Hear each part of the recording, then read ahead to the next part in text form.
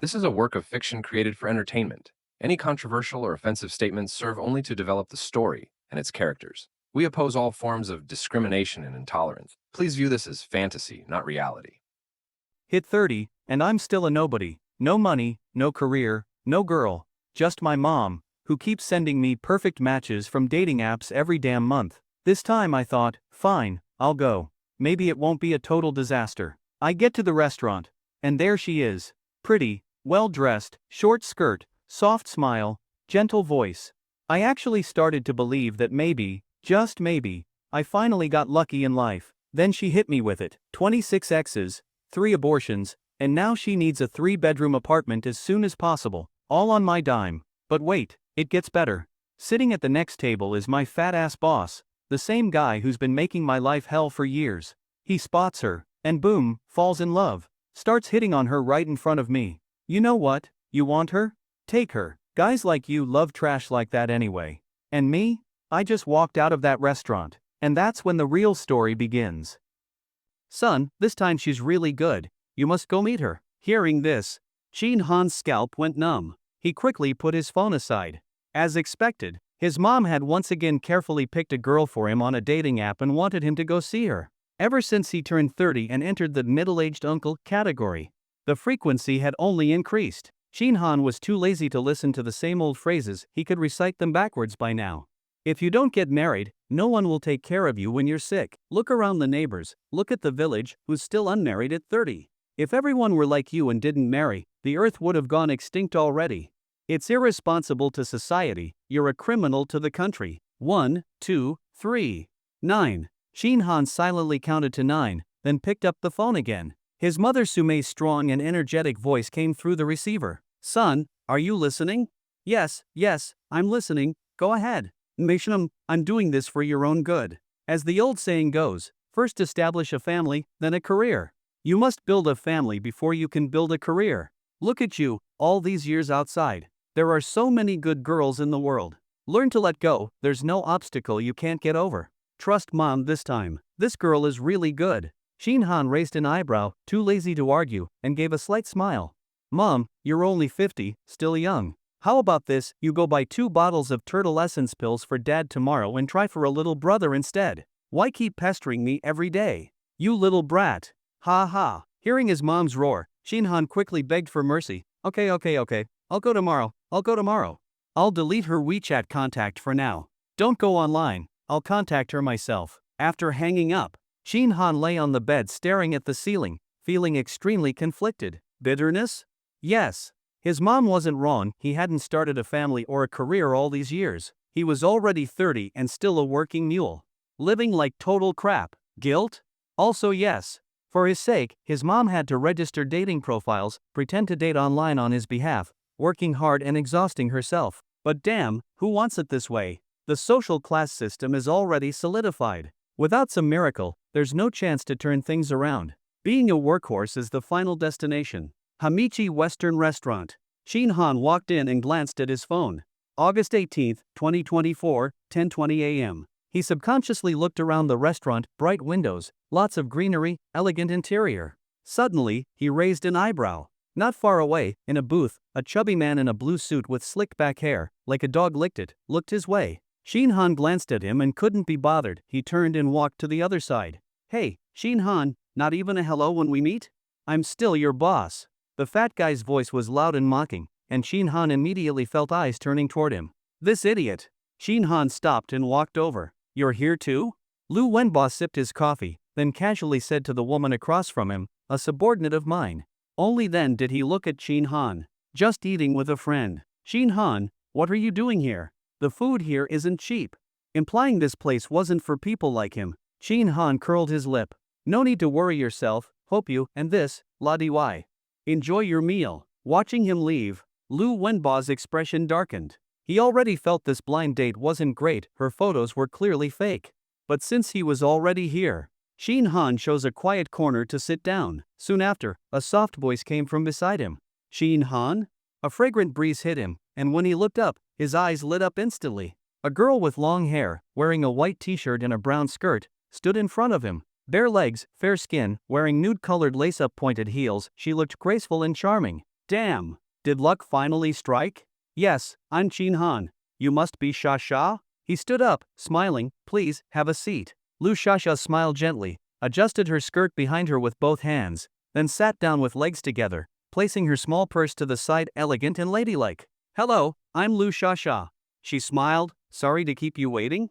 No, I just got here too. Chin Han smiled brightly. At the same time, he discreetly sized her up. This girl really knew how to dress. Nice features too, and with heels she must be around 170 centimeters, with great proportions. By visual estimate, at least a B+ cup, maybe even a C. That loose white t-shirt was worn like a fitted camisole. With Chin Han's picky and rigorous standards, he'd rate her over 80. In his scoring system, 60 equals passable, still considered a beauty, 60 plus equals pleasant to look at, 70 equals good, 80 equals excellent. At this level, she'd be a top-tier beauty in most people's eyes, a goddess. How could a woman like this be on a blind date? And he got to meet her? Today is insanely lucky. After ordering, Lu Shasha took a few sips of coffee and smiled. Chin Han, do you have any plans for the future? The future? Yes, like after we get together, do you have any plans? Like where to buy a house, how big? My thought is, your parents are in Zhangcheng, and you're an only child. Why don't we move back to Zhangcheng and buy a 3-bedroom place, or even a 2-bedroom would do? I looked online, and Zhangcheng's been developing really well in recent years. What do you think? What do I think? I think you're extremely thoughtful.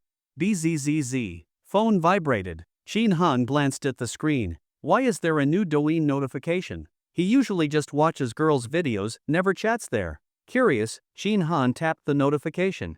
A stranger had sent him an image. It was a screenshot from a comment under someone else's video, posted by a user named No Cilantro.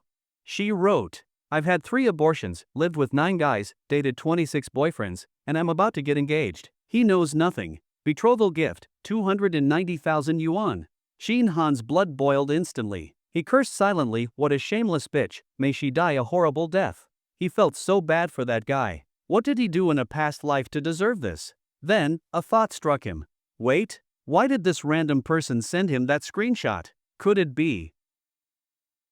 Chin Han was suspicious in his heart. He searched for No Cilantro, found it, clicked into the profile, and after just one glance, he was dumbfounded. Isn't that Lu Shasha? The person in the background photo looked exactly like Lu Shasha. Chin Han instantly broke into a cold sweat. Damn it! He nearly became a sucker. Without thinking further, Chin Han looked up at Lu Shasha, who was still smiling, and asked lightly, Did we already discuss the bride price earlier? Yes, 290,000. 20,000 for my childhood, 30,000 for my youth, 40,000 for me, 50,000 for my freedom, 60,000 for my original family, 70,000 for me to have children for you, and only 20,000 for the 3 gold items. Lu Shasha looked a bit confused and said, Didn't you say the bride price was quite reasonable? His mom had really gone off the deep end. Chin Han was speechless. Looking at Lu Shasha again now, he suddenly felt completely uninterested, flashy on the outside, rotten on the inside. His gaze dropped. Chin Han suddenly noticed a small purple butterfly tattoo on the side of Lu Shasha's right ankle. It screamed cheap and trashy. Damn it. He must have been blind. How did he miss such an obvious red flag earlier? What decent girl has a damn tattoo? Now he only saw a small butterfly. What if, after marrying her, he finds someone else's name inked somewhere else? That would be a total disaster. Chin Han didn't dare to think further. He was afraid he might grab his glass and smash it into Lu Shasha's head. Chin Han, what's wrong? Is there something on my face? No, just some crap. You. Lu Shasha's expression immediately changed. She glared at him and said angrily, What do you mean by that? What do you mean, trying to make me a sucker? You filthy bitch. Chin Han started cursing, getting angrier with each word. Who are you calling a bitch? I'm warning you, stop spouting nonsense. You're the bitch, your whole family are bitches. What are you, crazy? Ha? Chin Han sneered. 3 abortions. Lived with 9 men. Dated 26 guys. Lu Shasha froze in shock and blurted out, How do you know that?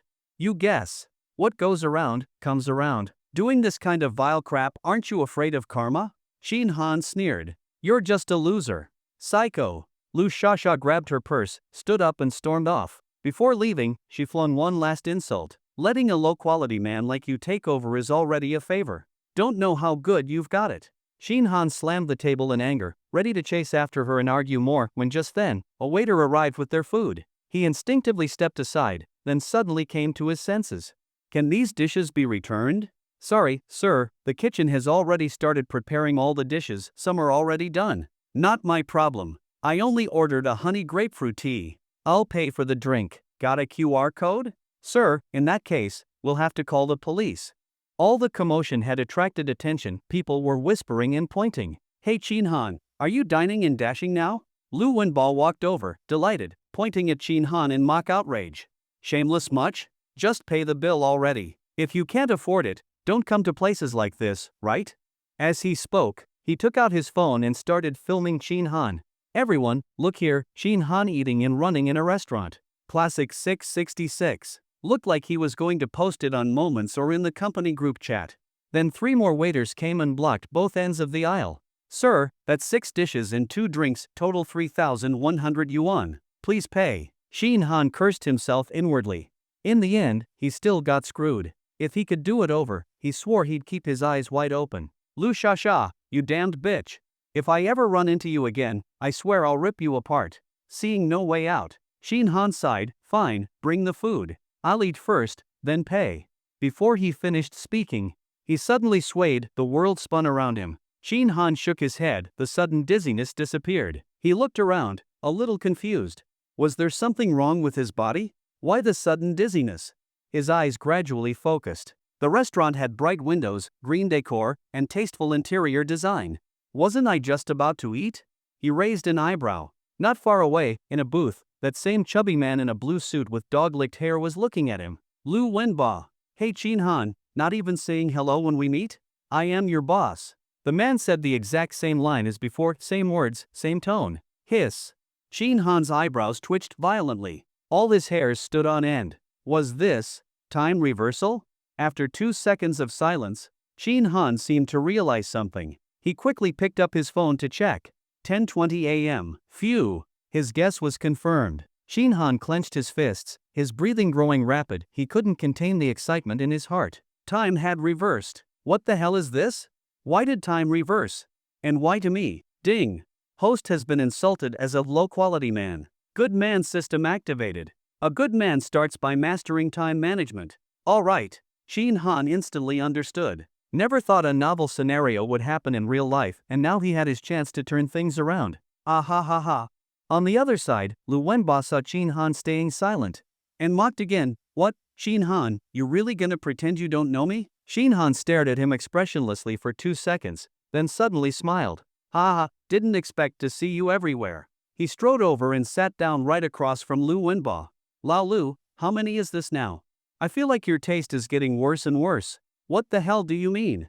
The woman across from Lu Wenbo suddenly changed her expression. What's wrong with you? Do I know you? Spouting garbage. Shouting, calm down. He's a colleague from my company, recently lost out in a promotion. Now he reports to me. He's just bitter, don't take it personally. Lu Wenbo tried to smooth things over. Then turned with a scowl. Shin Han, a real man knows how to lose with dignity. Losing the position was because your skills weren't good enough. What does that have to do with me? Oh, please, stop pretending. You and I both know what really happened. Shin Han curled his lip, full of disdain.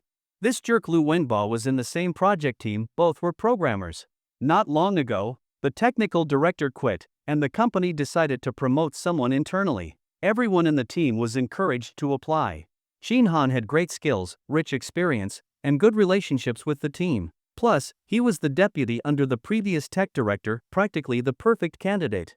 But in the end, Lu Wenbo got promoted to the new tech director, shocking the entire team.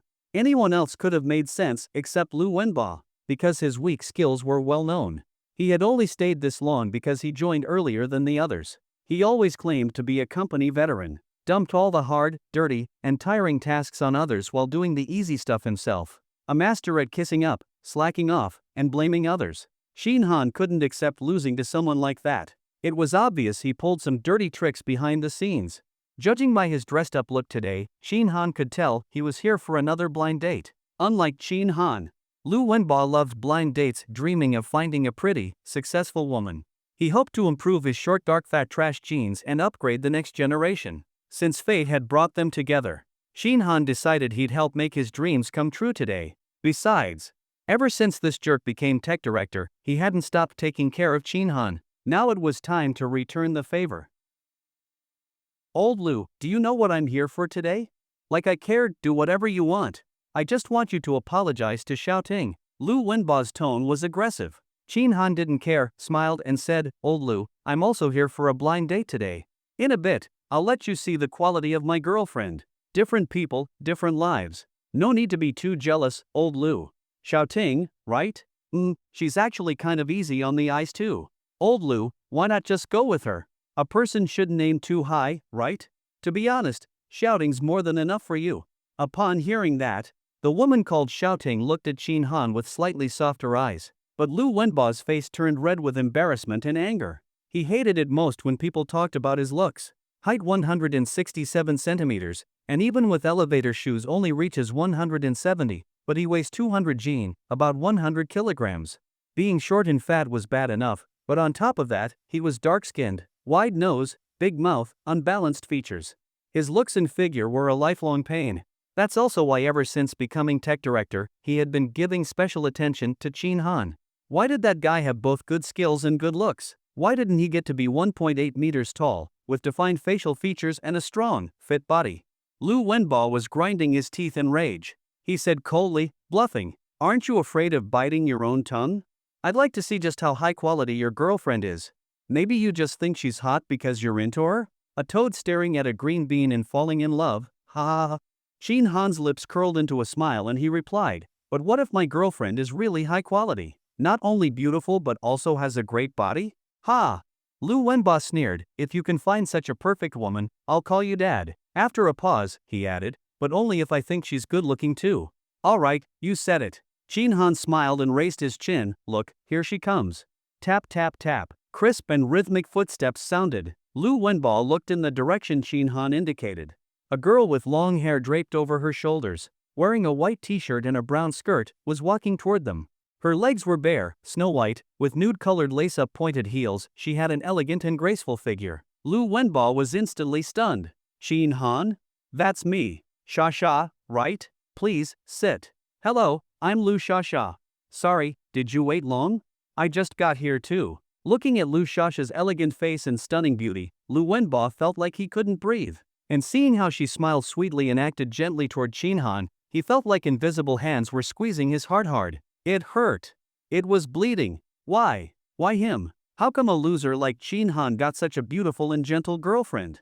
I'm 100 times better than him, why don't I have one? Unfair. I don't accept this. Lu Wenba screamed in his mind, silently and furiously. His right hand clenched into a fist, fingertips turning white, his back teeth nearly cracking.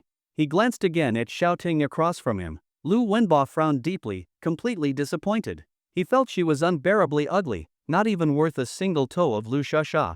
Comparing people leads to misery, comparing goods leads to trash. Let's end it here. We're not suitable, Lu Wenba said quietly. Xiaoting had already been annoyed at him staring at another woman. Now, hearing this, she exploded, cursing loudly, Pa, what do you mean, Lu Wenba? You look down on me? I don't even want you. Looking like a wild boar. After cursing, she stood up and laughed. Hey, old Lu, why's your girlfriend leaving? What girlfriend? Don't talk nonsense, little Chin. She's just a real estate agent. We were meeting here to discuss business. Lu Wenba quickly denied it, then forced what he thought was a very charming smile and nodded at Lu Sha. Hello, beauty. I'm little Chin's supervisor, Lu Wenba. As he spoke, he stood up and extended his left hand. A shiny silver watch flashed. The green dial with a golden crown logo was very eye-catching. A Rolex Oyster Perpetual Series. Lu Sha recognized it immediately and thought to herself, this watch should be around 50,000. Nice to meet you, supervisor. I'm Lu Sha. Lu Sha also extended her hand. They shook hands. That one word supervisor made Lu Wenba's whole body feel numb. Holding that soft, fair hand, he was so overwhelmed he almost lost control. Ha, turns out we even have the same surname. Miss Lu, please sit, please sit. Lu Wenba quickly let go and sat back down to hide his awkwardness, feeling incredibly hot and excited inside. Old Lu Sha's pretty, right? Pretty. Beautiful, right? Beautiful. Lu Wenba nodded without thinking. He'd been on over 100 blind dates, but never met someone so perfect. Shin Han laughed, then hurry up. Ha! You said it, call me dad. Shin Han's face darkened as he glared sideways. What, now you're backing out like it was just nonsense? Lu Shasha asked curiously. What are you guys talking about? Nothing, just a little joke we made earlier. Lu Wenba quickly explained. Little Chin, how about this, today's meal is on me. I admit, I was short-sighted just now. I don't need you to pay. What, you think I can't afford the bill? You, Shin Han, don't be childish. Fine, I'll pay for today, okay? Don't want it. Call me dad. If you don't, get lost. Don't be an eyesore in front of me. Ha! Lu Wenba leaned back, crossed his legs, and said, I'm not leaving. This restaurant doesn't belong to you. Who do you think you are? Idiot. Shin Han cursed, then looked at Lu Shasha. Ignore him. Just a sore loser. At that moment, a waiter walked over with the menu. Hello, would you like to order now? Yes. Shin Han boldly took the menu and flipped through it, front to back, then back to front again, slowly, finally placing the order. Let's start with 2 dishes. If it's not enough, we'll order more. Lu Wenba next door burst out laughing. Ha ha ha, hey little Chin, aren't you embarrassed? You're really something, first time meeting a beautiful woman and you only order 2 dishes? Oh man, I've really seen it all today. Your stinginess. Back in my hometown, there's a saying that fits you perfectly. Pick your butt and lick your fingers. Ah ha ha ha ha. Even the waiter couldn't help but laugh. Shin Han was furious. Lick your mother, get lost. Waste is shameful, we must save food. Ha ha ha ha. Save food? Just go buy 2 buns and call it a meal then. You're cheap, just admit it. Forget it, I'll pay for this meal today. Lu Wenba stood up and walked over, sitting down next to Shin Han. Shin Han saw Lu Wenba sit down next to him and immediately became furious. What the hell are you doing? Can't you see I'm on a blind date? Why are you butting in, trying to ruin things for me on purpose? I'm warning you, don't push your luck. Lu Wenba chuckled. Shin Han, I've noticed you're not just stingy, but also narrow-minded. Aren't I meeting Shasha for the first time today too? We even share a surname. What's wrong with me buying her a meal? You go ahead with your date. I'm not interfering, don't worry one bit. Look at how petty you are. He spoke while shaking his head. Lu Wenba pulled down his sleeve again to show off his Rolex. Waiter, another menu, please. He took a new menu from the waiter and started checking items quickly. First time meeting Shasha today, gotta go all out. 10 dishes, for perfection. Ha ha ha. Shasha, how about we also get a bottle of red wine? Lu Shasha glanced at Shin Han and smiled gently. I'm okay with anything. Alright, 1 bottle it is. Lu Wenba handed the menu to the waiter. Hurry, and bring the food. Yes, sir, the waiter said cheerfully and left with the menu. Then, he looked back at Lu Shasha and smiled. Shasha, is this your first time meeting Shin Han today? Yes. Lu Shasha nodded. Oh good. Ha ha ha. Hearing her personally confirm, Lu Wenba couldn't stop grinning. Then go ahead and have your blind date. I won't disturb you. Inside, he was bursting with joy. First time meeting. That means they're not close yet, no real feelings. Which means he wasn't without a chance, in fact, his chances were huge. Thinking of this, Lu Wenba became extremely excited, practically unable to sit still. In his eyes, he and Shin Han were starting from the same starting line. As long as you swing the hoe well, no corner wall can't be dug down. Besides, that idiot Shin Han was dumb as a brick. Who goes cheap on a blind date?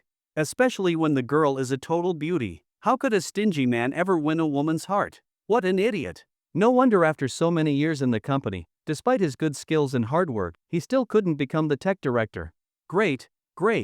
Now his odds just improved even more. He imagined himself getting the beauty while Shin Han cried in the bathroom.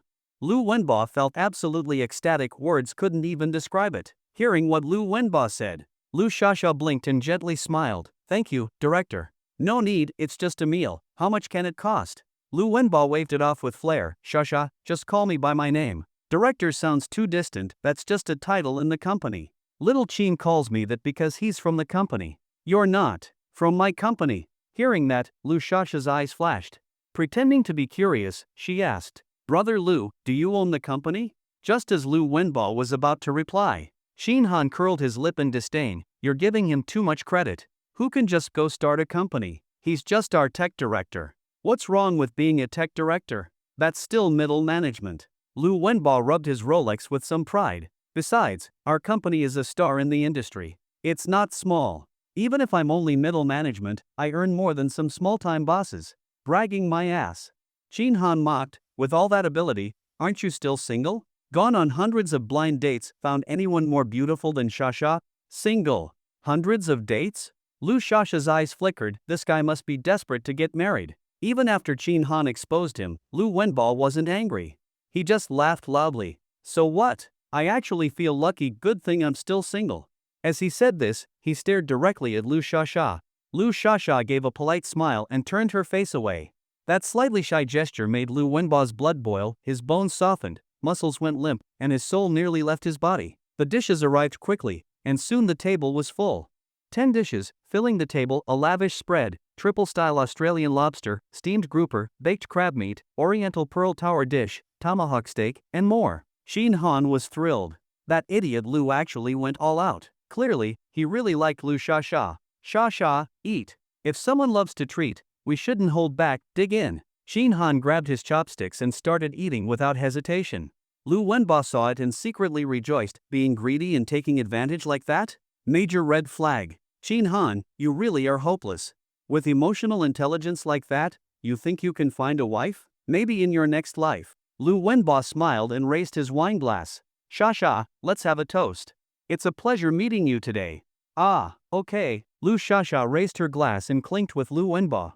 To be honest, so far, Lu Wenbo hadn't impressed her mainly because he was too ugly. Not only ugly, but also short and dark. Compared to Shin Han, it was like comparing a black duck to a white swan. The reason she had chatted with Shin Han online for so long was because, in the pictures, he was extremely handsome. And he had agreed to all her marriage conditions. That's why Lu Shasha decided to meet in person. As long as he looked like his photos and accepted her terms, she would marry him. So, after setting down her wine glass and eating a few bites, Lu Shasha looked at Shin Han. Shin Han, can you talk about your future plans? Plans? Shin Han, just finishing half a lobster, looked up blankly. I don't have any. Ahem. Lu Wenbo grabbed his own thigh under the table to hold in his laughter. What a damn idiot. Lu Shasha brushed a lock of hair from her ear. Well, if we get married, we need to buy a house, right? Where do you plan to buy? My thought is, your parents are in Zhangcheng, and you're an only child. Why don't we go back to Zhangcheng and buy a 3-bedroom apartment, or 2-bedroom at least? I checked online, Zhangcheng has developed well in recent years. What do you think? Lu Wenbo's right hand also went under the table, pinching his thigh hard, heart bleeding again. Such a gentle, understanding, perfect woman, how did Shin Han get so lucky? Lu Shasha is such a great woman, I must win her, no matter the cost. Just as Lu Wenbo swore silently. Shin Han smiled and shook his head. I don't think it's a good idea. Why buy a house? Renting is just fine.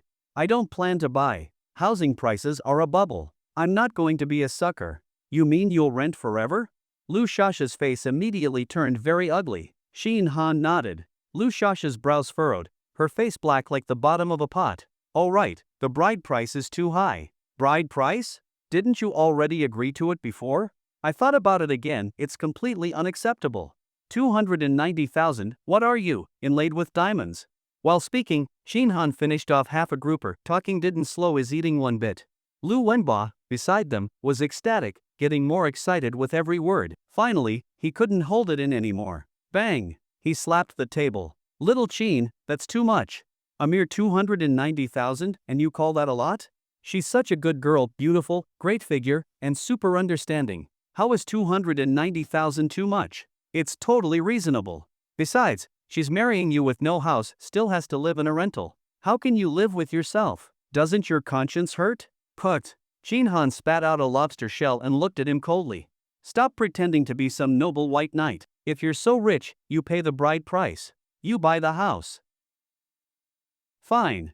I'll pay, I'll buy. Lu Wenbo's face turned red as he stuck out his neck and declared boldly with heroic determination. Then he turned to Lu Shasha, his voice softening.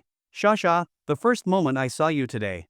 That instant, I felt like I saw eternity. Your appearance was like a warm ray of sunshine that lit up my previously dull life. Your smile is like stars in the night sky, unforgettable. This must be fate's arrangement. This is the love I've been searching for. As he spoke, Lu Wenbo's eyes reddened with emotion. With a face full of deep affection, he said, Shasha, I'm willing to pay 290,000 yuan as bride price for you. I'm willing to buy you a house. Will you be my girlfriend? Clang. Shin Han slammed his chopsticks onto the table and cursed, pointing at Lu Wenbo. You bastard. Are you looking to die? Stealing my girl right in front of me. Little Chin, that's not right. Lu Wenba responded with righteous confidence. Shasha is meeting you for the first time today. You two aren't even a couple, how's that stealing your girl? Besides, you're not willing to pay bride price or buy a house, and you won't let others do it either? That's just domineering. A gentle lady deserves pursuit by a gentleman. I like Shasha, can't I go after her? You're not married, not in a relationship, I have the right. Even if you call the cops today, I won't be afraid. Shin Han was furious, his eyes bloodshot. He took a deep breath and sneered. Ha, who can't talk big? Buy a house? In Shanghai? You can afford it? Lu Wenba, if you really had the ability, you'd have found a wife long ago. Shasha, open your eyes, don't be fooled by someone with bad intentions. I think he just wants your body, he's just playing around. Lu Shasha's eyes flickered as she looked at Lu Wenba, but didn't say anything. Lu Wenba got anxious and gritted his teeth. Shasha, every word I just said is from the bottom of my heart, I'd never lie. If you don't believe me, I'll take you to buy the gold jewelry right now. As for the bride price, I'll show you my bank account, see if I have the 290,000. And don't worry about a house. I have 2 back home. If you're with me, I'll have my parents sell them. I also have savings, we'll buy a small apartment in the new district. Shasha. That deeply emotional call made Lu Shasha blink. You really mean all that? Look, here's my bank account. Lu Wenba opened his phone, logged into his China Merchants Bank app, and showed his account balance. 403,800 yuan. Lu Shasha pressed her lips together, her thoughts began to stir. If Lu Wenba really could do all the things he just promised, then maybe he wasn't that unacceptable? After all, he was a leader at a big company. Even if marriage turned out bad, they could just divorce later. At least she'd get half a house, plus the bride price in gold jewelry, more than 300,000 yuan. Basically, a win. No wait, 5 pieces of gold. He's so ugly, marrying him is a downgrade, she should demand more. With that thought, a hint of hesitation appeared on Lu Shasha's face. She looked at Lu Wenba, then at Shin Han. Shin Han, so you're saying the 3 gold items you promised me before, they don't count anymore? Lu Wenba's hair stood on end. He shouted anxiously. Shasha, I'll buy you 5 gold items. These days, everyone buys 5, who still does 3? We'll go buy them now. You'll really buy them for me? Of course. After this meal, we'll go. Shasha, how could I lie to you? Lu Wenba pounded his chest like a gorilla, making a loud thump-thump sound. All right. Lu Shasha shot Shin Han a cold look and said with spite, then I accept. Ha ha. Lu Wenba couldn't hold it in anymore, he laughed wildly, stood up, and danced with joy. He really couldn't hold back. He really, truly couldn't. Oh my god. Today was his lucky day, fate was on his side, jackpot. He never even dreamed he could land such a top-tier girlfriend. Heaven really did smile on him. Shin Han, you're awesome, I love you, man. I'll make you work overtime later. Lu Shasha, don't regret this. Little Chin, if she stayed with you, then she'd regret it. I'll make her happy for life. All right. We'll see about that. Hey. Why are you leaving? Wait, I'm gonna buy the 5 gold items for Shasha, come help me choose, will you? Little Chin. Chin? As soon as Shin Han got in the car, he collapsed on the seat, twitching, making strange sounds from his mouth. The driver was terrified. Bro, you okay? Want me to call an ambulance? Bro, hang in there, I'm almost there. No, I'm fine. I just did something really great. I'm too happy, let's go. The driver, who had been dialing 120, stopped. After repeatedly confirming, he finally, half convinced, started the car. While driving, he kept sneaking peeks in the rearview mirror, worried Shin Han might have another episode. As for the driver's concern, Shin Han couldn't be bothered to explain, nor could he. What was he supposed to say, that he just helped matchmake a heaven-blessed couple? For a trash like Lu Shasha, she absolutely couldn't be let off. Same goes for a scumbag like Lu Wenba, no mercy for him either. Nice guys aren't pushovers. Subordinates aren't punching bags. You want to mess with me? Steal my date right in front of me? Ha! Just wait, I'll send you both a nice gift soon. Shin Han walked with a cheerful bounce. He reached the front door of his rental, unlocked it, walked in, then his expression froze, and his breath caught. A woman in a light blue cheapao stood with her back to him, one hand on the wall, one hand holding her bag as she changed her shoes. She bent down slightly. Her silhouette was smooth and elegant, her hips perked, contrasting sharply with her narrow waist. It was a breathtaking figure, every line was fluid and full of tension. She raised her right foot, a pink slipper slipped off. A pale, delicate, dainty foot was revealed. Through the sheer nude stockings, the 5 dark green painted toenails were faintly visible. It looked like just one touch would feel silky smooth. Her long hair fell over her shoulders as she bent down, half hiding her face, adding a touch of mystery and allure. I bet it feels really soft. That thought popped into Chin Han's head. You're back. Li Jishan finished changing her shoes, turned around and greeted Chin Han, her full face now visible. An oval face, skin like jade, lips delicate and dewy. But the most striking were her eyes, large and slightly upturned at the corners. Standard fox eyes, with a perpetual smile that hinted at seduction and charm. A pair of green high heels made her already tall frame break past 170 centimeters. Graceful, curvy, stunning. Standing there, waves could shake Yang Tower. Chin Han smiled and nodded. Heading out? MHM. Li Jishan answered, stepping out in her heels, click clack click clack. Bang. The door closed. Chin Han took a deep breath, a faint fragrance lingered in the air. Sexy but not vulgar, charming but not cheap. That was his co-renter, Li Jishan. Age, unknown. Job, unknown. Marital status, unknown. Bust size, estimated C. Score, 90. In Chin Han's rating system, 70 equals decent. 80 equals excellent. 90 equals top tier. Li Jishan was one of the top beauties in his heart. A wife like her, even wolfberries couldn't save your kidneys. Shanghai is big, and housing isn't easy. Even in areas far from the city center, a one-bedroom apartment still costs over 3,000 yuan per month. But that's too far and inconvenient for commuting. As a grown man, Chin Han wasn't picky. As long as there was a bed and a quiet place to sleep, it was fine. So he chose a shared rental near the company. This apartment had a layout of 3 bedrooms, 1 living room, 1 kitchen, and 1 bathroom. He rented one of the secondary bedrooms for 1,500 yuan per month. Lu Jishan rented the master bedroom, which had a big balcony, for 2,200 yuan per month. That's the rent price in downtown Shanghai. And even this complex was an old one, with average decor. In a slightly better neighborhood, even a secondary bedroom would cost at least 2,000 yuan a month. His relationship with Lu Jishan was just that of ordinary co-renters. They nodded to each other, said hello when they met, and that was it. They didn't even have each other on WeChat. Still, although the relationship was distant, having a top-tier beauty as a neighbor who he could occasionally catch a glimpse of, Chin Han thought it wasn't bad. At least it was pleasant to the eyes, right? A very loser thought. But what could he do? That's what he was. Chin Han felt there was a saying that hit the mark. A loser's goddess is a rich man's basin of gold.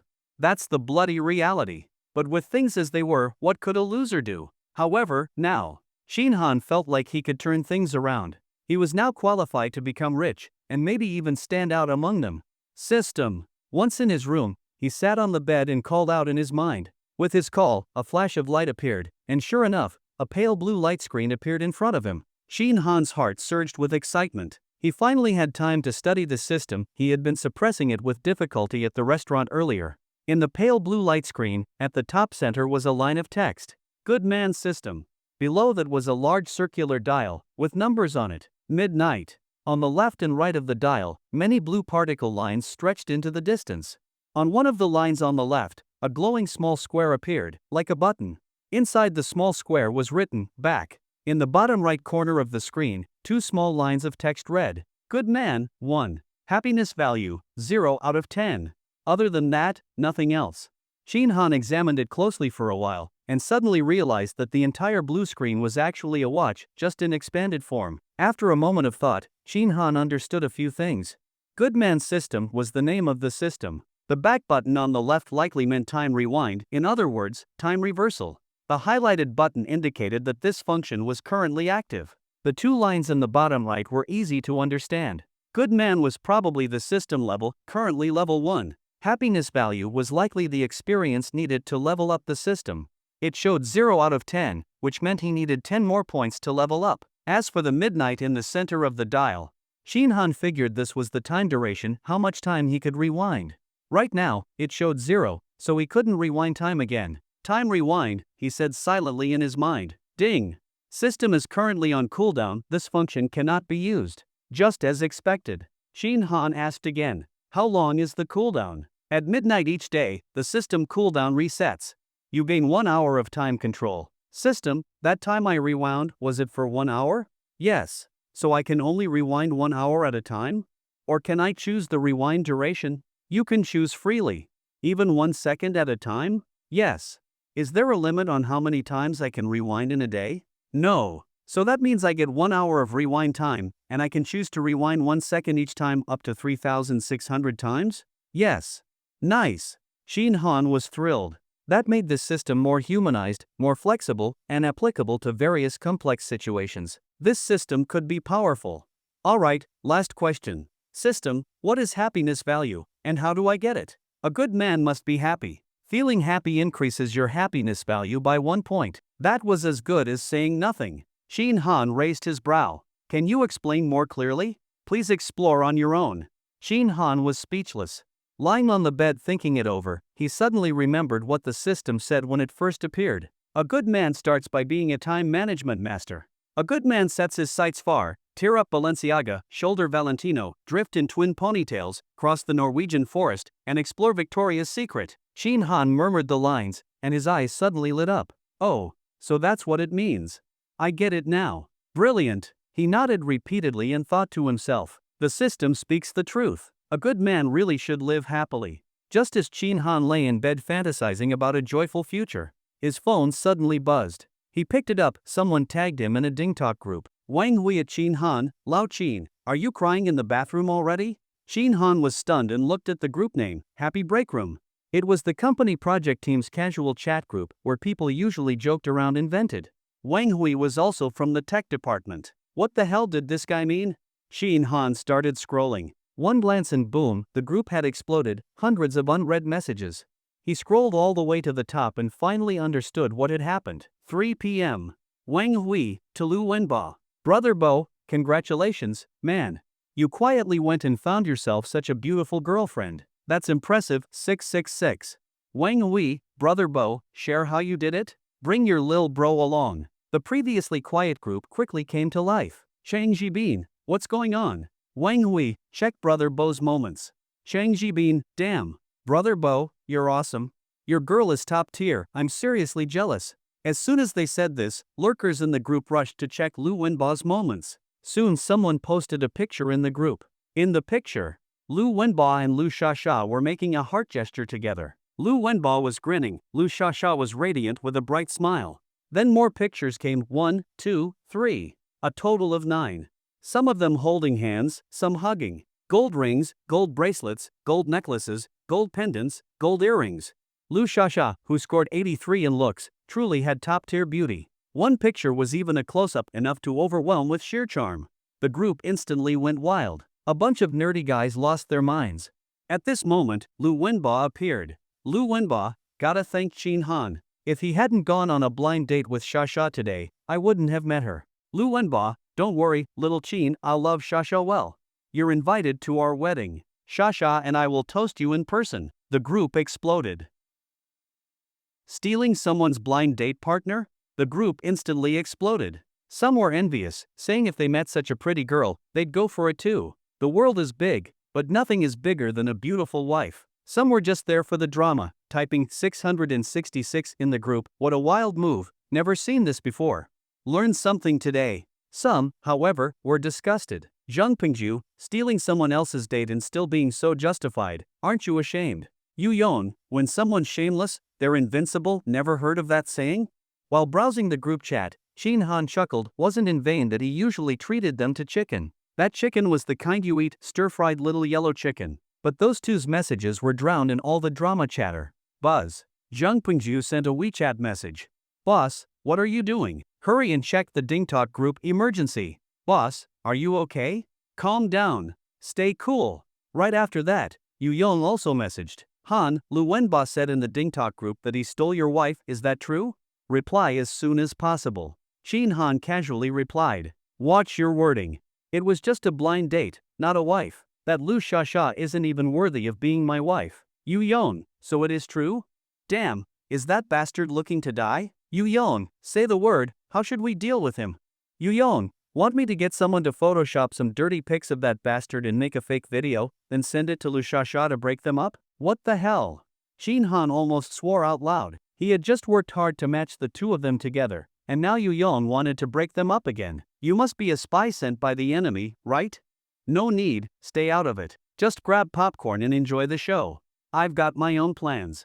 After that, Chin Han replied to Zhang Pengju with a similar message, enough to calm them down for now. Just as he was about to go check the DingTalk group again, Yu Yong sent another message. Yu Yong, Han, are you a cuck?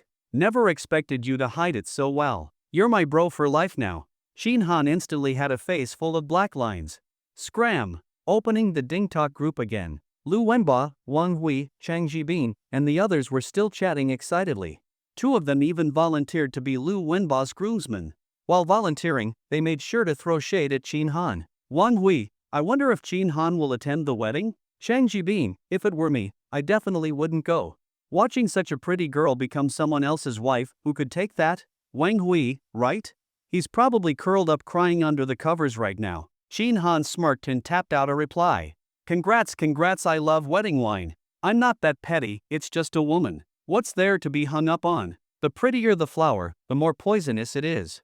Some people better not get too smug too soon. Let's see who has the last laugh. 3 messages in a row. As soon as he showed up, the group got even rowdier. Wang Hui, yo, Chin Han's done crying?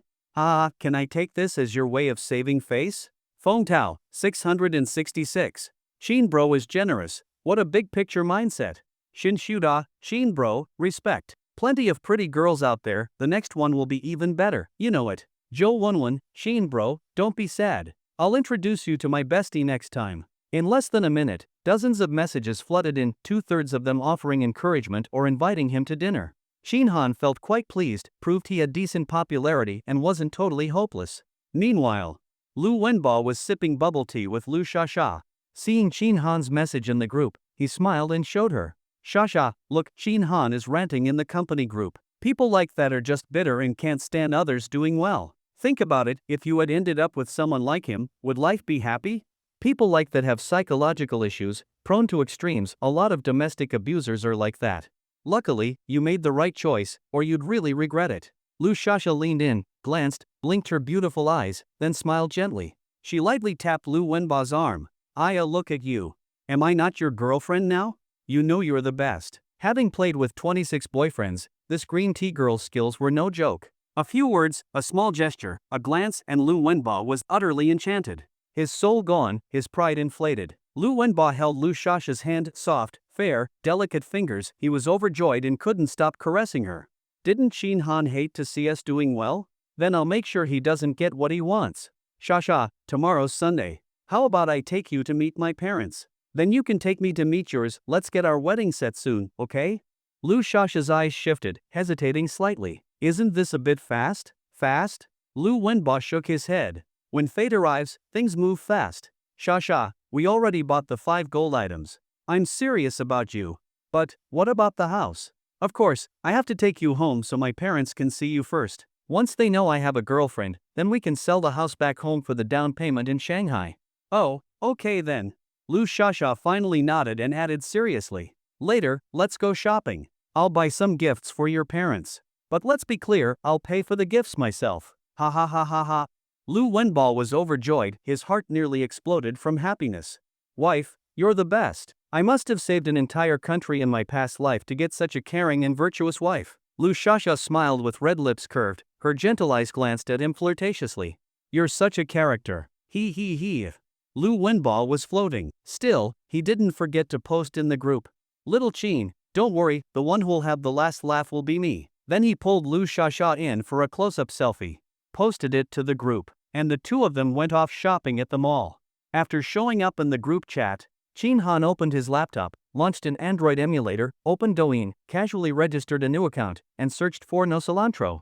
From the homepage background to her posts, he found that comment she left and the video she commented on. From beginning to end, without missing a thing, he screen recorded and saved everything. After that, he went to a programmer forum to look for the web crawler tools he needed. The internet may be invisible and untouchable, but it has a memory. Chin Han planned to gather some real dirt. Later, he'd go big. Chin Han was never someone who would swallow insults or wipe his face after being spat on. Returning good for evil was not his style. He preferred an eye for an eye, and even more if possible. There was one saying he particularly admired. A gentleman's revenge is never too late, even after 10 years. When he was a kid, a senior student once stopped him after school and asked for money. He was scared of being beaten, so he gave it. The next day during the last class, He lied about having a stomachache and snuck off to the bike shed to find that student's bicycle and stabbed holes in both the front and rear tires. He didn't even deflate them, just stabbed directly. And that wasn't all. After school that day, he went home and told his dad about being extorted. His dad called the police, and it scared the family badly. There were apologies, and the money was returned. Still, it wasn't over. From then on, that student's bike kept breaking. Sometimes the tires got punctured, sometimes the lock was jammed. Every time the bike broke, he got beaten by his parents. Eventually, he stopped riding the bike and just walked to and from school every day. Only then did things stop. So, Lu Shasha trying to scam him into becoming a stepfather, Lu Wenba poaching his date in public, and even mocking him in the group chat. This matter was far from over. Take it slow, he had all the time in the world to play with them. Shin Han found a professional on a forum. Didn't take much effort before he dug out Lu Shasha's hotel booking history. No surprise for someone who had 26 boyfriends, her hotel record was extensive. Over 1,000 entries. After that, he used some technical methods to track down Lu Shasha's social media accounts. Through multiple layers of analysis, he even discovered she had a Twitter account, nickname, Little Blue Bird. Now that was interesting. Could she be a sugar baby, doing side gigs? Shin Han used a VPN, opened his browser, logged into his own Blue Bird account, searched, and sure enough, he found Lu Shasha. Entry, 99 yuan. Exclusive group benefits. 188 to book. Custom orders available. Today's outfit, this one's up for a lucky draw. Babies, how's this sexy look? Anyone like it? Damn. Shin Han's eyes lit up. He guessed right, Lu Shasha really was doing side hustles for extra cash. Selling secondhand clothes, high heels, and socks. Judging from her wording, if the client paid well, she was willing to fly cross-country. No wonder she could afford luxury bags. Even though she wore a mask in the videos, those eyes made it clear it was her. Now that there was real footage, it made everything even more convincing. Explosive impact. Shin Han backed up the data while happily admiring Lu Shasha's work. In the middle of that, his mom video called, asking if he had met Lu Shasha, how the date went, and whether she was pretty. Shin Han casually selected some screenshots of hotel records, videos, and photos and sent them over. There was no reply for a long time. His mom was clearly shocked. Shin Han messaged, "Mom, thank you. I know you meant well. But girls these days hide it deep and play wild, you can't see through them. From now on, you don't need to find dates for me, I'll handle it myself. Just imagine if I hadn't caught it this time and married someone like her. Think about that scenario, how could anyone live like that later? Mom, you wouldn't want to become the mother-in-law of a slut, right?" Half an hour passed. Sume finally replied, "I'm done with this." Seeing those 3 words, Shin Han felt completely relieved. He let out a long sigh of relief. At last, no more matchmaking pressure. Now he could go home for the holidays without stress. Unknowingly, it was already past midnight. As soon as it hit 12 o'clock, Shin Han immediately called out in his mind, "System." A pale blue light screen appeared. The dial in the center really had changed. 1 o'clock, 1 extra hour. Shin Han was thrilled. He glanced around and casually tossed a tissue packet off the bed. Rewind 10 seconds. He felt a sudden tightness, then instant relaxation. Looking back at the bed, the pack of Vinda tissues was quietly sitting there again. Ha ha ha. Ah ha ha ha. In the quiet room late at night, pig-like laughter echoed. That night, Shin Han slept especially well. He dreamed of endless money, countless homes, endless cars, and women he could never finish sleeping with. Next morning, just as dawn broke, Shin Han got up, washed, put on shoes, and prepared to head out. The moment he opened his bedroom door, the front door opened from the outside. Li Jishan came in, carrying her bag, high heels clicking da-da-da on the floor. Seeing Shin Han, she clearly froze for a moment, seemed surprised he was up so early. Shin Han smiled. "Back already?" "Ah, heading out." Li Jishan nodded and also gave a smile, then walked toward her room. They passed by each other. Shin Han raised an eyebrow and stepped out. After closing the door, he pulled out his phone. 7 a.m. Li Jishan was still wearing the same outfit as yesterday afternoon, light blue cheapao, sheer stockings, and high heels. There's no way she was just back from morning exercise. She reeked of alcohol, and recalling she left yesterday afternoon. It was clear. She left yesterday afternoon and only returned now. And she drank. Shin Han felt a hint of suspicion. Did she go out drinking with friends? Or was she working? Since he had more pressing matters, he let it go for now. He left the complex. Headed straight for the nearby lottery store, but it was too early, the owner hadn't opened yet. Frustrated, he went for breakfast. Came back after, and the store still wasn't open. What the hell? Is this how you do business? Shin Han cursed and sat down at the door to wait, restless. The first thing he should do with the system? He figured, make money. With money, he could do anything. Without money, everything is a joke. The lottery was the only quick, legal way to make money that he could think of. That's why he came so early, he couldn't wait. 9 a.m. The owner finally strolled over. You're here early, huh? You're just late, boss. Got any scratch cards? Give me some. Lotto, 7-star, double color ball, sure, prize is bigger, but he only had 1 hour of rewind. Buying those now wouldn't work. Only when they were about to stop selling at night would it be the best time to buy. But Shin Han couldn't wait till evening. He wanted to get rich now. So that left only scratch cards. Which value do you want? Sports lottery or welfare? First time buying. Boss, show me everything. The owner brought out 2 big plastic bins and placed them on the counter. Shin Han leaned in. He wasn't lying, he really had never played this stuff before. He'd only heard they were a scam you till even your underwear's gone. With that money, he could eat something nice, buy a new skin, or save it to support poverty relief at night. The 2 baskets the lottery shop owner brought out. One was welfare lottery, the other sports lottery, with various price points inside. The smallest denomination was 5 yuan, the largest 100 yuan. There were also 10, 20, and 50 yuan options.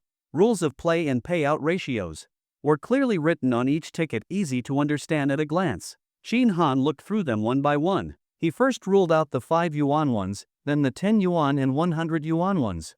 The 5 and 10 yuan tickets had very low winning odds, scratching them would just waste time. The 100 yuan ones had more frequent wins, but they were divided into 3 sections. One card needed to be scratched at least 3 times.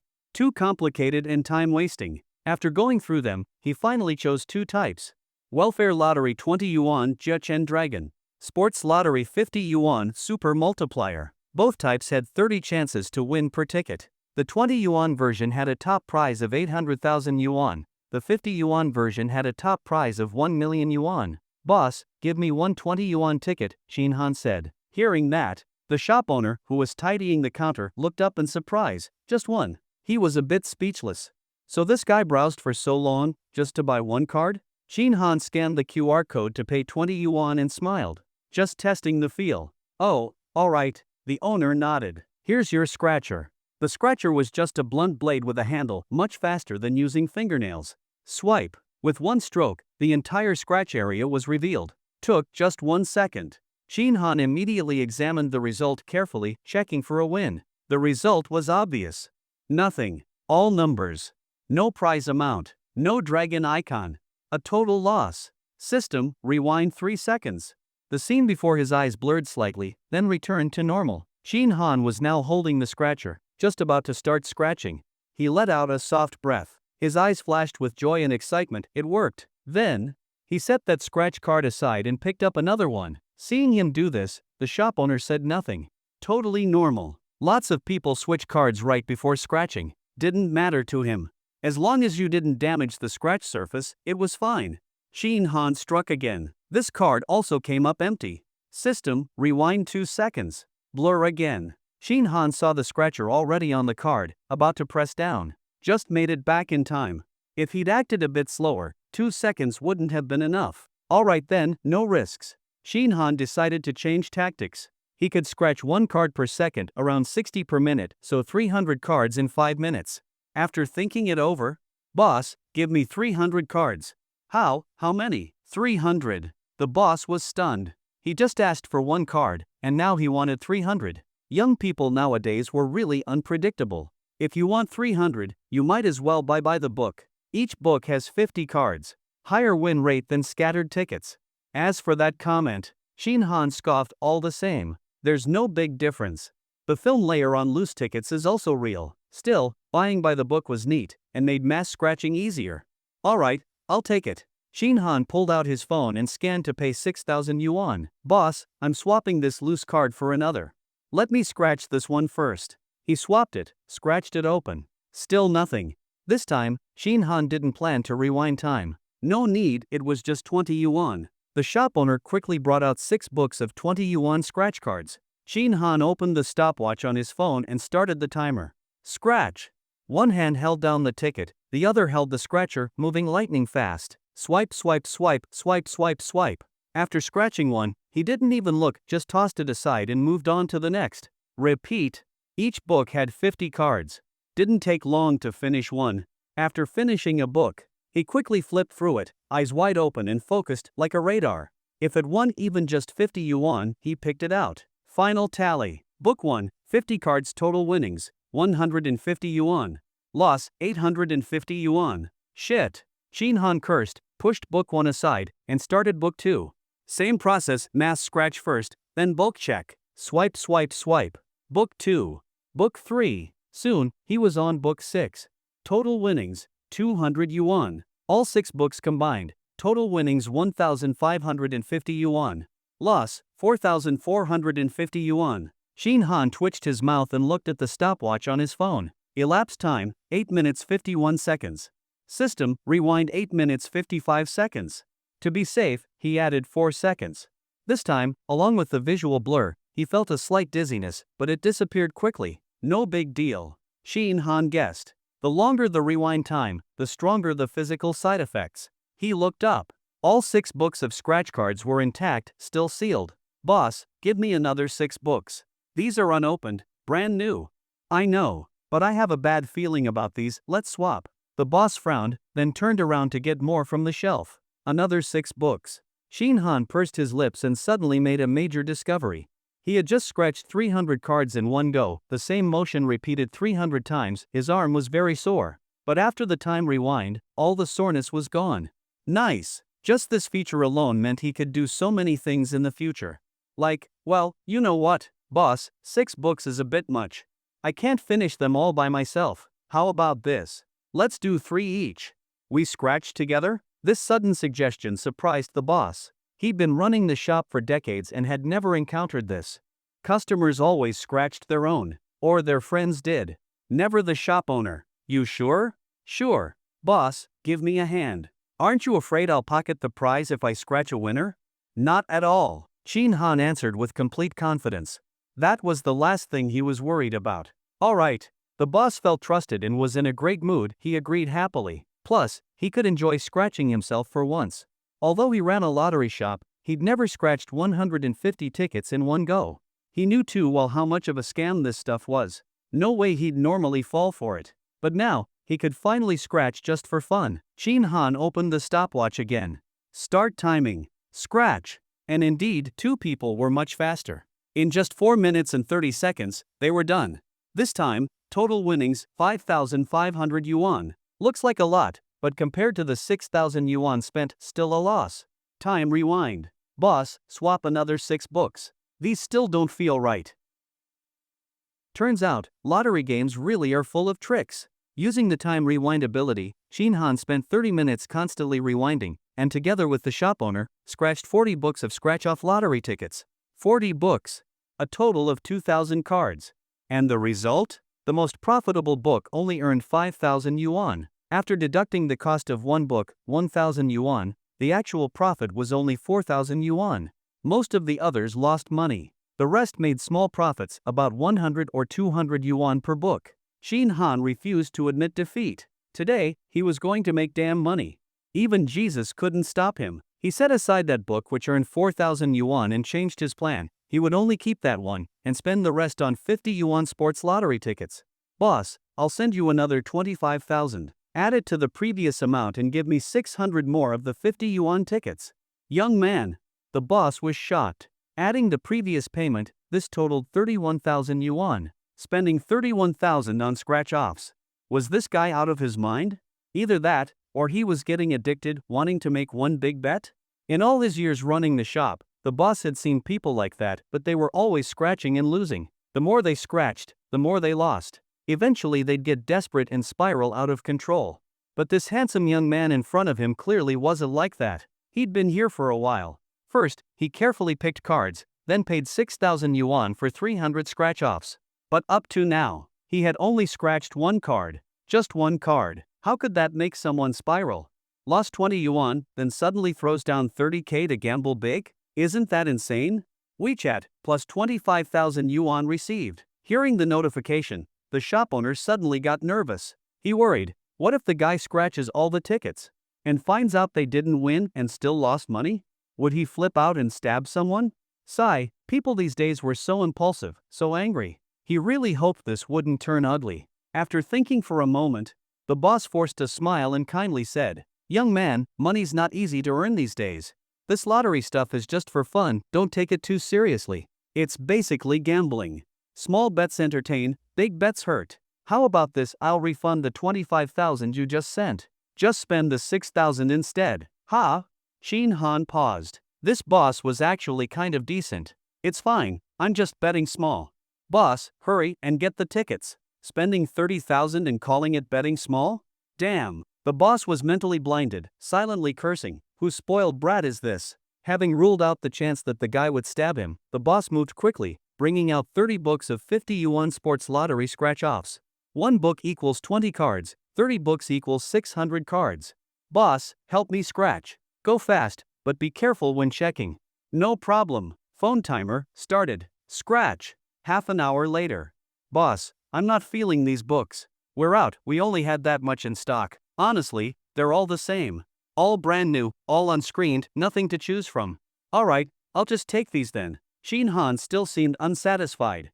He picked one 20 yuan welfare lottery book and 5 50 yuan sports lottery books and placed them in front of himself. This time went well. In half an hour, the two of them scratched a total of 60 books of 50 yuan tickets. 20 cards per book equals 1,200 cards. That's 6,000 total. "Boss, please refund the rest." The shop owner's face instantly stiffened. "You don't want the rest?" "Nope. We've got other denominations. Want me to get you a few of those?" The boss tried hard to persuade. He had just received 31,000 yuan. It hadn't even warmed in his hands, and now most of it had to be refunded. He really hated to let go. Shin Han clicked his tongue. He actually did want to check out the other denominations. But he didn't have much rewind time left. Better to save it, just in case. Shin Han shook his head and said with a grin, "Didn't you just say? Small bets entertain, big bets hurt. Money is hard to earn these days. I'll keep it small." Sigh. Seeing this, the boss reluctantly refunded the money. 25,000 yuan returned in full. Seeing the successful transfer, the boss's heart was bleeding. He felt like he just lost 25,000. Shin Han, meanwhile, happily picked up the scratcher and got to work. This time he scratched for real. These 6 books actually had money, and not a small amount. 50, 200, 50, 1000, 500, 5000. 6 books equals 150 cards. A total of 30 cards had winnings. 78 winning instances. Actually, the winning rate wasn't high. Each of the 150 cards had 30 chances to win equals 4,500 total chances. Only a 1.7% win rate. More importantly, these 6 books were selected from over 100 scratched ones, so the real win rate was even lower. 78 winning instances. Top single win, 10,000 yuan, 2 times. Second highest, 5,000 yuan, 4 times. Others, 2,000, 1,000, 500, 200, 150 yuan. All added together, 56,000 yuan in total prizes. Deducting cost, net profit, 50,000 yuan. "Boss, let's cash out." Shin Han smiled and placed the winning tickets on the counter. Hiss. The boss tapped the calculator, then gasped, "Kid, your luck is insane?" "Not really." Shin Han smiled and said teasingly, "I don't believe you've never seen someone win even more than me." He. The boss laughed. "But this is too much. I can't cash out that much here." Shin Han raised an eyebrow, half smiling. Either the guy didn't want to move so much cash, or he just didn't want to bother going to the lottery center to get it himself. Or, maybe he wanted a red envelope. But whatever it was, Shin Han wasn't going to indulge him. If you run a shop, you're obligated to serve your customers. If customers have to go to the lottery center for everything, and you just collect commission, what kind of business is that? And as for a red envelope? Forget it. He earned this money fair and square, why should he share it? Especially not in a passive-aggressive, forced way. Besides, he'd spent 6,000 yuan here. The boss already earned around 200 yuan in commission, and he still wanted more? Greedy. Shin Han shook his phone and said calmly, "I already checked earlier. Single winnings under 10,000 yuan can be cashed at any authorized store." "Boss, you don't want to be reported, right? I heard you all have to post a security deposit." Okay. I'll find a way to get your money. The boss hurriedly waved it off, double-checked the winning cards, and began transferring the money. Dear customer, your account ending in 7162 has received a transfer of 56,000 yuan from another bank. Sender's name. Seeing the notification, Shin Han was overjoyed. Nice. All that effort was worth it. Just walked out of the lottery store. Buzz buzz buzz. My phone kept vibrating. I picked it up and saw it was the DingTalk group again. But this time, it wasn't the company's casual chat group, it was the technical department's work group. Lu Wenba, urgent notice, the demo version originally scheduled for release next Friday needs to be moved up to Monday afternoon. Our technical department is under tight deadlines and needs 3 people to work overtime. Any volunteers? Lu Wenba, volunteers, please sign up. If no one responds, I'll assign people. This is arranged by Director Lu, and I hope everyone will cooperate. Everyone. Lu Wenba, since no one is responding, I'll assign people. At Qin Han, at Jiangpingju, at Yuyong. You 3, please work overtime today. Head to the company as soon as possible and stay overnight. The demo version must be packaged by 9 a.m. tomorrow. When Qin Han opened the DingTalk group, he saw that Zhang Pingju had retracted a message. He didn't know what it said. Lu Wenba asked, "What did you just say?" At Zhang Pingju. Qin Han scrolled up to read the group's messages. Overtime? And an all-nighter? He sneered coldly and immediately replied, he said he's not going. Smile. Lu Wenba, then are you going? Qin Han, go to hell, I'm not working overtime. Smile. Qin Han, why was this notified at the last minute? Couldn't you have asked earlier? What do you do as the technical director? Just flattering Director Lu all day, licking her toes, right? Qin Han, no, at most you're just licking Director Lu's shoe soles. Director Lu probably doesn't even care for someone like you pig-headed fool. Qin Han, and an all-nighter? Go to hell, okay?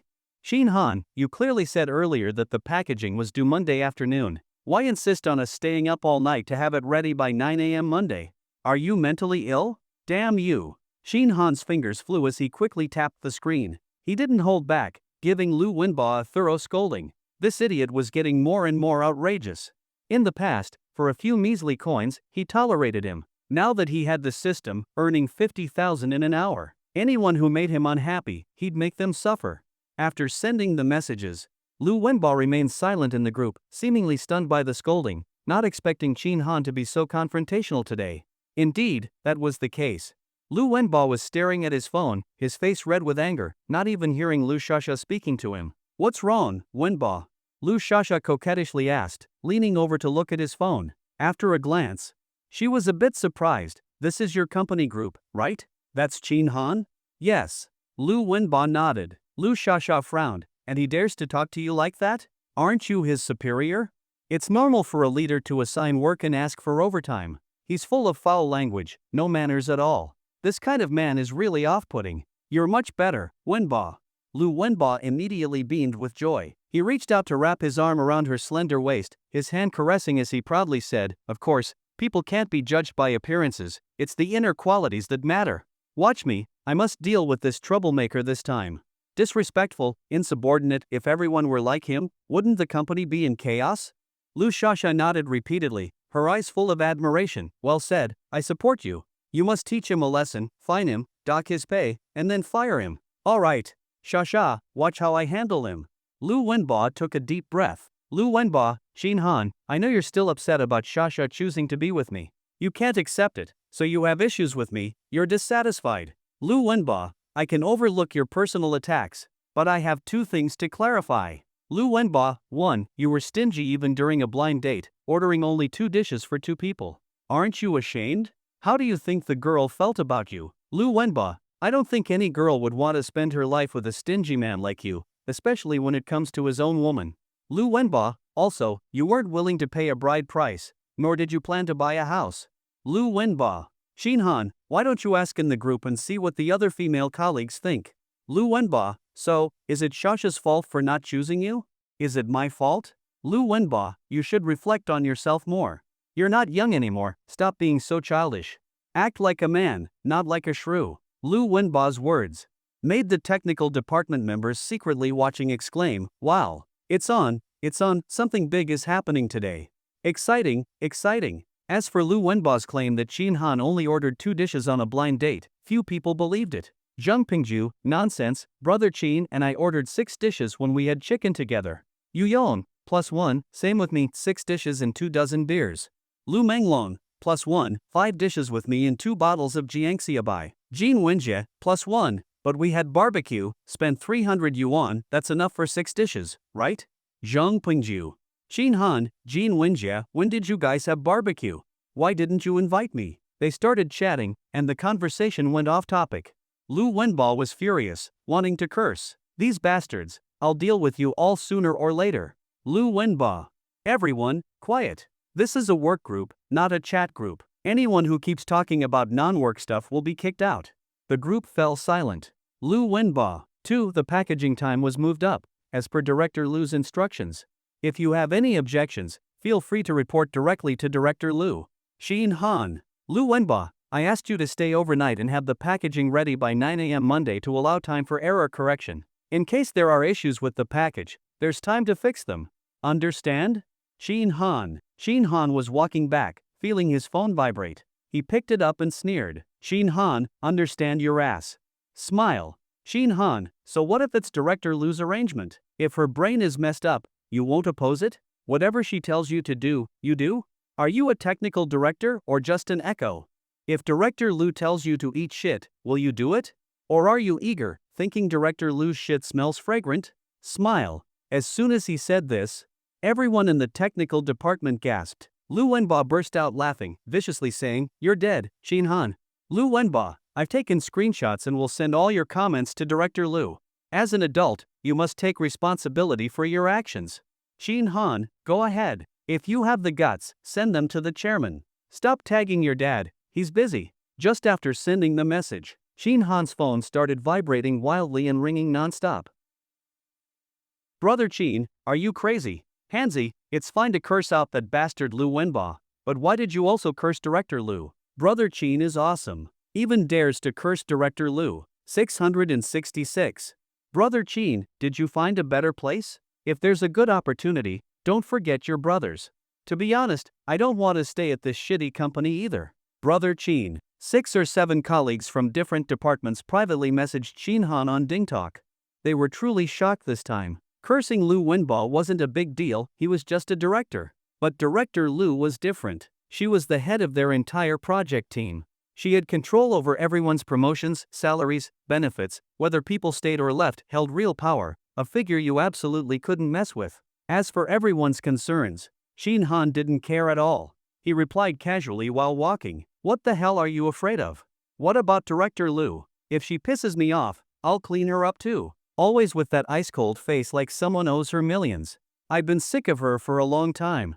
A good project got led to shit by her. She's just a useless piece of crap, looks okay but completely worthless. He blind-typed the whole thing, sent it right after typing. Then he set his phone to do not disturb mode, locked the screen, no one could bother him now. Out of sight, out of mind. Deal with whoever you want. After arriving home, he changed into slippers inside, then felt a sudden urge to pee and went out to the bathroom. He shook it casually, pulling up his pants while turning. Suddenly, something fell from the heating rack on the wall. He looked down. Ha! Xin Han stared at the piece of fabric on the floor, stunned. Light teal color, smaller than a palm. That color looked so familiar. He instantly knew whose it was. Li Jishan. That little piece of fabric was the same color as the cheongsam she wore yesterday and today, so coordinated, matching inside and out. Even the mold, he guessed, must be the same color? As for why it ended up in the bathroom, that was easy to guess. The bathroom was still damp, with steam lingering, clearly she had just showered, and forgot to take this with her when she left. Xin Han thought to himself. He hesitated for a moment, but still bent down and picked up the piece. After all, it fell because of him. If he just left it, that would be too uncivilized. After picking it up, unavoidably, or perhaps inevitably, he took a closer look. Hollow butterfly design, lace style, seemed to be made of ice silk, soft and smooth to the touch, and a little cool, and also kind of sticky. Xin Han blinked and unfolded it. He didn't have any ulterior motives, he was just worried it had picked up something dirty from the floor. It was the bathroom after all. After looking at it, he folded it back up. Yep, it was definitely wet and sticky. They looked different. The former was dull, the latter glossy. Is it loneliness or emptiness? Xin Han thought to himself, just as he was about to return the item. Click. The bathroom door opened. Chin Han, one hand holding the little fabric, the other still holding his waistband, stared blankly at Li Zhishan standing at the doorway. Their eyes met, both speechless. Ha! Ha ha ha! Chin Han forced a smile. I accidentally knocked it down and was just picking it up, do you believe me? Li Zhishan's hair was wrapped up, she wore a purple camisole nightdress. Her face was flushed, and the skin on her arms and even calves glowed red and moist, almost like it would drip water. She stood at the door, calmly looking at Chin Han. Can you return it to me? Her tone was flat, no emotion could be heard. Ha, of course. Chin Han grinned and immediately handed it over. Li Zhishan took it, turned around and went back to her room, closing the door. Chin Han washed his hands and also went back to his room. Back in his room, he was still thinking about what had just happened. Actually, in that situation, he could have used the system's time rewind function to avoid the awkwardness. But he felt it wasn't necessary. He hadn't done anything wrong, why hide? They were all adults who didn't have needs. Time was still very precious, he couldn't waste it casually. Lying in bed, he soon threw the whole thing out of his mind. Chin Han picked up his phone to check something, and after unlocking it saw tons of new messages on DingTalk. The top message read, Chin Han, come to my office first thing tomorrow morning. This was, clicking in, it was from Luli. Scrolling up, damn, he sent it in the wrong chat. Shit. Chin Han was dumbfounded. That Luli wasn't just anyone, she was the project team leader. And all those things he cursed about Director Lu on the way home were all posted, word for word, in the main project group. That group had more than 200 people, covering the entire team. Planning, art, tech, all departments were in it. It was basically like cursing Luli to her face in front of everyone. Given Luli's cold and proud personality, Chin Han couldn't imagine what her face looked like now. She probably wanted to chop him into pieces. Now he had truly made an enemy. Ha ha ha ha. But damn, it felt good. Chin Han thought to himself, even if it ends in being fired, who cares? He had the system, was he going to become someone's servant again? Calming down, Chin Han scrolled up through the group and finally figured out what happened. Turns out Lu Wenba had taken a screenshot of the technical department's group chat and posted it in the project group. He even tagged Luli. Then Luli popped up in the group, tagging Chin Han and asking for an explanation. And Chin Han, walking blindly and typing, didn't notice and accidentally sent all that straight into the top-listed group chat, the project group. Damn, the group exploded. Luli was the cold queen in everyone's eyes. While others were proud, she was icy. Always had a cold face, never smiled, constantly gave off stay-away vibes, totally unapproachable. Besides being cold, she was ruthless.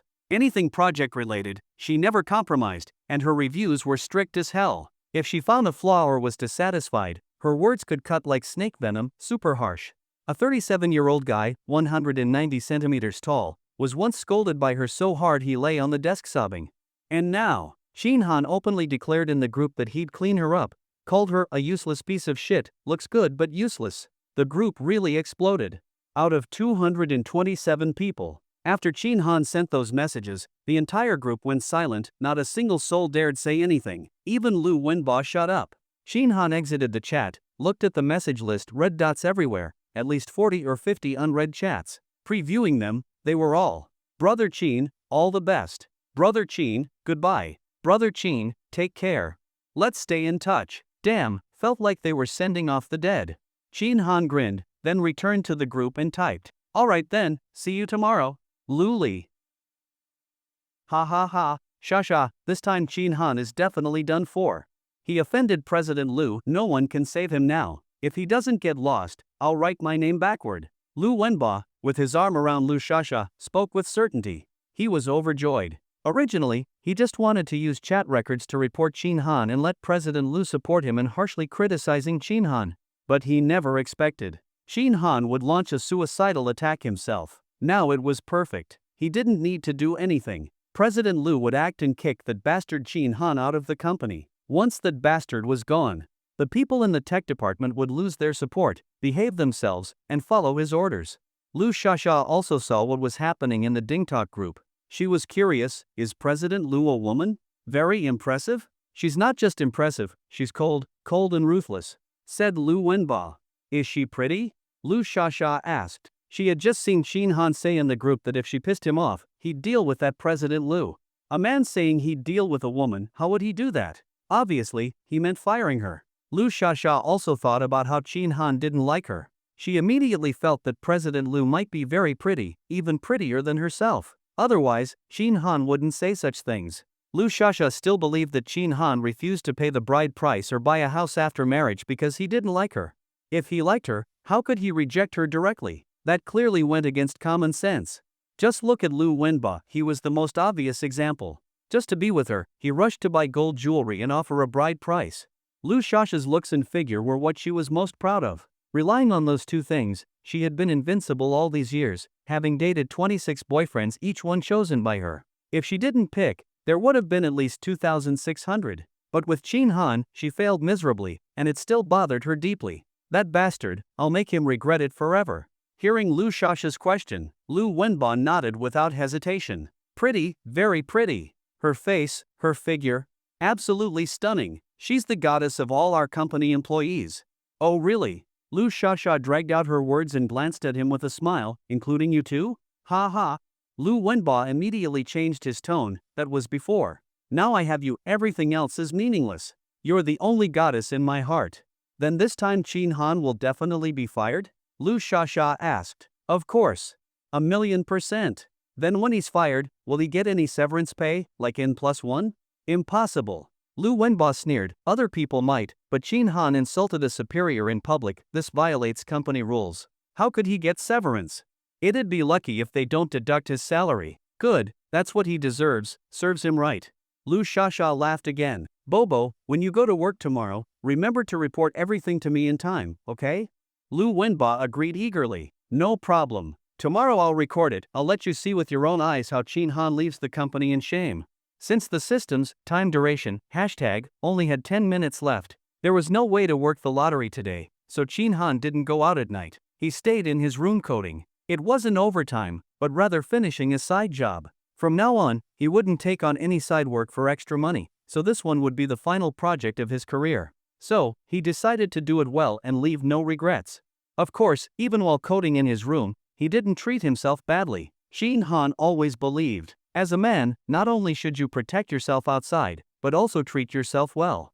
So, he often did charity work. First, it made him happy. Second, he could help others within his ability. Third, the other party would also be happy. It was a win-win-win situation. But with all that charity work, he didn't have much money left, and he still had to pay rent, utilities, gas, internet, etc.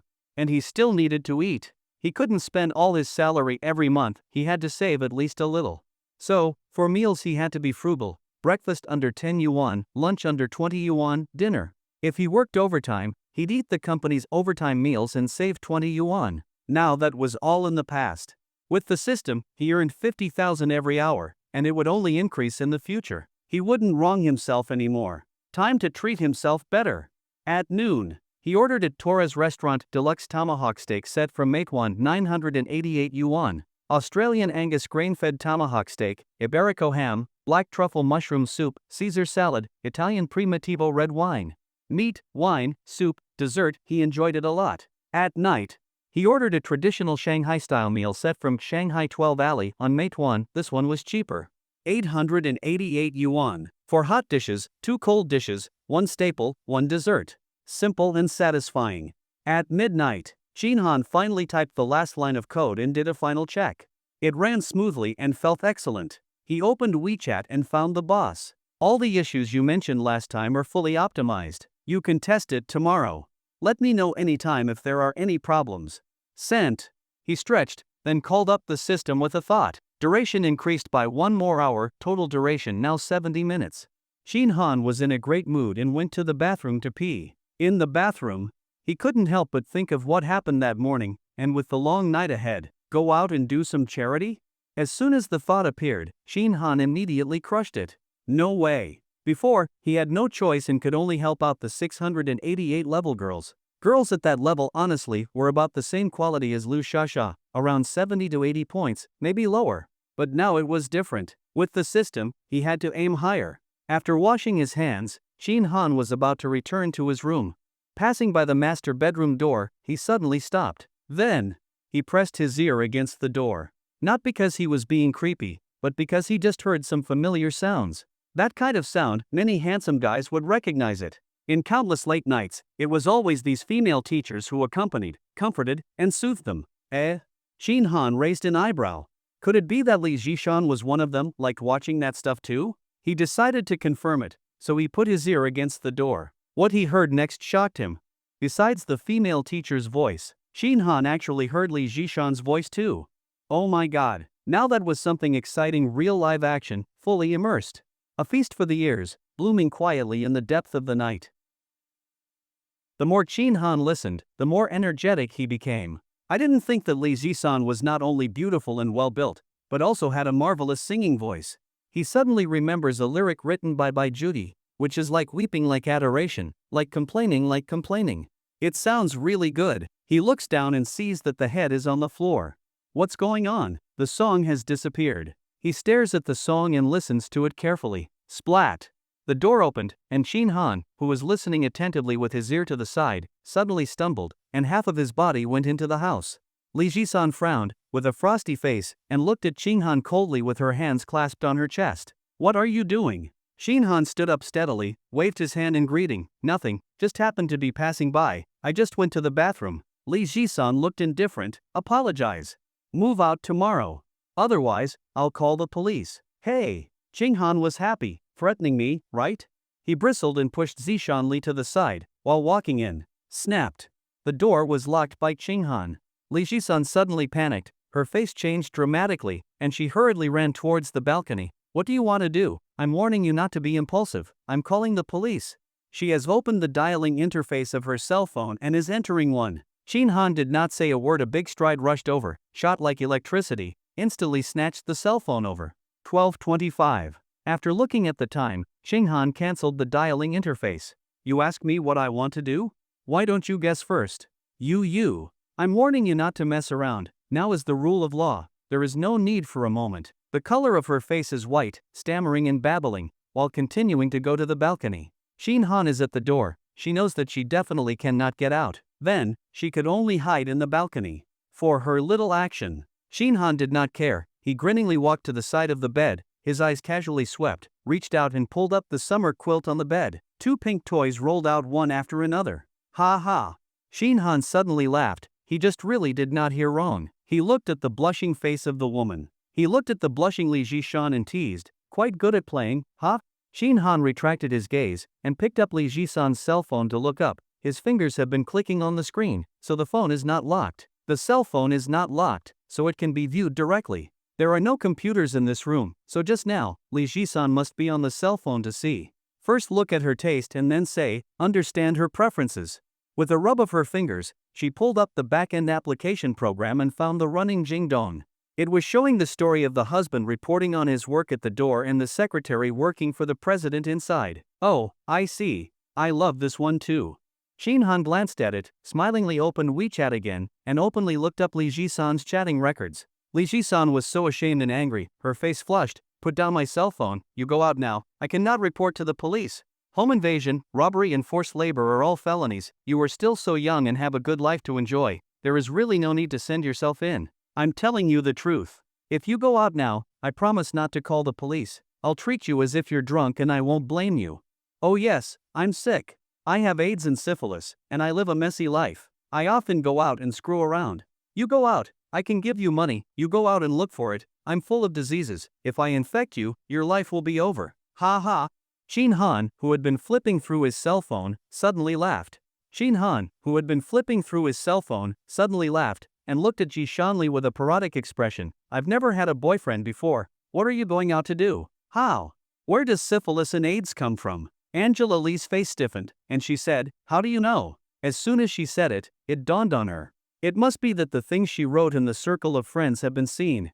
She immediately had a feeling of social death, so embarrassed that her toes began to key the soles of her shoes, wanting to dig out a hole to drill into. Here's your cell phone. Ha! Ji Shanli was stunned, doubting her own ears. The phone was shaken by Shin Han, reaching out and handing it over. Li Jishan was a little hesitant. You threw your cell phone over. The color of Shin Han's face sank. Come and get it. I'm not going to leave today if you don't come and get it. If you come and take it, I'll be out the door. Are you serious? Do you have any other choice now? Hurry up. Save time. Shin Han coldly shouted again. Li Jishan clenched her teeth and walked over to him. Hurry up, Shin Han urged again. Li Jishan had to speed up a few steps. The room was not that big, so in 2 or 3 seconds, she reached the front of the room and grabbed her cell phone. Successfully obtaining the cell phone, Li Jishan's face was suddenly happy. Suddenly, she felt a cold. Ah. What are you doing? Ha ha ha ha ha. Shin Han laughed out loud. The last question was answered. Bye. He waved his hand. In the gaze of Li Jisan, who was dying of shame plus exasperated plus inexplicable, he whispered, back off for 5 minutes and 30 seconds. The eyes cape blurred for a moment and Shin Han looked at the door of the room in front of him. He sidled his ear and listened. Inside, Li Jishan was singing. He smiled and stretched his legs to go back to his room. After returning to his room, the excitement in his heart still did not subside, and a sense of accomplishment of breaking through the taboos has been lingering in his heart. Without the system, would he dare to do such things? Certainly not. But he did it openly and honestly, forcibly enter the room, forcibly rob the financial, openly look at other people's privacy, but also forced to check. Now nothing has happened. And even if he did, it's no problem at all. It's 70 minutes long. The system is really a good thing. Lying on the bed, Shin Han's thoughts fluctuated, and he could not calm down for a long time. Only at this moment did he truly realize that from now on, he was completely different from the rest of the world. Other people need to abide by all kinds of rules and regulations in this world. He does not need. Or rather, he will be the only one in this world who is beyond the rules of existence. After a while, he only slightly will be excited mood to calm down some, and then remembered just peeping into the Li Jisan's privacy can also be said to be secret. It turned out that his previous guesses were all wrong. A big mistake. Li Jishan was completely different from what she had imagined. First of all, she has never had a boyfriend, not to mention a life, or a real, serious yellow flower boudoir. Secondly, Li Jishan is far from being as elegant and intellectual as she usually appears. Her values are a bit twisted. Deep down, she is very materialistic, extremely greedy for money, and believes that nothing in this world is better than money. She really wants money. So much that she can buy whatever she wants. If she wants to buy a luxury sea view apartment, she buys it. If she wants to buy however many LVs, she buys them. If she wants to go to a Michelin 3-star restaurant, she goes. Aside from these, she is also very lonely, very tired, and severely lacking in a sense of security. This has to do with her background. Li Jishan was born in a small, 18th-tier county in New Province. She is the eldest daughter, with 2 younger brothers. In those rural days, the mindset of valuing sons over daughters was very prevalent.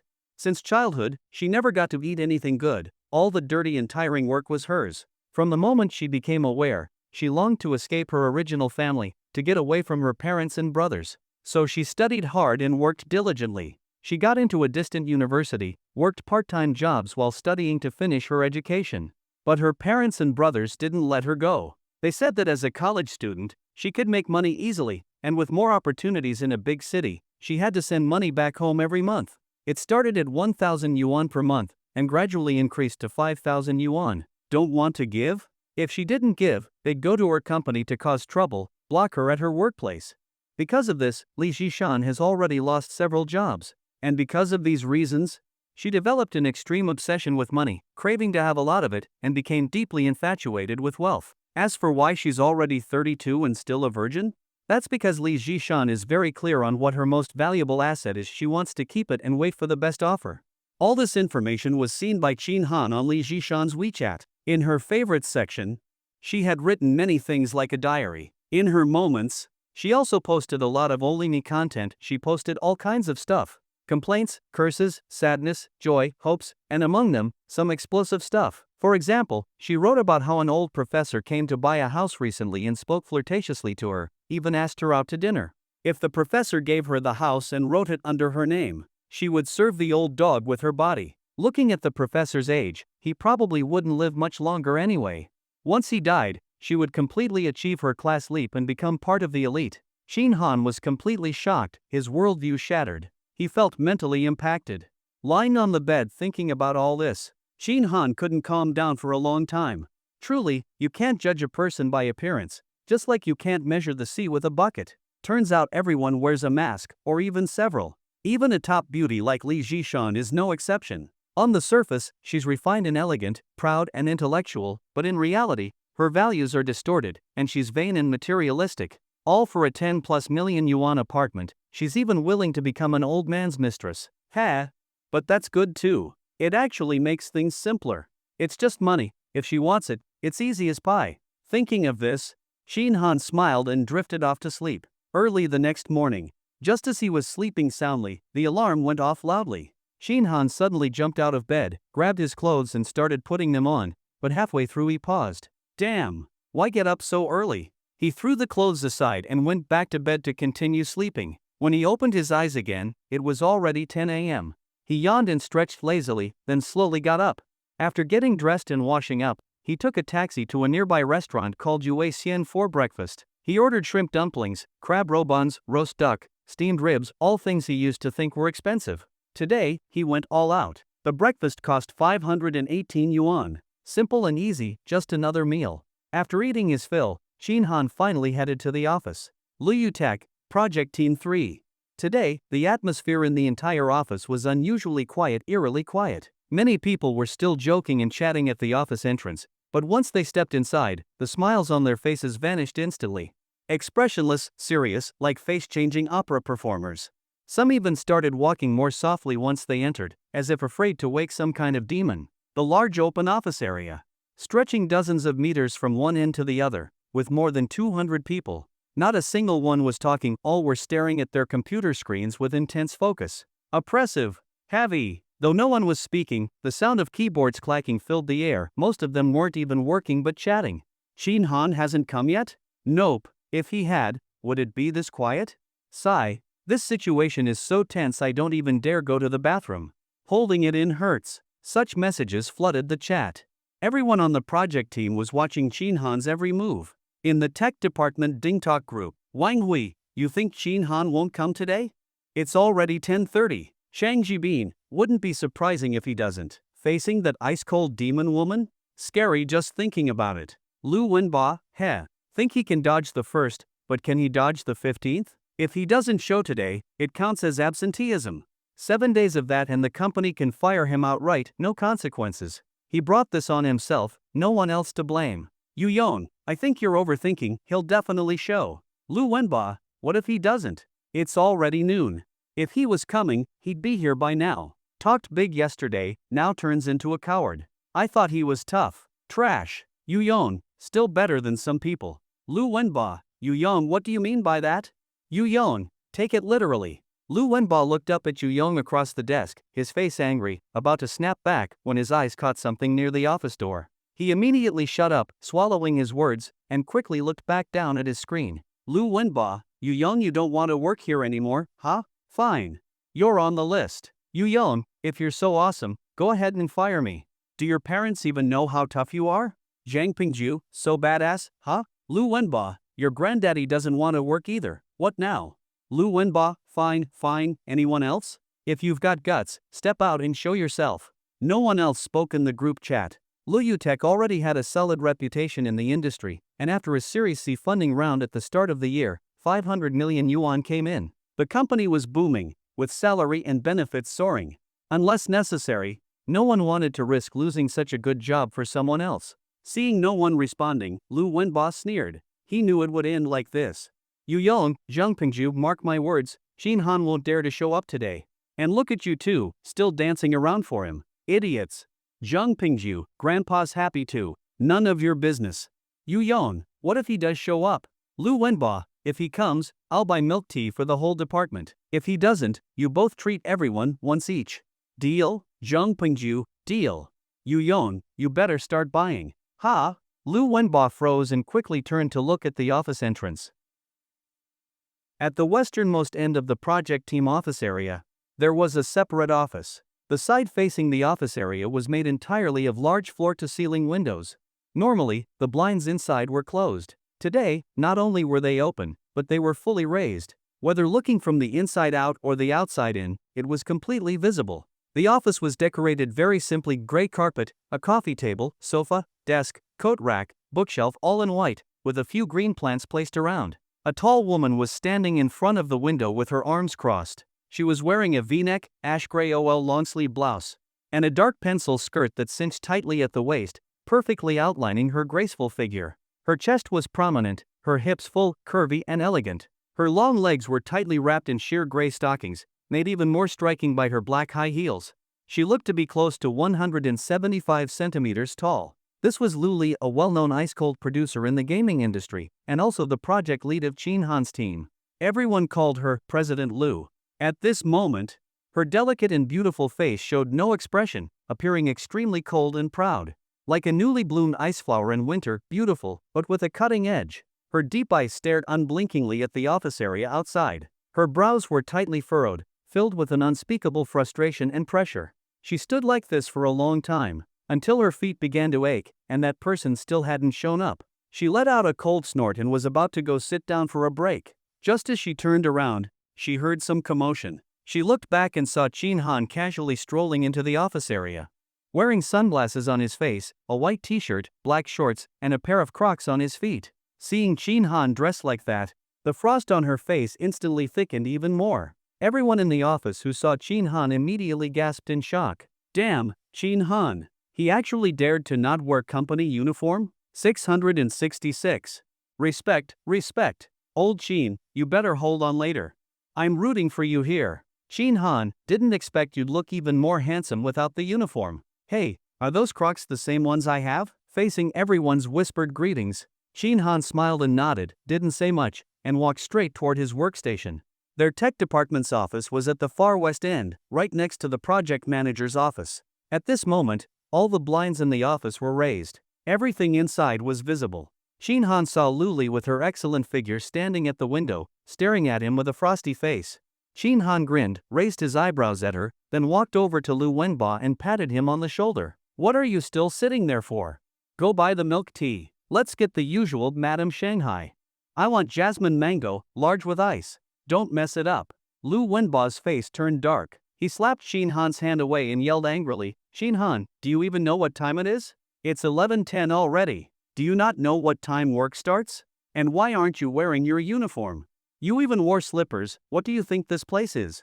This is a company, not your home. Chin Han dug at his ear and replied carelessly, what time I come has nothing to do with you. It's not like you pay my salary. You know this is a company, not your home, right? So why are you trying to control whether I wear a uniform or not? Go buy the milk tea before talking to me again, okay? With that, Chin Han turned and looked over the whole office, raised his voice, everyone, Director Lu is treating us to Madam Shanghai milk tea today. Let's give him a round of applause. The sudden shout made everyone look at each other. All eyes on Lu Wenba, not sure what was going on. Yeah, screenshot what Director Lu just said and post it in the main group. Otherwise people might think I'm lying. Okay. Zhang Pengju grinned from ear to ear and rushed to screenshot and post it in the group. Lu Wenba's face immediately turned green. How could he deny it now? His heart ached. Madam Shanghai wasn't cheap. Even if each cup cost 20 yuan, there were more than 200 people in the project team. Fuck. That's more than 4,000 yuan. He could have bought 2 outfits for Sasha with that instead. Old Lu, think it through. If you don't buy it today, then it's official that your words are just farts. Chin Han lowered his voice and grinned. How will Director Lu still have any standing in the company? How will he win respect? Hearing that, Lu Wenba's face changed back and forth, eyes flickering. Chin Han, don't get too cocky. You won't get out of this today. Offending President Lu means you're done for. I'll be watching when you crawl out of this company in disgrace. Your position, your woman, they'll all be mine. He paused, then added viciously, oh, and those 2 lackeys of yours, once you're gone, I'm not letting them off either. I'll take care of them slowly. Chin Han raised a middle finger at him. Far from panicking, he looked even more delighted. Don't worry about me. Go buy that milk tea. When you get married, I'll send you a big gift. With that, he laughed loudly and strode toward Lu Li's office. As soon as he moved, the entire project team stretched their necks and widened their eyes to watch. Bang! Chin Han forcefully pushed open the glass door and slammed it shut. Everyone outside visibly flinched, all shouting damn. Inside the office, Chin Han didn't lower the blinds. He walked boldly over to the desk and plopped himself right down on top of it. That wild move caused another wave of damn from outside. Lu Li, sitting in the executive chair, finally couldn't hold back her anger. She slammed the desk hard. Bang! Chin Han, stand up right now. I was going to talk with you, but now there's no need. Get out. Pack your things and leave. Immediately. Now. Seeing Lu Li's raised brows and furious, flushed face, Shin Han smiled calmly, not affected in the slightest. Instead, he looked her up and down with interest. This was his first time looking at Lu Li this closely. He had always thought she was beautiful, but now, seeing her in detail, she was even more stunning. Her face and the skin on her neck looked like porcelain, glowing, flawless, without a single visible pore. Her skin was truly amazing. No wonder she was the first woman he ever rated a 90. Compared to her, Li Jishan was 2 points short. Why? Because D-cup logic is more convincing than C-cup logic. Li Jishan's aura, or rather her presence, was not as strong as Lu Li's. When Lu Li entered a room, people would subconsciously lower their voices. Her cold pride radiated naturally, inside and out. Unlike Li Jishan's deliberate act, Shin Han's gaze traveled from her head to her feet, then back up again, finally stopping at that magnificent chest, now rising and falling violently. Mr. Lu, it's not right for you to scold others. As a woman, especially a woman as beautiful as you should be a bit more cultured and not get angry so easily. It affects your temperament. You look at you everyday boss face, with everyone owes you tens of millions of like, but whoever work a little bit wrong, you are slapping the table again and again is staring, the mouth is not forgiving. Shin Han language long said, you are. This way, it is easy to endocrine disorders, caused by menstrual cramps, menstrual disorders, leukorrhea odor and other diseases. I've never seen you smile, you've never seen me smile, he said. I've never seen you smile before. Lu Li's face instantly black as the bottom of the pot, angry beauty eyes are almost out of fire. Well, you do not roll is it? Then you do not regret. Said. She picked up the cell phone, I left the personnel department to dismiss you. Compensation you do not want to take a penny. I'm not afraid of labor arbitration. You're a scum like you who has no discipline and flirts with your female colleagues. You won't win even in labor arbitration. Besides, I'll inform the industry about your behavior and professionalism, so that everyone will be careful when they hire in the future, so as not to recruit a scum. Believe me, I have the connections, and soon you'll have no business in this industry. It's true that the heart of a woman is the most poisonous thing in the world. Shin Han laughed, stood up and walked towards Lu Li. You said I molested a female colleague? Seeing him coming over, Lu Li frowned and rebuked in a cold voice. What do you want? Get out of here. Didn't you say I molested my co-worker? Shin Han said cheerfully, I can't be wronged by you for nothing. On hearing that, instead of panicking, Lu Li hugged her arms and leaned on the back of the chair, making a tactical backward movement. She coldly said, you are playing with fire, don't regret it later. If you dare to touch me today, I'll let you go in and stay there for the rest of your life. Put me in there for life? Yeah. I swear. Pow. Before Lu Li's words left her mouth, Shin Han slapped her with his hand. He knows that hitting someone is not a slap in the face. Since hitting a person, naturally, you have to hit the place with the most meat, and the buttocks are a bit low, so it's not smooth. Good guy. This slap down, the ground shook, waves rolled. Ah, you. Slap. Shin Han backhanded another slap. No mercy, also do not collect energy. You shut up. I flirt with female co-workers, right? I advise you to save your energy, it's useless to scream your throat out. Slap. Another slap. Looking at the spectacular scene of the mountain shaking the ground, Shin Han's heart suddenly rose a smooth, this axiom he has long wanted to whip-tart. The feeling is a few times more pleasurable than imagined. Boom. Until then, the people outside the office.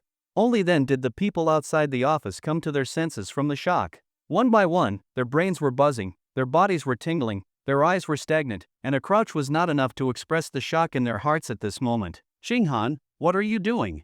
Lu Wenba yelled. The first one rushed over, but no matter how the door handle twisted, he could not turn it. Bang, bang, bang, bang, bang, bang, bang. Lu Wenba slapped the door hard. Open the door, Shin Han, open the door for me. Security, go call security. What are you waiting for? Go and call for someone. You didn't see Shin Han molesting Mr. Lu inside the office. Shin Han was not aware of the movement outside the door. He backhanded a slap, felt really good, and could not help but draw back. Then, he backhanded it out again. He did this again and again. He pumped about a dozen times, and only then stopped. I'm not sure if I'm going to be able to do this, but I'm going to be able to do it. Shin Han muttered, forced to resist the idea of continuing to smoke, and then reached out to take the laptop on the table over. He wanted to flip out Lu Li's mask. Look at the usual, this cold and ruthless, harsh and severe iceberg boss, secretly in the end is a what kind of goods? Plug in the flash drive and open one of the retrieval tools. The first thing you need to do is to run. The same time, the run. Shin Han also opened the browser to check the history, favorites, search history. There are 2 browsers installed on this computer, one 360 Extreme Edition and one Google, and he looked at both of them. Nothing. Everything is fine. At this time, the tool to search for hidden files also finished searching, and nothing was found. Shin Han raised his eyebrows. So pure? No way. Give me your cell phone. He looks at Lu Li, who is suddenly silent. It's strange. This woman had been quite aggressive earlier, not only telling herself to get out, but also clamoring to call the police to send herself to jail for life. But after being severely slapped a few times by herself, she suddenly became honest, and sat there without clamoring, quiet and a bit dull. It seems to be the self-smacked stupid. Hearing that Shin Han asked for a cell phone, Lu Li immediately put her hands behind her back. And whispered, "Don't make a mistake, the security guards will be here soon. Don't talk nonsense, take it." Shin Han yanked her up and roughly pressed her onto the desk. Her face stuck to the cold desktop. He grabbed the cell phone. The cell phone has a black screen and needs a password to unlock. Of course, Shin Han doesn't know what the password is, but it doesn't bother him. He grabbed Lu Li's right hand, broke her thumb and pressed on the phone screen. It opened in seconds. First look at the SMS, then look at the photo album, then look at the memo. It's still normal. This is strange. Shin Han raised an eyebrow. Could it be that there is really someone who can break away from the law of everyone has multiple masks? No way. He immediately dismissed this guess, because he always felt that there was something wrong. Shin Han looked at the cell phone in his hand, the black Huawei Mate X5, and recalled what he had just seen. Suddenly, his heart moved. I think I understand. This cell phone only has a micro message. This is the most strange, the most abnormal place, according to common sense. Now the vast majority of people, especially young people, have at least 2 microphones, a large number and a small number. A large number of self-use, a small number of work or other. For example, flirting with girls, flirting with men. Then Lu Li is only 3 years older than himself, or company executives. It is absolutely impossible to only have a microphone. The Android system can be split, can double open. But Lu Li's cell phone only has a microphone. There is also a possibility that she is only using a microphone through the account switch to sign up for different numbers. Shin Han quickly clicked on Weixin again, and then clicked on Settings, Account Switching. It shows that there is only one account. So, Lu Li really only has one SMS, and only uses one SMS in her spare time?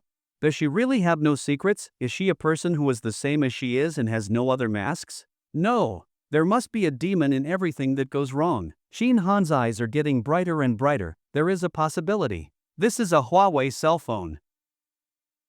Huawei phones have a very unique feature that many people absolutely love. Shin Han opened the phone settings, scrolled down, and found Privacy. He tapped it, and inside was an option labeled Private Space. Tap. After tapping, the screen flickered and immediately displayed a lock screen, prompting for a password. Seeing this, Shin Han grinned from ear to ear. Finally, I have been waiting for you. I knew it. How could there possibly be someone truly consistent inside and out in this world? The rule that everyone wears multiple masks cannot be broken. This private space is essentially a separate system. You can download apps, store photos, and more. It can be used as an entirely different phone. If it is the first time being used, then upon clicking Private Space, a prompt to enable should appear. But there was no such prompt on Lu Li's phone, which means it was already enabled. Shin Han was thrilled. He lowered his head and reached for Lu Li's hand again. Ha! He raised an eyebrow in surprise. Why is this woman still lying on the desk? He clearly was no longer holding her down. With no time to think too much, he grabbed Lu Li's right hand. He had just used her thumb to unlock the main system, so this subsystem surely would not use the same finger. Index finger? Unlocked instantly. Clever me. After unlocking, Shin Han indeed saw WeChat. He quickly scanned through it. Aside from WeChat, there were several other apps. Wait, Bluebird? There was actually Bluebird installed. Shin Han's whole body trembled. Damn, is President Lu running a side hustle in private too? This is so fucking surreal. Holy shit, there is even 1024. Shin Han trembled again, his body swaying slightly. Instinctively, his right hand landed on Lu Li's raised peach-shaped buttocks lying on the desk. President Lu, I did not expect us to be kindred spirits, ha. Shin Han teased and immediately started flipping through the phone. Bang bang bang. Outside, the door was being pounded on. Lu Wenba's excited face was flushed as he banged and shouted, Shin Han, open the door. Release President Lu now. I'm warning you, I already called the police, and the security guards are on their way. He held up his phone. I've recorded everything you did, irrefutable evidence. There's no way you can deny it. Ha ha ha ha ha. Zhang Pingju and Yu Yong, standing nearby, heard this. Their already unpleasant expressions darkened further. Zhang Pingju whispered, grab his phone and smash it. Yu Yong grabbed his arm, it's no use. There are too many people, how many can you grab? Zhang Pingju looked up and instantly deflated. The area outside had erupted into chaos. The entire project team had gathered, surrounding Lu Li's office in several thick layers. People in the back couldn't see inside, and some had even climbed onto chairs. Everyone had their phones raised, it was a spectacular scene. Anyone unaware might have thought a celebrity had arrived. Move aside. Move aside. Make way, security is here, security is here. The crowd parted with a roar. 5 or 6 security guards charged in, wielding stun batons, shields, and large forks. Lu Wenba at the door was overjoyed and shouted excitedly, quick! Break the door and save President Lu, she's being held hostage. The security guards also saw the situation inside and recognized who was there. It was the Ice Queen herself, President Lu. Holy hell, this guy is bold. Boom! Crack crack. The glass door shattered with a thunderous crash. Shin Han did not even glance at it, still focused intently on Lu Li's phone, carefully noting the IDs of each app. Shin Han, you are surrounded, release President Lu immediately. Ha! Shin Han finally looked up toward the door, casually saying to Lu Wenba, who was leading the charge, idiot. Then he pulled out his own phone. The screen was still counting down. 17:49. Rewind time by 18 minutes. With the command given, the scene in front of him instantly blurred and became detached. Shin Han gently shook his head and exhaled deeply, then looked at Lu Li, who sat in her boss chair with arms crossed, staring at him coldly. Then he turned and glanced outside. Members of the project team were craning their necks, peering this way. Shin Han cheerfully walked over to the floor-to-ceiling window, pulled down all the blinds with practiced ease. The inside of the office was instantly cut off from the outside world. He turned and walked toward Lu Li, then casually sat down on her desk. Smack! Shin Han, get off immediately. I was going to talk things over with you, but it seems that is no longer necessary. Now please get out. Pack your things and leave. Immediately. Right now.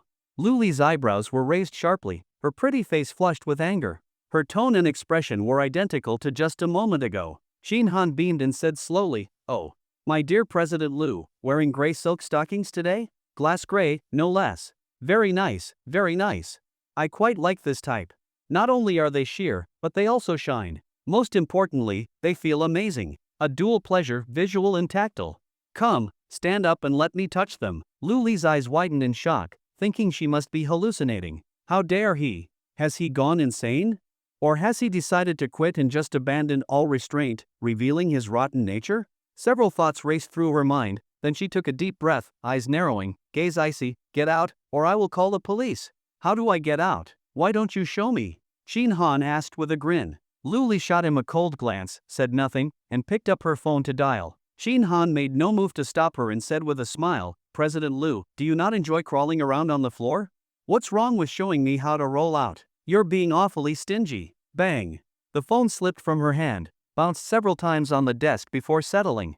Lu Li's eyes flickered rapidly, her chest heaving. I do not know what you are talking about. Get out! Shin Han stood up, then I'm really leaving. Do not regret it. Lu Li's lips parted. Get out. Ha! Shin Han laughed. This woman is really composed. You think I'm bluffing?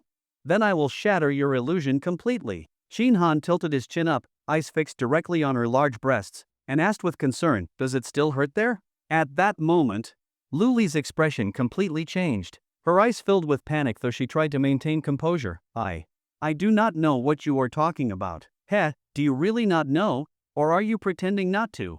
Shin Han clicked his tongue repeatedly. You are truly heartless. Such a precious and rare pair of treasures, not only do you not cherish them, but you also burn them with candles. What a fucking waste. Shin Han slapped the desk. Next time, let me do it. Boom. Lu Li's mind exploded. Her whole body went numb as she stared at Shin Han in horror. Lu Li's beautiful face lost all color. Her delicate and charming features turned deathly pale, not a trace of blood remaining. She stared at Shin Han in terror, her mind a storm of confusion. How could he possibly know? How could he possibly know? Oh my god, he found out, what now? Just thinking about her secrets being exposed sent a chill through Lu Li's entire body. Her back was instantly drenched in cold sweat. There would be no way to go on living. She would no longer have a place in the company, and she could forget about staying in the industry altogether. Facing Lu Li's silent questions, Shin Han did not answer. He simply smiled as he looked at her, watching her pale face, her evasive eyes, her flustered expression. The satisfaction in his heart was indescribable. Once again, Lu Li perfectly demonstrated the golden rule: everyone wears multiple masks.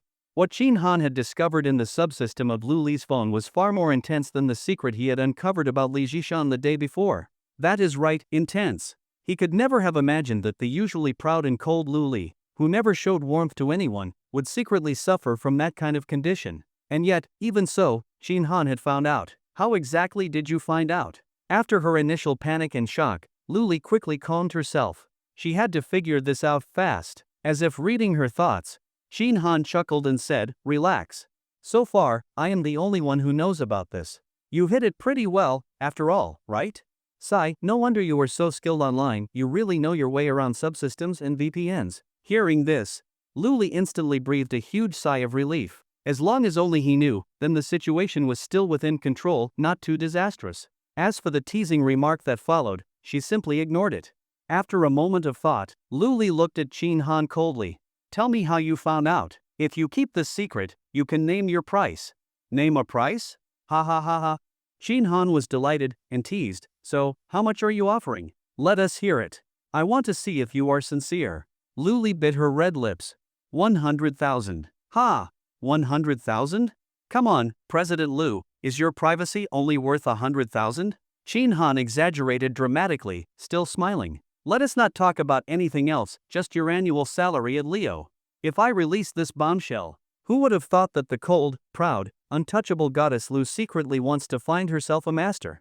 Would you still have the face to stay at the company?" Lu Li's cheeks twitched, her expression flickered between red and pale.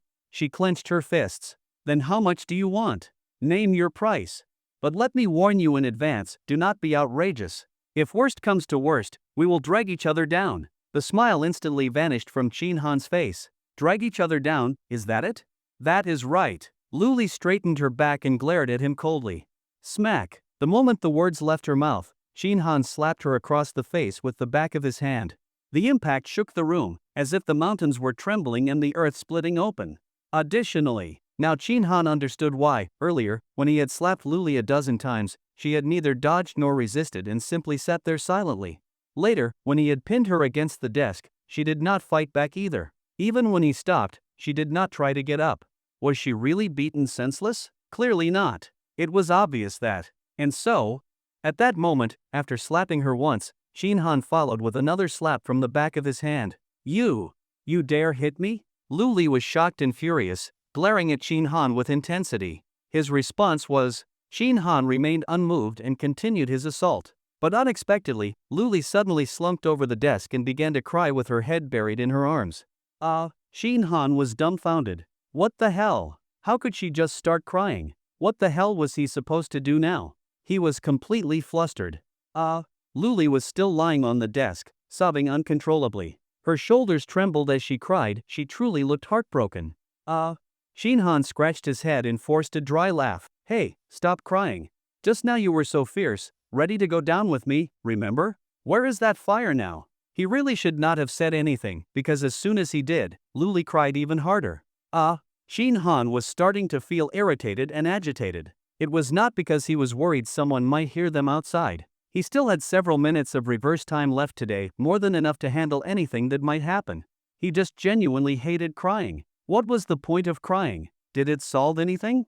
Crying, what the fuck are you crying for? Shin Han growled in a low voice, "Shut up. If you keep crying, I will fucking slap you again, do you hear me?"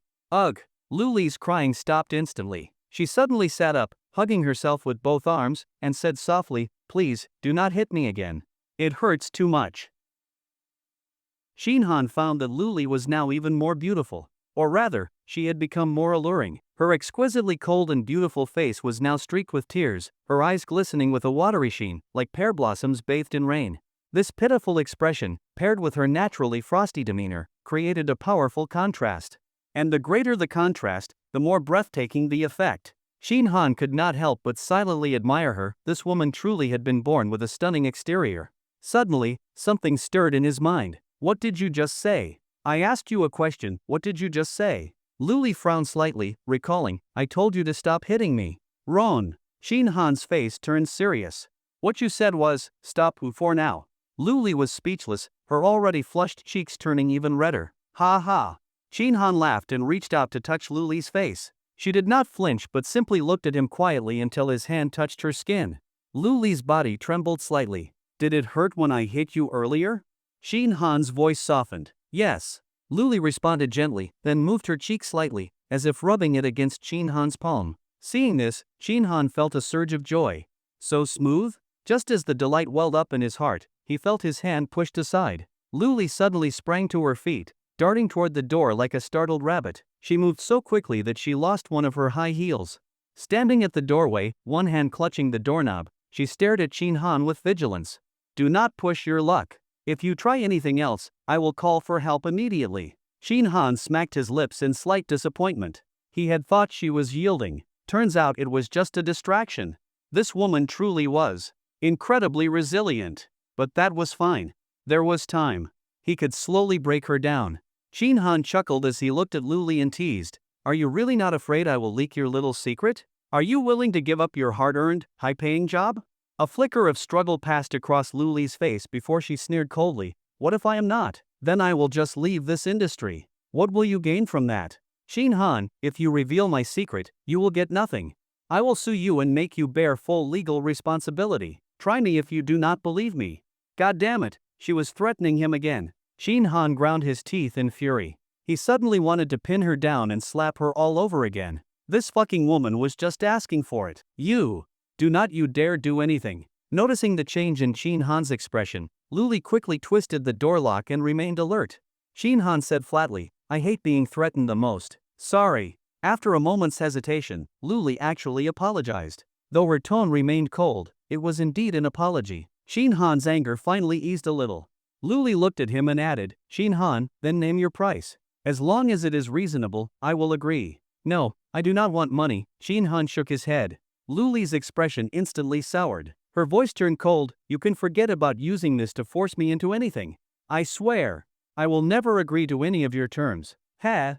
Shin Han stood up, and Luli took a step back. What are you doing? Shin Han, if you come any closer, I will call someone. Idiot. What did you just call me? I said you must have something wrong with your brain, woman. I cannot even go back to work? Shin Han walked toward the door, still smiling, and picked up the high heel she had dropped. He dangled it from his finger. President Liu, are you planning to run out barefoot? Let everyone admire your pretty feet in those silk stockings. Throw my shoe over here. Why should I? Come over and get it. Never. Shin Han waved his phone. Oh, right. I forgot to tell you something earlier. Luli's body tensed up, warning bells ringing in her mind. Shin Han chuckled. The part where I was servicing you just now, oops, I accidentally recorded it all. Including the way you looked like you were enjoying yourself. Even a blind man could tell what was going on. President Liu, from the video, it looks like you were quite pleased. You really liked it. And this counts as evidence too. Without it, those forum posts might not be so convincing. But now everyone will get to meet the real you. Luli's eyes blazed with fury. She glanced at the phone in Shin Han's hand, her gaze flickering. President Liu, save your energy. Even if you grab my phone, it is useless. The video is already backed up online. You understand that, do you not? Shin Han said calmly. Then he waved his hand. Come here. What do you want? To give you your shoe, stupid woman? You can just toss it. Shin Han's expression suddenly turned cold. This is the last time I will say it. For some reason, Luli was suddenly afraid of that look on his face. Come here. After hesitating for 3 or 4 seconds, Luli slowly walked over and stopped about 2 meters away from him. Give it to me. Sit on the sofa. After another brief pause, Luli walked over to the sofa and sat down. Shin Han followed and squatted in front of her, grabbing her right foot. Ah! What are you doing? Shut up. These sheer gray silk stockings were of good quality, smooth and delicate to the touch. So thin that the veins on her feet were visible, along with her wine-red nail polish. Delicate and soft in the palm. The texture was exquisite. Shin Han slipped the high heel onto her foot, then stood up and walked to the door. Luli was stunned. She never expected that Shin Han would help her put on her shoe. Just moments ago, he had been a vicious brute, and now, suddenly, he was being so gentle and attentive. She felt a strange sense of absurdity. As she saw him about to leave, a sense of panic surged in her chest. "Where are you going?" "To work, stupid woman." Shin Han replied casually and walked out the door. Watching him leave without a backward glance, Luli felt a faint sense of loss. Then a wave of frustration rose inside her. Damn it! How on earth can I make him keep this secret? She paced around the office, restless and anxious. This feeling, like living under the hanging blade of Damocles, was driving her nearly insane. It was unbearable. Buzz. Her phone vibrated on the desk. Luli paused, hurried over and picked it up, seeing a notification that someone had added her on WeChat. Qin Emperor, Han Marshal. The avatar was a jade seal in green. She instantly understood it must be Qin Han. She clicked accept and added him as a friend. Qin Emperor, Han Marshal, behave yourself, my dear President Liu. Qin Emperor, Han Marshal, stupid woman. Whether I keep your secret or not depends entirely on your performance. Luli took a deep breath, her pearly teeth biting into her red lip. Qin Han walked out of the office. The project team members all looked up in unison, their faces full of curiosity. Brother Qin, what is the result? What did President Liu say? Zhang Pengju immediately asked. Yu Yong was already waiting at Qin Han's workstation. When he saw him come out, he stood up and gave Zhang Pengju a look. Shall we talk outside? No need. Qin Han dragged his chair out boldly and sat down. There is nothing shameful about it. It is nothing. He looked around. Hey, where is my milk tea? Here, Brother Qin. I was the first to grab it, first come, first served. Zhang Pengju, sitting nearby, took a cup of a Shanghai Sister milk tea from behind the desk plant. The surface of the cup was covered in fine droplets of condensation. Fuck it. If I do not drink it, it would go to waste. As he said this, he gave Lu Wenba a scornful glance. Qin Han took the cup and drank a few sips with delight. You are not wrong, but keep your voice down. After all, do not bite the hand that feeds you. Zhang Pengju curled his lip. Yu Yang said quietly, Brother Han, what is going on? If they are going to fire you, we need to talk seriously about compensation. Ha? Compensation? Lu Wenba looked over with a sinister smile, gloating. You are dreaming. The company would be doing him a favor by not docking his pay, and you are talking about compensation? Compensation, my ass. Yu Yang's face changed immediately. He looked at Qin Han with concern. Zhang Pengju pointed at Lu Wenba. Get lost. Watch out, or I will punch you. He paused and added, even if I drink your milk tea, I will still punch you. Qin Han burst out laughing and waved his hand. Do not argue. You are disturbing everyone's work. Anyway, I am fine, really. Who said I was fired? Has Human Resources issued any notice? Lu Wenba sneered, still pretending? The donkey has fallen but the cart has not? It is almost lunch. HR will definitely issue the notice this afternoon. What if they do not issue a notice this afternoon? Qin Han asked with a grin. Impossible. Absolutely impossible. Lu Wenba replied firmly. Qin Han said, then if they do not issue a notice this afternoon, how about you treat everyone to a coffee? Dream on. Lu Wenba's face twitched. Why should I treat? Why do you not treat everyone? I can. If HR announces my dismissal this afternoon, I will treat everyone. Drinks and desserts included. Humph. I still refuse the bet. Lu Wenba snorted coldly. Even if it is not this afternoon, it will be tomorrow. Qin Han, you will not survive in this company. Forget about it. If you dare not bet, then do not talk to me. You are not worthy. Qin Han curled his lip and ignored him. Turning his head and seeing Yu Yang still there, he said, come on, get back to your desk. Why are you lingering around here? Brother Han, are you really alright? Nonsense. I am not worried, why are you? True. Yu Yang chuckled and pulled on Qin Han's arm. Come on, let us eat, celebrate a little. Great idea. Today, Brother Qin is treating us. After surviving a disaster, there must be future blessings. Zhang Pengju chimed in. Let us go. Time to eat. Seeing it was already 11:55, Qin Han agreed. Since he had agreed to treat, Qin Han wanted to find a nice restaurant for a proper meal, but Yu Yang and Zhang Pengju stopped him, insisting they just eat nearby. Seeing how insistent they were, Qin Han gave up. I just got a huge fortune, and you two are the ones refusing a feast, not me. Do not regret it later. How big a fortune? Massive. I do not believe a word you say. Qin Han could not be bothered to explain. He randomly chose a Sichuan restaurant. The three of them went in, ordered 6 dishes and 3 bottles of beer. Time to eat. Yu Yong and Zhang Pingju were very curious about how Qin Han had spoken with Luli and why he came out of it unscathed. During the meal, they asked repeatedly how he managed it. To this, Qin Han replied mysteriously, "Because I have a secret relationship with President Liu."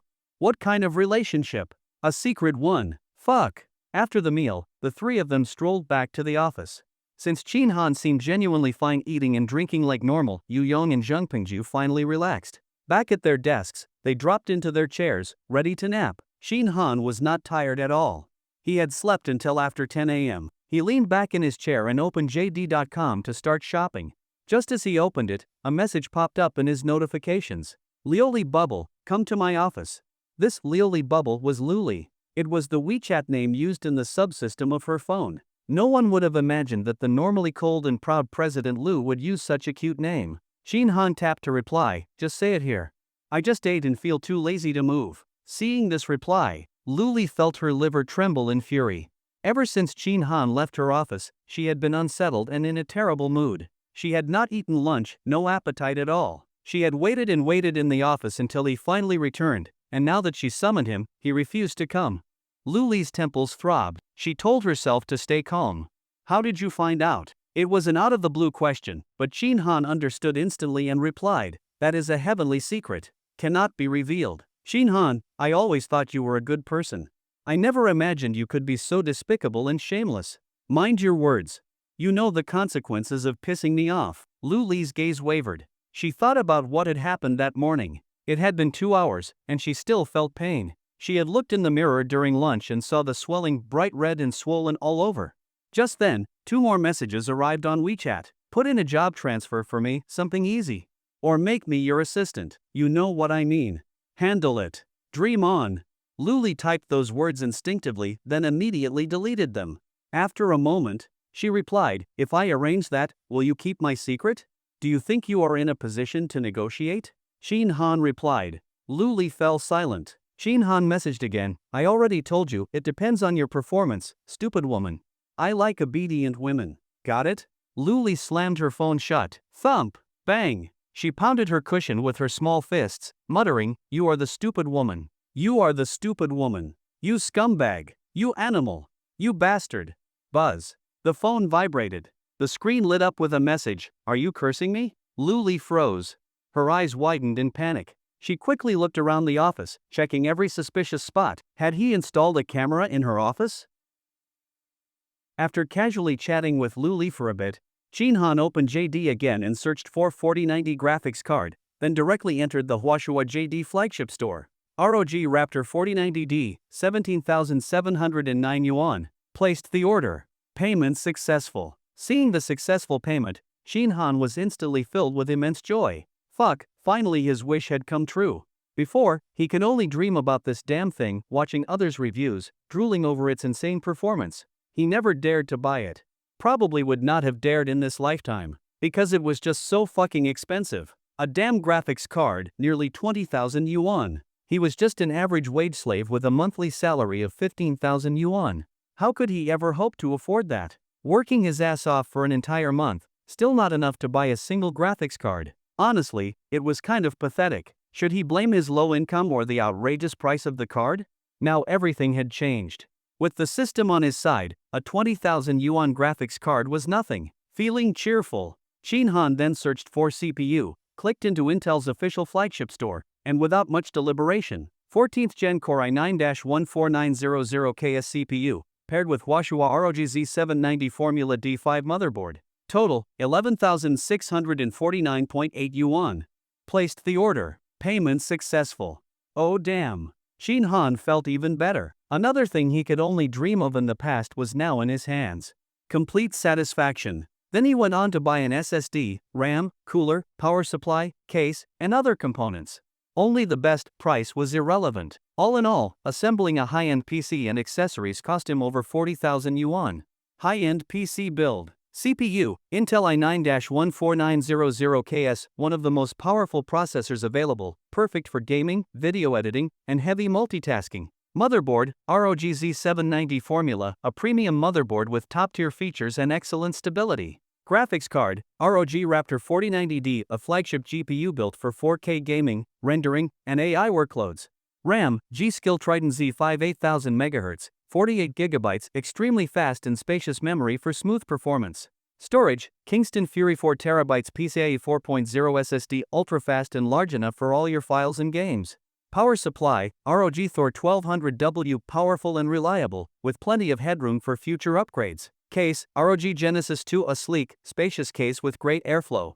Cooler, ROG Ryujin 3360, high-performance liquid cooling to keep the system cool and quiet. Total cost, 45,892 yuan. This setup was top of the line in the DIY PC world, maxed out performance.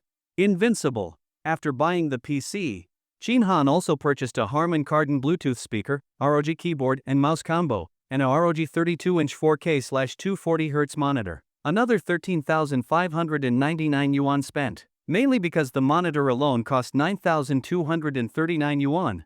After completing these purchases, Shin Han looked at the bill. Damn, he had already blown through the 50,000 yuan here and just yesterday and was now overdrawn by more than 8,000. Back to square one overnight. Shin Han lay back in his chair, scrolling through his order list, thinking he needed to make some serious money tonight. At 2 p.m., everyone on the project team was working, except for Shin Han, who was lying back in his chair snoring. Zhang Pengju gently nudged him. Brother Qin.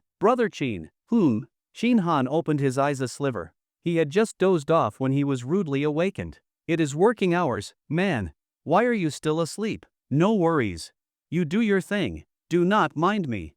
Zhang Pengju turned away, clearly concerned. But Shin Han, even with his eyes closed, could not fall back asleep after that. No trace of drowsiness remained. He had no choice but to sit up. Work? Forget about it. Ever since he got the system, he had sworn to never work again. He opened the browser and logged into his Steam account. Searched for Black Myth, Wukong. Purchased. Digital Deluxe Edition, 328 yuan. Payment successful. As soon as it was done, he began downloading. This game had been hyped for a while. Game Science had spent 4 years building this AAA title. He had been dying to play it, but it kept getting delayed. Finally, it was August 20th, and it was officially released. The entire PC he had just built was specifically for this game. In the past, he could not afford it. Now that money was no issue, of course he went all out. The game was massive, over 100 gigabytes. His download speed was only 5 megabytes per second. No way he was playing it today. After downloading, it still needed to be unpacked several more hours. Waiting was boring. He picked up his phone and after some fiddling, finally installed the 1024 app. Since he usually used Twitter, Little Blue Bird, he did not have 1024 on his phone. Even if he wanted to use it, it would only be the web version. After installation, he started browsing the forum for posts, but could not find one little stray dog. Yes, that was Luli's 1024 forum ID, one little stray dog. The contrast was shocking. If people at the company knew this nickname, jaws would drop. Could not find it, maybe search? But Shin Han was only a guest user. He did not have a forum account, so he could only browse, no searching or commenting. He chuckled and closed the app. There was no need to search anyway. Even if he found the account, the posts would likely be gone or the account deleted. Luli was not stupid enough to sit still and do nothing. That would not match her intelligence. She had probably deleted her posts and account the moment he walked out of her office. All afternoon, Shin Han was slacking off, playing games, watching videos, utterly carefree. And he was completely open about it.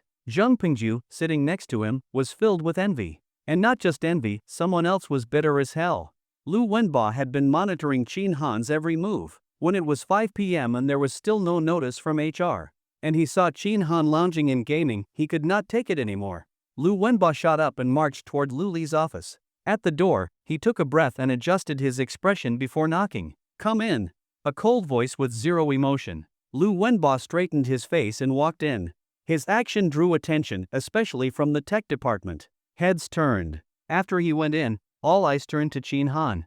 Shin Han did not even look up, completely unconcerned. He was replying to a message from an outsourced partner. Hello, would it be convenient for a quick meeting? Shin Han was puzzled. What meeting? Is there an issue? If something needs to be fixed, just send a document. I will optimize it right away.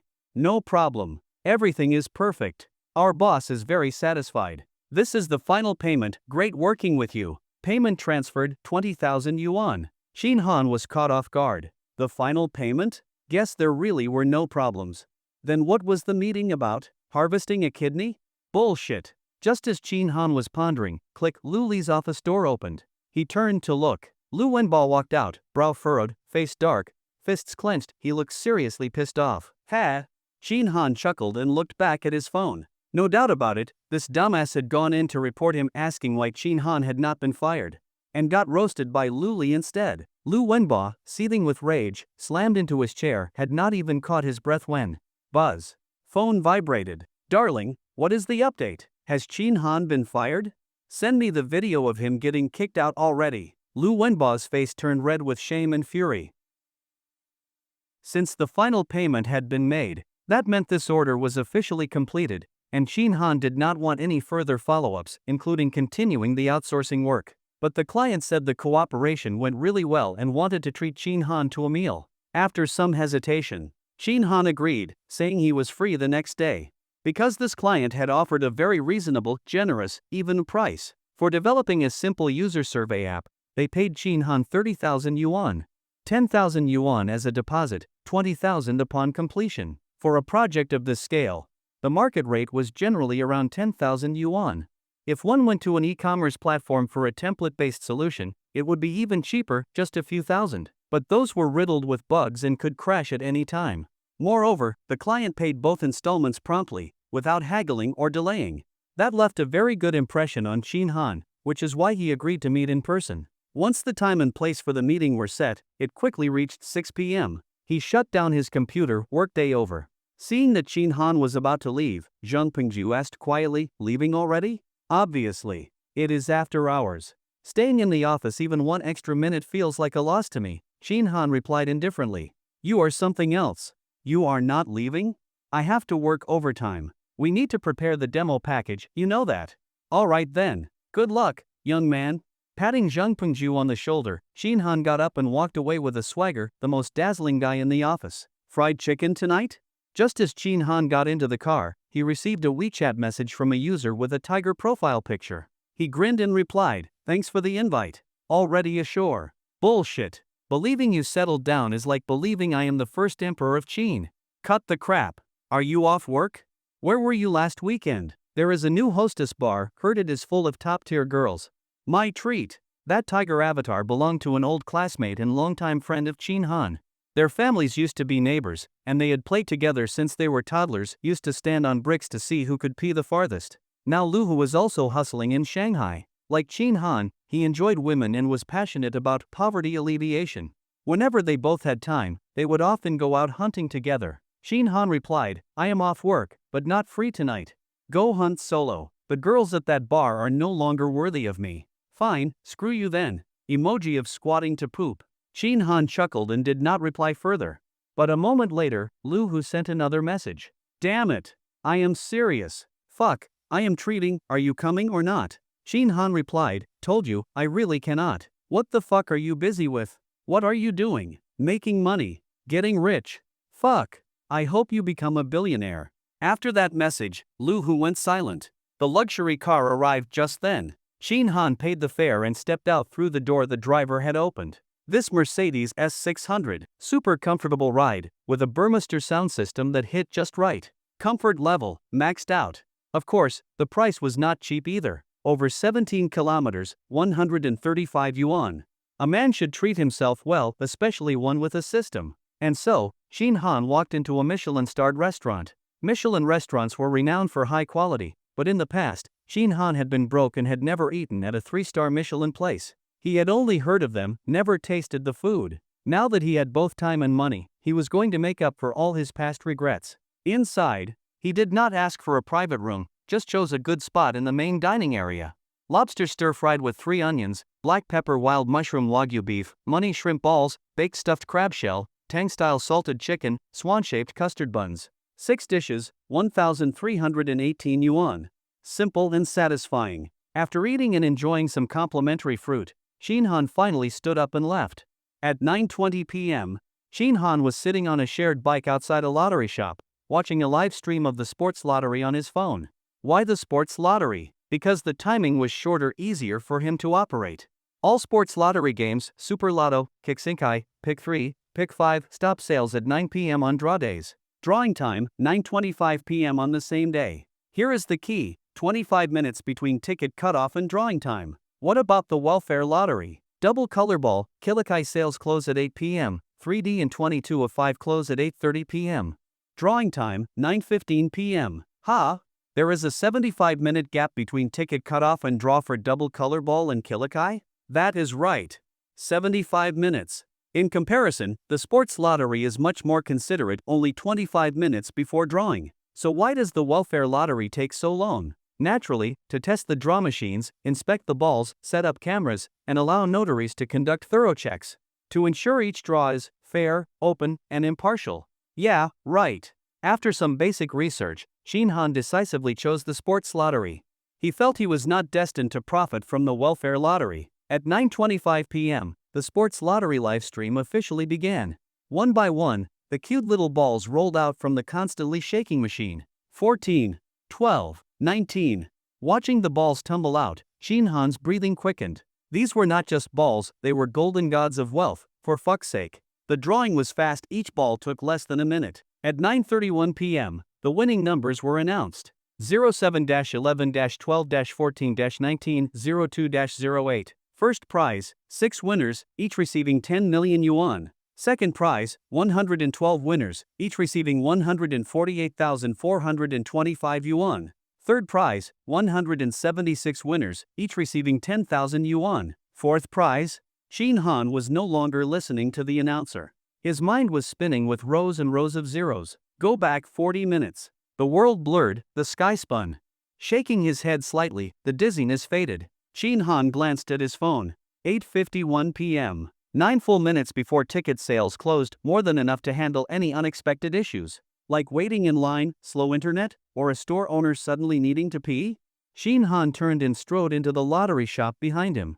As expected, there were already quite a few customers, 2 elderly men, a middle-aged couple, and 2 young guys.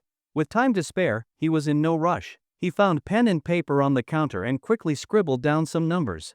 Boss, 3 sets of numbers here, 50 tickets for each. Shinhan waved his phone. Already paid, 300 yuan. Just 150 tickets. The shop owner was not fazed. He had seen far crazier. Once, a guy bought 50,000 tickets and won 200 million. Alright, printing now. The owner took the paper and started typing away on the keyboard. Buddy, take a look, is everything correct? Shinhan glanced over. The numbers and ticket counts matched what he wrote. Looks good. Great. The owner hit enter. The printer started spitting out tickets. Young people these days really do spend generously. After Shinhan left with his lottery tickets, an old man commented with some emotion, buying 300 yuan worth at once. The shop owner joked, "Come on, brother Zhang, all the tickets you have bought over the years could buy you a car." "Impossible, I have not spent that much." The old man quickly waved his hand to deny it. The owner retorted, "A Wuling Mini at least?" The old man rubbed his sparse hair and said nothing. The owner laughed again. "Young folks are just in it for the novelty. Buy 300 yuan today and probably never again." "That is true." The old man smiled proudly. "Not everyone can be like me, decades of loyal participation in this money pit. Ha ha ha." They joked and laughed until ticket sales officially closed. After buying the lottery tickets, Shinhan headed straight back to his rental apartment. This lottery shop was not far from where he lived, and definitely not the same shop where he had bought scratch cards before. That owner already remembered him. Just a few kilometers away, a short ride. By the time he got home, it was just right. He pulled out his phone and entered the sports lottery livestream, waiting for the draw. 9:25 p.m. The moment of truth had come. The first ball rolled slowly out of the machine after a bit of spinning. Shinhan widened his eyes and held his breath. The ball stopped rolling, revealing its number. 14. Yes. Shinhan could not help but shout in excitement. The first number matched what he had seen earlier, no changes. Which meant, he had hit one number. As he cheered, the second ball rolled out. 1, 2, 12. Fuck. Shinhan shouted again. Another match. Then came 19, 07, 11. 3 more numbers came out quickly. Shinhan's face turned red with excitement, the hairs on his arms standing up. Those 3 were also spot on. He had matched 5 numbers. Now it all came down to the last 2. If those matched too, Shinhan's heart pounded wildly, nearly jumping out of his throat. With fiery anticipation, he watched as the next ball slowly emerged from the machine. 02. Another ball. Bang. Shin Han pounded the bed hard, overwhelmed with emotion. Another hit. Just one number left. If this one hit, the jackpot would be his. A transformation into a billionaire. In the live stream, the ball spun in all directions. Suddenly, one ball dropped down and slowly rolled out of the chute. Shin Han's eyes widened, focused intensely, holding his breath, heart pounding harder and harder. 0, 1. Shin Han was stunned. A numbness shot from the top of his head down to the soles of his feet. What the fuck? How was this possible? What the actual fuck? Was it not supposed to be 08? Why the hell did it turn into 01? No way he had remembered it wrong.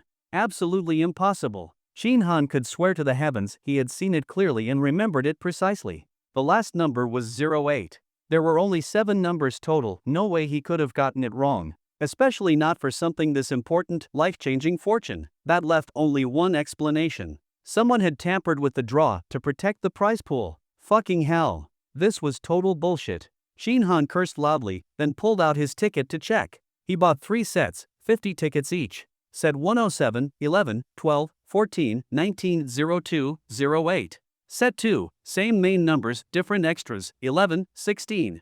Set 3, slight change 02 instead of 14 extras, 02, 08. The winning numbers? 07, 11, 12, 14, 19, 02, 01. So close. Still, no jackpot, but he did win second prize, 50 tickets. Also third prize, 50 tickets. Fourth prize 50 tickets. Sadly, the total winnings were not all that great, barely a few million. Not even equal to one first prize jackpot. Shin Han instinctively wanted to rewind time and place new bets, but quickly extinguished that thought. Useless. Reality had proven he could not beat the director. Even if he rewound and placed new bets, the numbers would change again once the draw happened. So, meaningless. Also, he did not have enough remaining time credits. It was already 9:35 p.m. Tickets had to be purchased by 9 p.m. Even allowing time for printing, he would need to rewind at least 40 minutes. He only had 35 minutes and 40 seconds left. After some thought, Shin Han sighed deeply. Sigh. The higher the mountain, the fiercer the demon. He still could not figure out how those people managed to buy 50,000 identical tickets and win over 200 million without paying tax. Fucking legends. Shin Han opened the calculator on his phone and started calculating. Second prize, 148,425 yuan per ticket. Third prize, 10,000 yuan. Fourth prize, 3,000 yuan. He had 50 of each. That added up to 7,571,300 yuan. After 20% tax, the net payout would be 6,057,040 yuan. Alright then. After all that effort tonight, he earned 6 million. Thinking positively, that was not bad? It was just, that fucking director. That night, Shin Han stayed up late, lying in bed, his mind racing, imagining what kind of life he would live after receiving the payout. Or more precisely, how he would live. 6 million was just the beginning. With the system, he could make many more batches of 6 million. He thought about a lot. And it all boiled down to one simple sentence. Eat the best, play the best, live the best, fuck the best, and live life to the fullest. He had lived far too miserably before, no dignity, no joy. The next morning, Shin Han got up early, washed up, and headed out with his backpack. He was so excited that he did not even care about breakfast. He found a small diner near his complex and ate something quick. 2 buns, 1 soy milk. 10 yuan. Basic, but it did the job. After breakfast, he called a ride-hailing car to the vicinity of the sports lottery center. Got out and walked the rest of the way.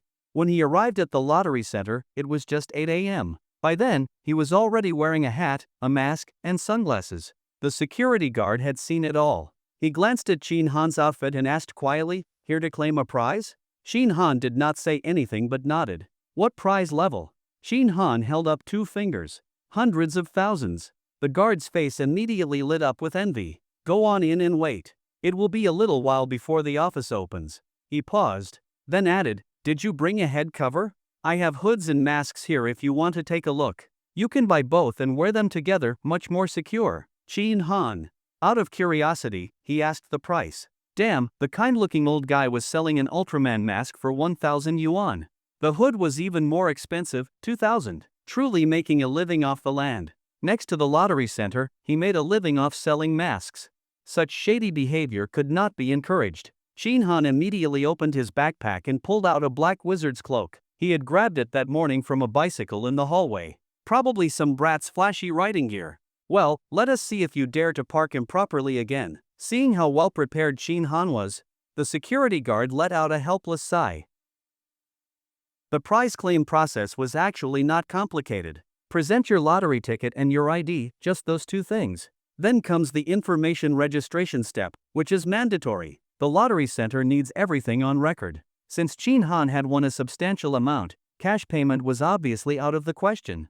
The staff asked him to provide a first-class local bank card registered in Shanghai. They added that if he did not have one, they could arrange for bank personnel to assist with the process. Shin Han politely declined and directly handed over his China merchant's bank card. The staff looked a little disappointed. Trying to scoop deposits all the way out here? Shin Han thought to himself, looks like everyone is trying to make a living these days. Since he had the card, the staff had no excuse, so they recorded his account number and then asked if he was willing to accept an interview or make a donation. They also added that for the interview, he could wear a mask and have his voice altered. It would not be recognizable to outsiders. Shin Han refused all of it. He did not want fame. What the hell was the point of an interview? As for donations? Sorry. He used to be a broke bastard too. Where were all the donations then? Besides, even if you do donate, where the hell does that money really go? And, hey, he paid taxes. He paid over 1.5 million in taxes. His take-home was only 6 million. Donate my ass. Not donating, not even a single damn cent. After rejecting everything, the staff's expressions turned cold. They told him to wait and left. About half an hour later, 2 other staff members returned, carrying a few documents. Second prize, 50 tickets, total winning 7,421,250 yuan. Third prize, 50 tickets, total 500,000 yuan. Fourth prize, 50 tickets, total 150,000 yuan. Total prize money, 7,571,300 yuan. Tax on windfall income, 20% 1,514,260 yuan. Final payout, 6,057,040 yuan. Even though he was mentally prepared. When Shin Han saw that long string of numbers stamped with the bright red seal of the sports lottery center, his heart still pounded uncontrollably. Over 6 million, all his. In his entire life, he had never seen this much money. Fucking awesome. But then he thought about the 50 first prize tickets he lost out on. A pang of heartache hit him. If the numbers had not changed, that would have been 500 million. Sigh, take what is already in hand, take what is in hand. Know when to quit better than walking away empty-handed. Swipe, swipe, swipe. Signed, fingerprint stamped. Congratulations, Mr. Chin. The funds will arrive in your account within 2 hours. Please come this way for a photo. Sure, just a moment. Shin Han carefully stored his receipt, then pulled a black wizard's cloak out of his bag, stunning the staff. Mr. Chin, we actually have mascot headgear prepared. You can just use ours. When he saw the massive lottery mascot costume, Shin Han felt a bit awkward. That damn gatekeeper totally scammed him. Shin Han stood holding a giant signboard with the staff. Click, freeze frame. The prize money arrived far quicker than expected. The staff had said within 2 hours, but Shin Han had barely left the lottery center when his phone vibrated. Buzz. Dear customer, on August 21st at 10:10, your account ending in 7162 received a deposit of 6,057,040 yuan from China Merchants Bank. Your current balance is 6,107,040 yuan. China Merchants Bank. Shin Han stood still, staring at his phone for a long time. He counted the digits over and over again. After a while, he exhaled a long breath. Nothing beats having the money in your hand. Only now did he feel fully and truly relaxed, from the inside out. Looking at the world through the eyes of a 6-millionaire. Suddenly everything seemed beautiful. The sky was bluer, the trees greener, even the exhaust-filled air smelled kind of nice. He casually summoned a luxury car. Once inside, he saw a message pop up on DingTalk. Luli, it is past 10. Why are you still not at work? Ha? Shin Han chuckled and replied, miss me? Luli, do not flatter yourself. Skipping work is considered absenteeism. Shin Han replied, you did not even think to call in for me? No sense of tact at all. Luli stopped replying. Seeing that she was done, Shin Han put his phone away. He had other matters to attend to, no time to banter. Half an hour later, a BMW 530 pulled up outside a Home Love real estate branch. Shin Han got out and strode inside. The store was quite spacious, over 100 square meters. There were quite a few people inside, clients and agents, all in small groups looking fairly busy. Hello, may I ask what service you are looking for? A woman in her 20s wearing a white shirt and a black pencil skirt approached him, legs clad in black stockings. Too bad her makeup was heavy, and frankly, she just had no charisma. Shin Han glanced at her, then looked around the store. After a moment, he asked, Li Jishan is not here today? Upon hearing the name, the woman's smile immediately froze. Sir, whatever business you need, I can help too. If you are looking to buy a home, I can get you the best discounts. If you are renting, I can also get you the best deal. Guaranteed, you will not pay a penny more. Shin Han shook his head and said calmly, No, I am looking for Li Jishan. She is a friend. Friend? The woman looked at Shin Han again, clearly skeptical. After failing to find anything valuable about him beyond his looks, she pursed her lips slightly. Li Jishan was known to be materialistic and snobbish. She would be friends with someone like this? Yeah, right. The woman gave a half-hearted smile. Then you can look for her. I have no idea where she is. She turned and walked away. What a shitty attitude.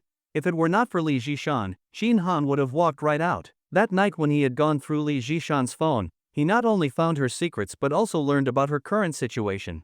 She was a sales agent at Home Love, this very store. She had been working here for over 2 years, making a little over 10,000 yuan a month. Just as Shin Han was about to ask another staff member, someone walked in through the door. Click clack click clack. High heels tapped rhythmically against the floor. Shin Han turned to look. Tall and elegant, a seductive smile in her fox-like eyes, of course, it was Li Jishan. She was in formal attire today, dressed just like the woman earlier, white shirt, black pencil skirt, black stockings, and black high heels. But the same outfit on different people. The effect was worlds apart. Shin Han could not help but worry whether those two buttons would hold under such pressure. Such a tiny frame carrying such a tremendous burden. Sigh. You poor things.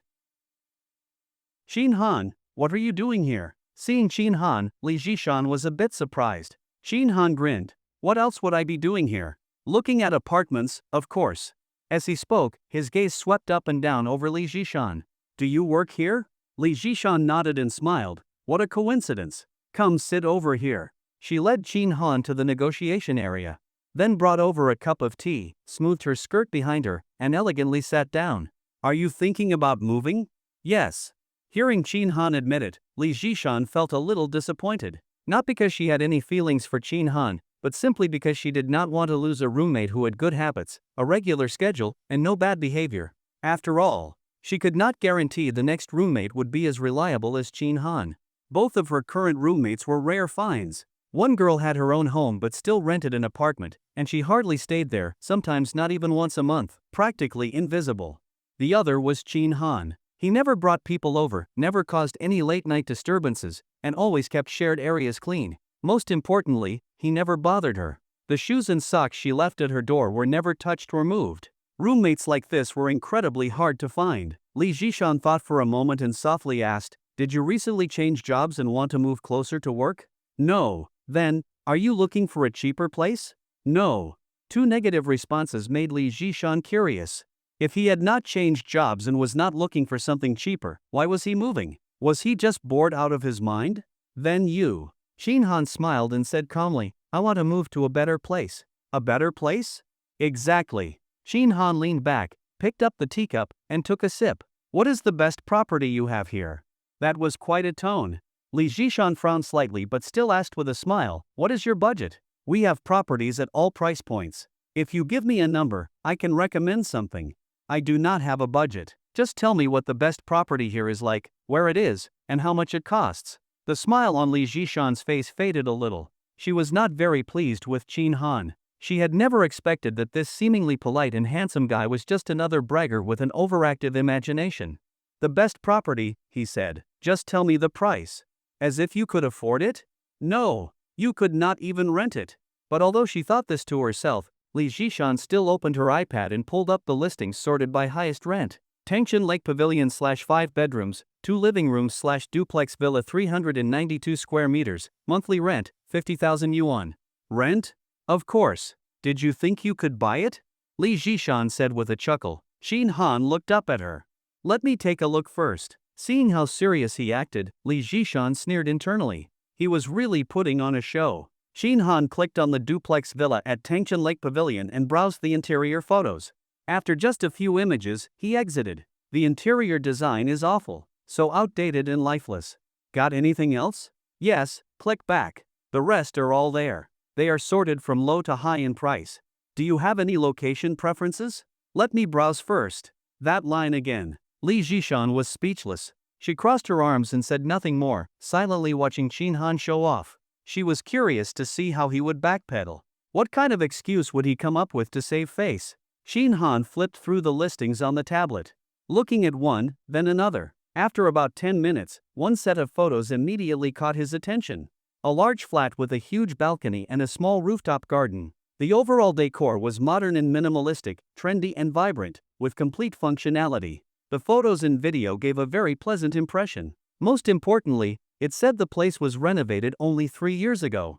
The layout was also great: 4 bedrooms, 2 living rooms, 1 kitchen, and 3 bathrooms, with good ventilation and sunlight from both north and south. The location was excellent, right in the heart of Pudong, close to the junction of the Inner Ring and Longdong elevated roads, just a 15-minute drive to Lujiazui, very convenient. Shin Han figured it would be nice to rent a place like this for now. Later, he could buy something even better. The top priority now was to upgrade his living conditions. His current rental was no longer worthy of a billionaire plus model citizen system host like him. Shin Han tapped the screen. This one. Tell the landlord to come sign the lease. Oh, huh?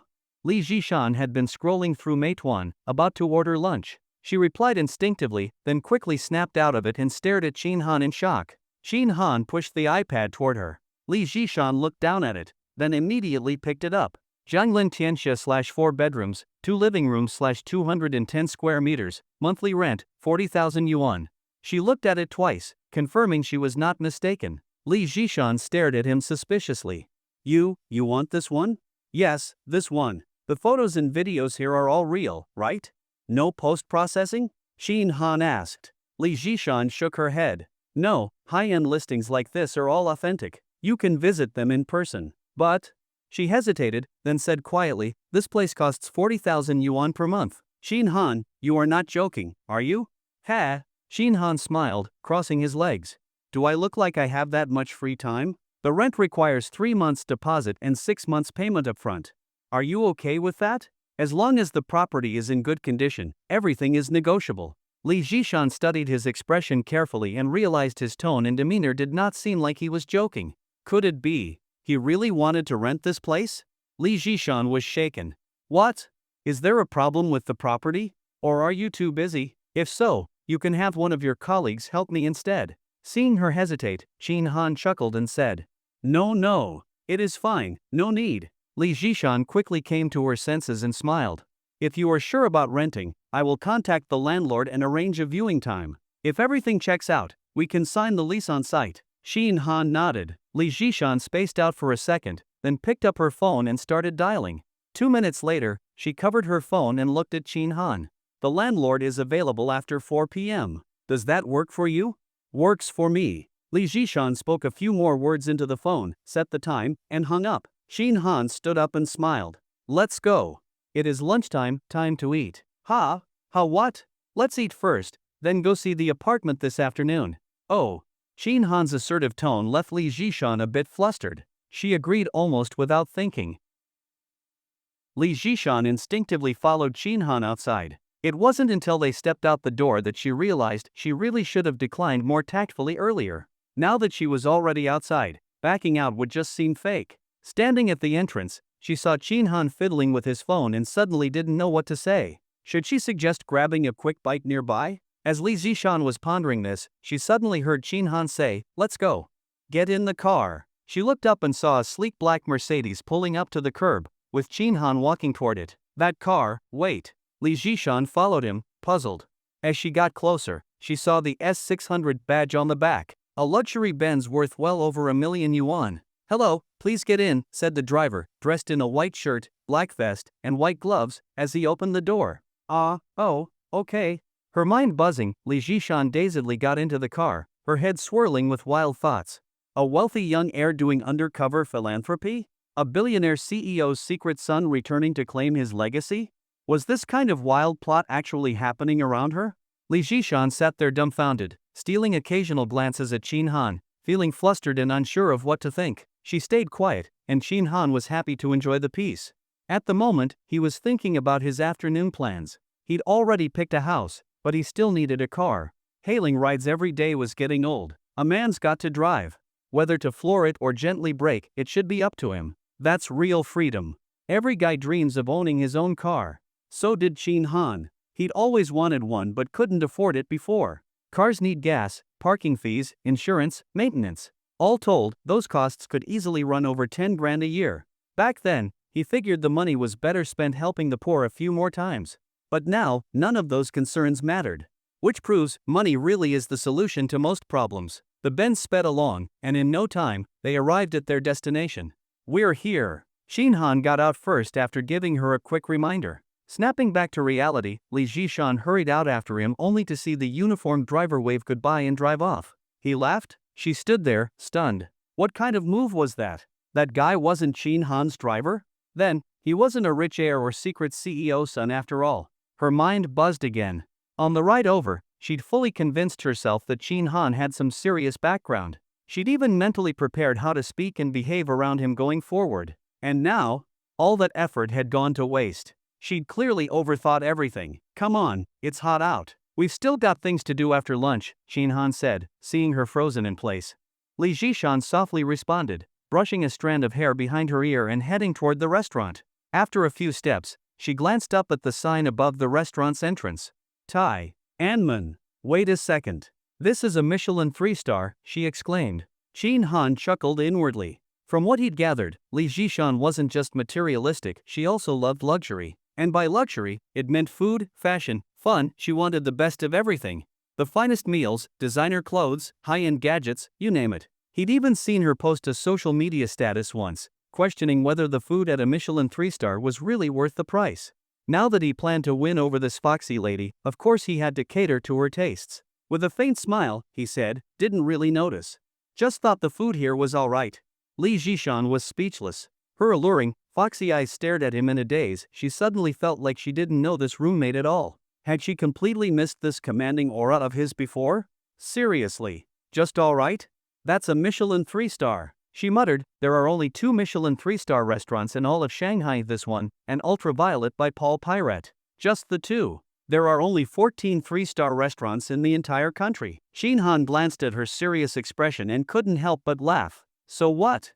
No matter how fancy, it's still just a restaurant, right? Come on, let's eat." They'd arrived at the height of lunch hour, and the place was buzzing. A server led them to a cozy corner table, and Qin Han handed her the menu. "See anything you like?" "Oh." Li Jishan opened the beautifully printed menu. She'd seen these dishes on Little Red Book before, but holding the weighty, textured menu in her own hands, it hit differently. Each dish photo looked more like artwork than food. Exquisite. Gorgeous. And the prices made her heart race. A plate of apples, 200 yuan. And from the picture, there were only 2 slices. That's 100 yuan per bite. This wasn't just expensive, it was outrageous. Truffle pasta, yen 488. Octopus, yen 888. Dutch milk tartare, yen 228 each. American truffles, yen 500. And so on. The more she read, the more her heart pounded. She swallowed nervously and slid the menu back to Qin Han. "You order." I'm not really hungry." "Really?" Qin Han grinned at her, and Li Jishan averted her gaze toward the window. "This, that, and this one too. And this." Qin Han efficiently placed their order, pointing things out for the server in quick succession. He was going to order a bottle of wine to really impress her, but then decided it'd be overkill. Best to play the long game and go step by step. Plus, he needed to buy a car that afternoon. Drinking would get in the way. After some thought, he skipped the wine and ordered 2 bottles of grape juice instead. While they waited for the food, Li Jishan finally couldn't resist asking with a smile, "So, what do you do for a living?" "Department of Rectangular Concrete Relocation Engineering," Qin Han said offhandedly. "Oh," Li Jishan responded, more confused than ever. What kind of department was that? She'd never heard of it before. Thinking hard, she asked again, "Is that a state-owned company? Or a government unit?" She couldn't help it. Not knowing Qin Han's background was driving her crazy, like a cat on a hot tin roof. "Ha ha ha ha, Watching Li Jishan, who wore a confused yet inquisitive expression, Shinhan burst out laughing. This made Li Jishan feel a bit baffled. She thought, did I say something wrong? What are you laughing at? It is not a state-owned enterprise, and even less so a government department. Ha! Li Jishan was a bit surprised. Usually, organizations with names ending in bureau tend to be either state-owned or government departments, right? Then you are. I am just a brick mover. Brick mover? Li Jishan was instantly stunned, her alluring, foxy eyes widening. She was not stupid, her intelligence was well intact. After hearing Shin Han say he was a brick mover, it took only a second for her to realize. Bricks are rectangular concrete blocks, are they not? And relocation engineering bureau. Li Jishan could not help but laugh. Her lips were red, her teeth white, her brows curved, eyes shimmering with charm, and her figure swayed visibly. Shinhan felt his mouth go dry just looking at her. A beauty who could score a 93? Her power was no joke. Covering her mouth, Li Jishan giggled. You really are funny. Oh, I am just telling the truth. Shinhan smiled and took a sip of grape juice. Li Jishan rolled her charming eyes, feigning a mix of blame and amusement. A brick mover cannot afford to dine here, much less rent a luxury high-rise apartment. Ha ha. Shinhan cheerfully replied, I am an internet laborer. Recently, I made a little fortune. That little carried a heavy accent. Li Jishan's heart stirred slightly, and she teasingly asked, did you get that backwards? Shinhan neither confirmed nor denied, waving his hand dismissively. In any case, I have no worries about food or drink. At that point, it felt inappropriate to ask further. Sensing this, Li Jishan tactfully changed the topic. She explained that the high rent of that Jianglin Tianxia luxury apartment was because of its lavish interior decoration. And after the renovation, the landlord barely lived there less than a year, if that. In other words, the apartment was still practically new. Therefore, the landlord's rent request was understandably higher. We are viewing the apartment this afternoon. If you are satisfied and decide to rent, I will negotiate the price with the landlord for you, Li Jishan said with a smile. I cannot promise much, but I am confident I can knock off at least 1,000 yuan. The price was not a concern. After all, money was no longer an issue. What Shinhan cared about was the apartment itself. If it was just recently renovated, why is the landlord renting it out instead of living in it? Nothing bad happened in the apartment, right? No, Li Jishan quickly shook her head and explained with a smile. The landlord has other properties to live in. Also, apparently, there was some change in her family situation, so she decided to rent it out. Has anyone else lived there besides the landlord? Shin Han asked. No. It has been listed for half a year. Due to the high price, it has not been rented out yet. Okay. Shin Han was very pleased and snapped his fingers. Let us eat. Sometimes, things are expensive for a reason. Expensive things also have their perks.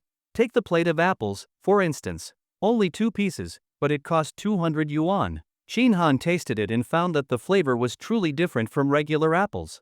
It was not just better, it was in a whole other league, but that was about it. After swallowing the bite, Shinhan looked up and noticed Li Jishan staring at him without blinking. He smiled. What are you looking at me for? Eat? Oh. Looking at the table full of beautifully crafted, aesthetically colorful dishes, which seemed more like artworks than food, Li Jishan's face lit up with delight. She held her phone in her left hand, fingers unconsciously rubbing the back of it. Shinhan noticed the small gesture. Want to take photos? Caught red-handed, Li Jishan looked embarrassed. She quickly shook her head and denied it. No, not at all. If you want to take photos, just take them. Shinhan put down his chopsticks and casually said, we are among ourselves. No need to be so formal. Go ahead and snap them quickly, best to eat while the food is hot, it tastes better. Hearing this, a wave of warmth rose in Li Jishan's heart. Among ourselves? Her mood instantly lifted. She smiled like a blooming flower and beamed at Shinhan. Then I will go ahead and take some. Go ahead, take as many as you want. He. Li Jishan unlocked her phone and opened the camera, cheerfully taking pictures of the exquisite dishes. Wow. As expected from a Michelin 3-star. The design, the color coordination, it is all so beautiful. No need to adjust the angle. Any shot comes out gorgeous. So beautiful. There were many dishes, enough to easily make a 9-grid collage. Tiananmen check-in truly lives up to its reputation, beautiful and delicious. She edited the caption, made the post visible to everyone, and hit send. Looking at her newly posted Moments update, Li Jishan's face was full of joy. Shinhan asked with a smile, can we eat now? Yes. He, thank you. No need to thank me. We are among ourselves. Shinhan waved it off, picked up a piece of crab leg and happily took a bite. Then he placed another piece of crab leg onto the plate in front of Li Jishan. Now that you have posted, eat. Ha! Thank you. Seeing the food on her plate, Li Jishan once again felt a warm glow in her heart. When she looked at Qin Han's face again, her gaze had softened significantly, without her realizing it. It took nearly an hour to finish the meal. Qin Han ate quickly. It was mostly Li Jishan. She ate very slowly, chewing every bite with care. Her demeanor was graceful, to say the least. This made Qin Han reluctant to rush her. He could only wait patiently. Scan to pay. Check out. 6,818 yuan. Li Jishan glanced at the total, silently gasping in her heart. Her curiosity about Qin Han deepened even more. After leaving the restaurant, Qin Han summoned another luxury ride. This time, it was a Tesla X.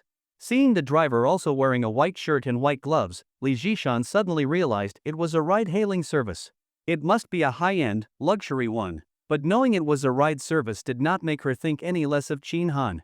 After all, he had already demonstrated his capabilities earlier, spending 6,800 on a meal without blinking, planning to rent a 40,000 yuan apartment in the afternoon. All of this was enough to prove Qin Han had money. Once in the car, Li Jishan smiled and asked, "Are we heading over now? Our appointment is after 4. It is still early. Come with me to buy something," Qin Han said. All right. Having just enjoyed his hospitality, Li Jishan agreed readily. But when she got out of the car and saw the grand and luxurious storefront, she was stunned. On the glass facade hung a rectangular sign with a dragon-shaped emblem in the middle, gleaming under the sunlight, dazzling and radiant. Yang Wang, you are buying a car? You know this brand?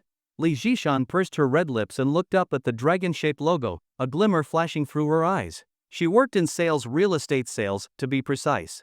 Recognizing car brands was basic professional awareness. Yang Wang is a premium automotive brand under BYD, symbolizing a spirit of fearless exploration. There are currently 2 Yangwang models, the U8, a large SUV, and the U9, a sports car. With her seductive, foxy eyes locked on Qin Han, Li Jishan slightly parted her red lips. Which one are you planning to buy? Which one do I plan to buy? Qin Han grinned broadly, his eyes glancing at Li Jishan's full white blouse.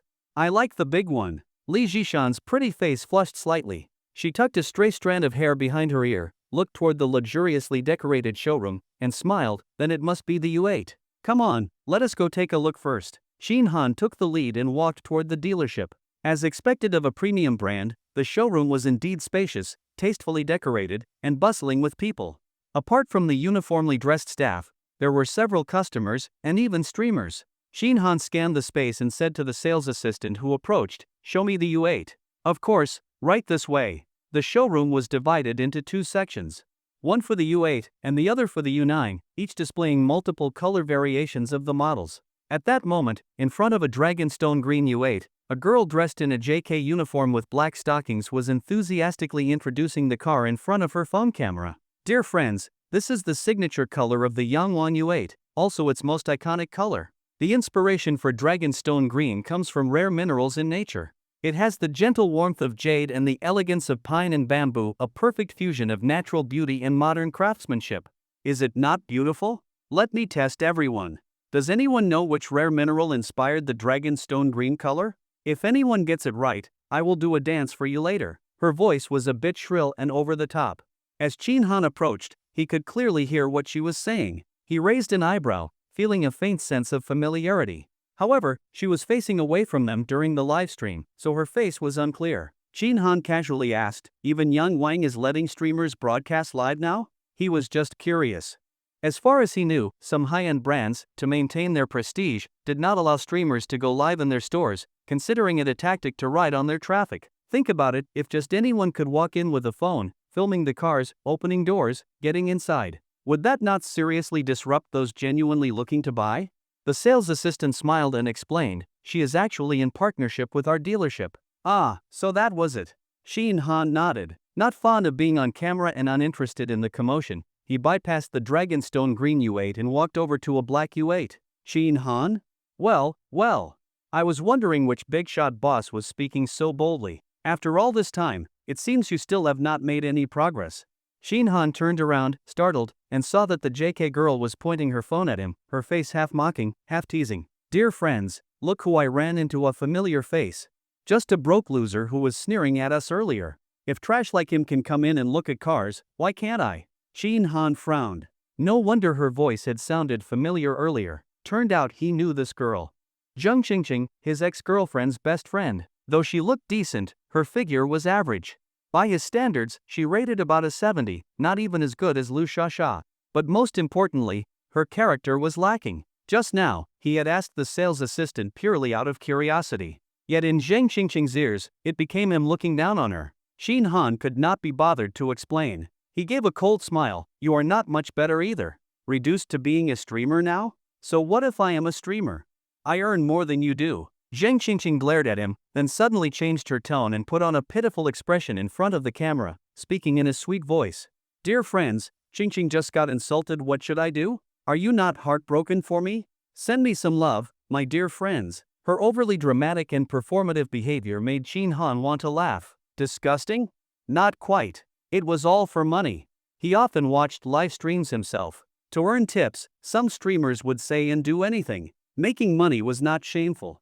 He simply found it amusing how much more shameless Zheng Qingqing had become, with thicker skin than ever before. Big internet celebrity, how many tipped you? Shin Han asked with a smile. How much money have you made? Zheng Qingqing turned her face away from the camera, rolled her eyes at Shin Han, then turned back, pouted her red lips, and furrowed her brows. Looking utterly wronged, she said delicately, Did you all hear that? This broke loser is looking down on us. Let me tell you, this guy is pathetic. He would not even buy his girlfriend a handbag, always stingy about meals, always took the subway and would not even splurge on a cab. And now he dares to mock me? Can you tolerate this? Qingqing is about to cry from anger. Motherfucker. Shin Han was fuming, feeling both Li Zhishan and the sales assistant had turned their eyes toward him. Who knew what they were thinking now? Zheng Qingqing continued speaking to the camera. Of course, I am not talking about myself. I would never go for this kind of loser. Yes, right, it was a friend of mine, but she has wised up now, seen through his true colors, and dumped him ages ago. Wow. Thank you, Brother Dazhuang, that was an epic gift. So generous. She blew a kiss at the camera, smiling sweetly. Brother Dazhuang, please send me a private message so I can add you on WeChat. Dear friends, just one Supreme Canon gift and you can add Qingqing's WeChat. Is that not a great deal? Zheng Qingqing winked at the camera and said coyly, Qingqing loves big cannons the most. Then, she turned away from the camera, proudly told Shin Han, Did you see that? My boss sent me a Supreme Canon. 666 yuan. You probably cannot earn that much in a whole day, right? Ha ha ha ha. Shin Han grinned, looked at her and calmly said, Wait a moment. Then he turned to look around on one side, then the other, as if searching for something. Zheng Qingqing curled her lips, trying to be dramatic. Wait for what? Why should I wait just because you say so? Hey, Shin Han, where are you going? Running off now? Ha ha ha. Dear friends, look.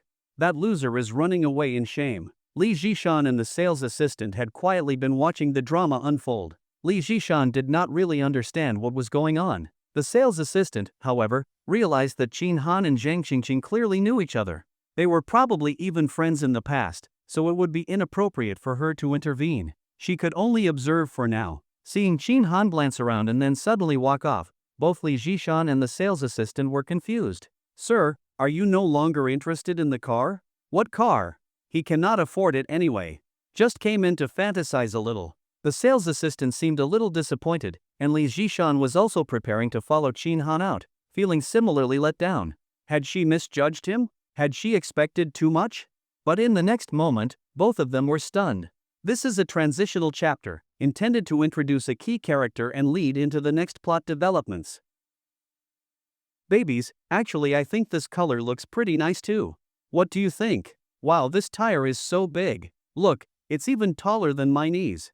It's really huge. This car is big too. I'm 1.7 meters tall, and standing next to it, I look like a little baby. Ha ha ha. A girl wearing a white sports tank top with purple shorts and a baseball cap over her long hair was live streaming beside a silver U8, holding her phone up. When he entered just now, Shin Han had already noticed her. At that time, she was live streaming next to a black U8. When she saw Shin Han approaching the black U8, she quietly stepped aside, making way for him. Also, her voice during the livestream was very soft, completely different from the loud and boisterous Zheng Qingqing. The contrast was striking. This involuntarily stirred a slight fondness in Shin Han's heart. Shin Han walked toward the silver U8. Hello? Ha? Seeing someone approach, the girl who was live streaming suddenly panicked a little. She quickly turned around. Sorry, am I bothering you? Sorry, I'll go over there to stream. As she spoke, she prepared to leave. But Shin Han was screaming inside, holy shit. Absolute top tier goddess. A solid 95 points. Earlier, they were too far apart, and he hadn't looked closely. Now that he was up close and face to face, her eyebrows arched like distant mountains, her eyes clear and glistening like autumn waters. A gentle, faint smile played on her lips, as if it could melt the coldest of hearts in an instant. Her large, expressive eyes seemed to speak, and at the moment, they darted nervously away. On her fair cheeks, two faint red spots appeared, adding a touch of bashfulness and charm. But that was not the point. The real highlight was her stunning figure, almost perfect. A simple white sports tank top and purple shorts outlined her curvy, alluring body. That flawless hourglass shape easily placed her in the top 3 of all the women Shin Han had ever seen. Even Li Zhishan fell slightly short in comparison. The headlights on this D-class luxury executive car were so bright. Shin Han felt a bit dizzy from the glare. He quickly scanned her from head to toe. The girl clearly worked out. She wore white Nike sneakers, white knee-high socks, and her long, bare legs were bright, flawless, and radiant. Such a pity. She was just a little bit short. If only she were a bit taller. Wearing shoes, she was probably around 165 centimeters, and even shorter without them. In terms of height, Li Zhishan had her beat. That was why Shin Han gave her only 90 points. But as an experienced man, he knew petite girls with hot bodies often provide the most wonderful overall experience. Not to mention, just holding her in his arms and seeing how delicately she nestled against him could give any man a deep sense of satisfaction. Looks like today is a lucky day. Shin Han sped up and caught up with her. It's okay, you misunderstood. I actually wanted to talk to you about something else. Ha? The girl turned to look at Shin Han, confused. Shin Han smiled brightly and pointed to the phone in her hand. Are you live streaming? Yes, the girl nodded. Shin Han asked again, can you tell me the name of your live stream channel? Oh. The girl breathed a sigh of relief and cheerfully turned the screen around to show Shin Han. I don't have many followers. Could you follow me? Thank you. Shin Han took a glance. Tang Tang Loves Candy, current popularity, 316. That really was low. But how? Such a top-tier beauty. A striking contrast of sweet face and sexy figure. No matter where you are, someone like that should never lack followers. Shin Han opened Douyin, searched for Tang Tang Loves Candy, and visited the profile. It had just over 8,000 followers. For a regular person, that was decent. But for her, it was pathetically low. Shin Han did not enter the livestream but scrolled through her videos. There were quite a few, probably 40 or 50. All of them featured cars, with some reviews and analysis. You're a car blogger? Shin Han asked, surprised. Yes, I've been interested in cars since I was little. I studied journalism, so I chose to be a car blogger. All right. Shin Han looked over her sexy curves again and chuckled. I thought you were into fitness. Nope, I've never worked out. Amazing. Shin Han was truly impressed and stole another glance. Noticing his frequent looks, the girl blushed, took 2 steps back, and asked, so, what did you want to talk to me about? Before she could finish her sentence, Zhang Qingqing walked over. Having finally put Shin Han in his place earlier, she would not let the opportunity go to waste. Shin Han, I thought you had slunk off in shame. Hiding here? Are you so embarrassed by me that you can't show your face? Zhang Qingqing arrogantly mocked. People need to have self-awareness. Right, everyone? This is the Yangwang Forest dealership. Cars here cost millions, can you even afford one?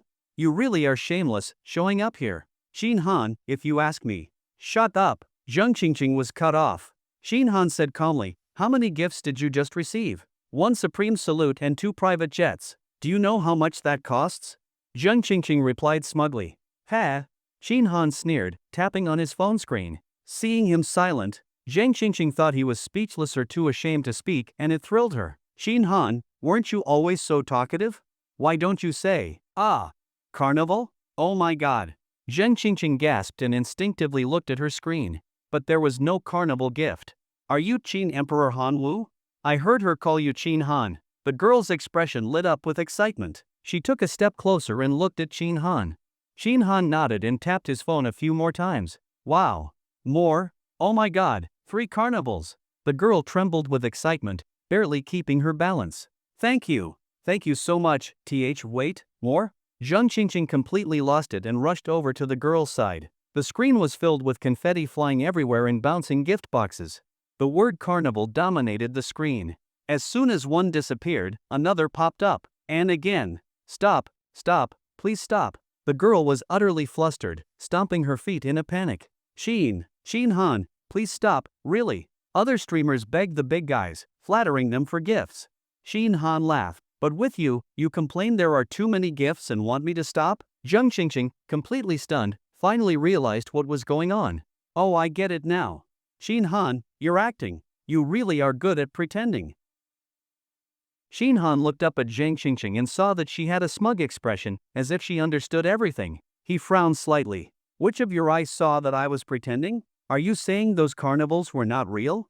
Or do you think I was not the one who sent them? Zhang Qingqing sneered. I just counted. There were 5 carnival gifts in total. Correct. Your math is not bad, Shin Han nodded. Ha ha ha ha. Zhang Qingqing burst out laughing and pointed at Shin Han. Are you trying to fool me like I'm a 3-year-old? A single carnival costs 3,000 yuan. 5 of them make 15,000. Shin Han, I have known you for years. When have you ever been this generous? You would not even buy Tingting a handbag that cost a little over 1,000 yuan. And now you are generously tipping a streamer? Do not make me laugh. Zhang Qingqing held her phone up to Shin Han. Folks, tell me, is this guy pathetic or not? Not only is he pathetic, he is also stupid. He thinks sending a few carnivals will shut me up and make me look at him differently? Put. A broke loser is always a broke loser. He will never change in this lifetime. Zhang Qingqing became more and more arrogant. You two must have planned this. You tip her to boost her popularity and attract traffic.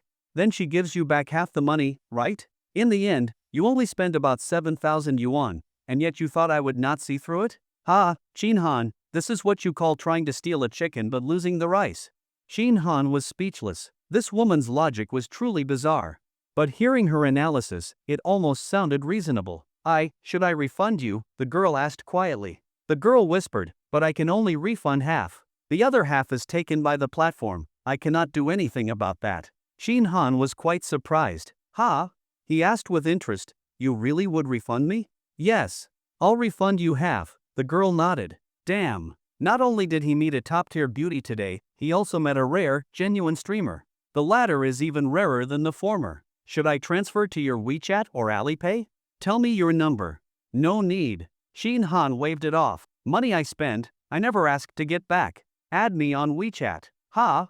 All right. They scanned the code and added each other. Shin Han asked, what is your name? I want to add a note. Tang Tang. You can just call me Tang Tang. Ha ha ha.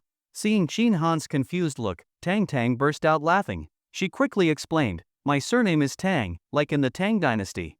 My given name is the same Tang as in Hai Tang, Chinese flowering crabapple. My friends all like to call me Tang Tang. Oh, and that Tang is the same character as in candy. As she spoke, Tang Tang pulled out a white rabbit milk candy from her bag, smiling. Do you want one? Shin Han rubbed his nose. I am not fond of this white rabbit. It tastes really good. Tang Tang mumbled and unwrapped the candy, popping it into her mouth. How about, I refund you the money after all? Oh come on. Zhang Qingqing could not bear it anymore. Could you two stop pretending already?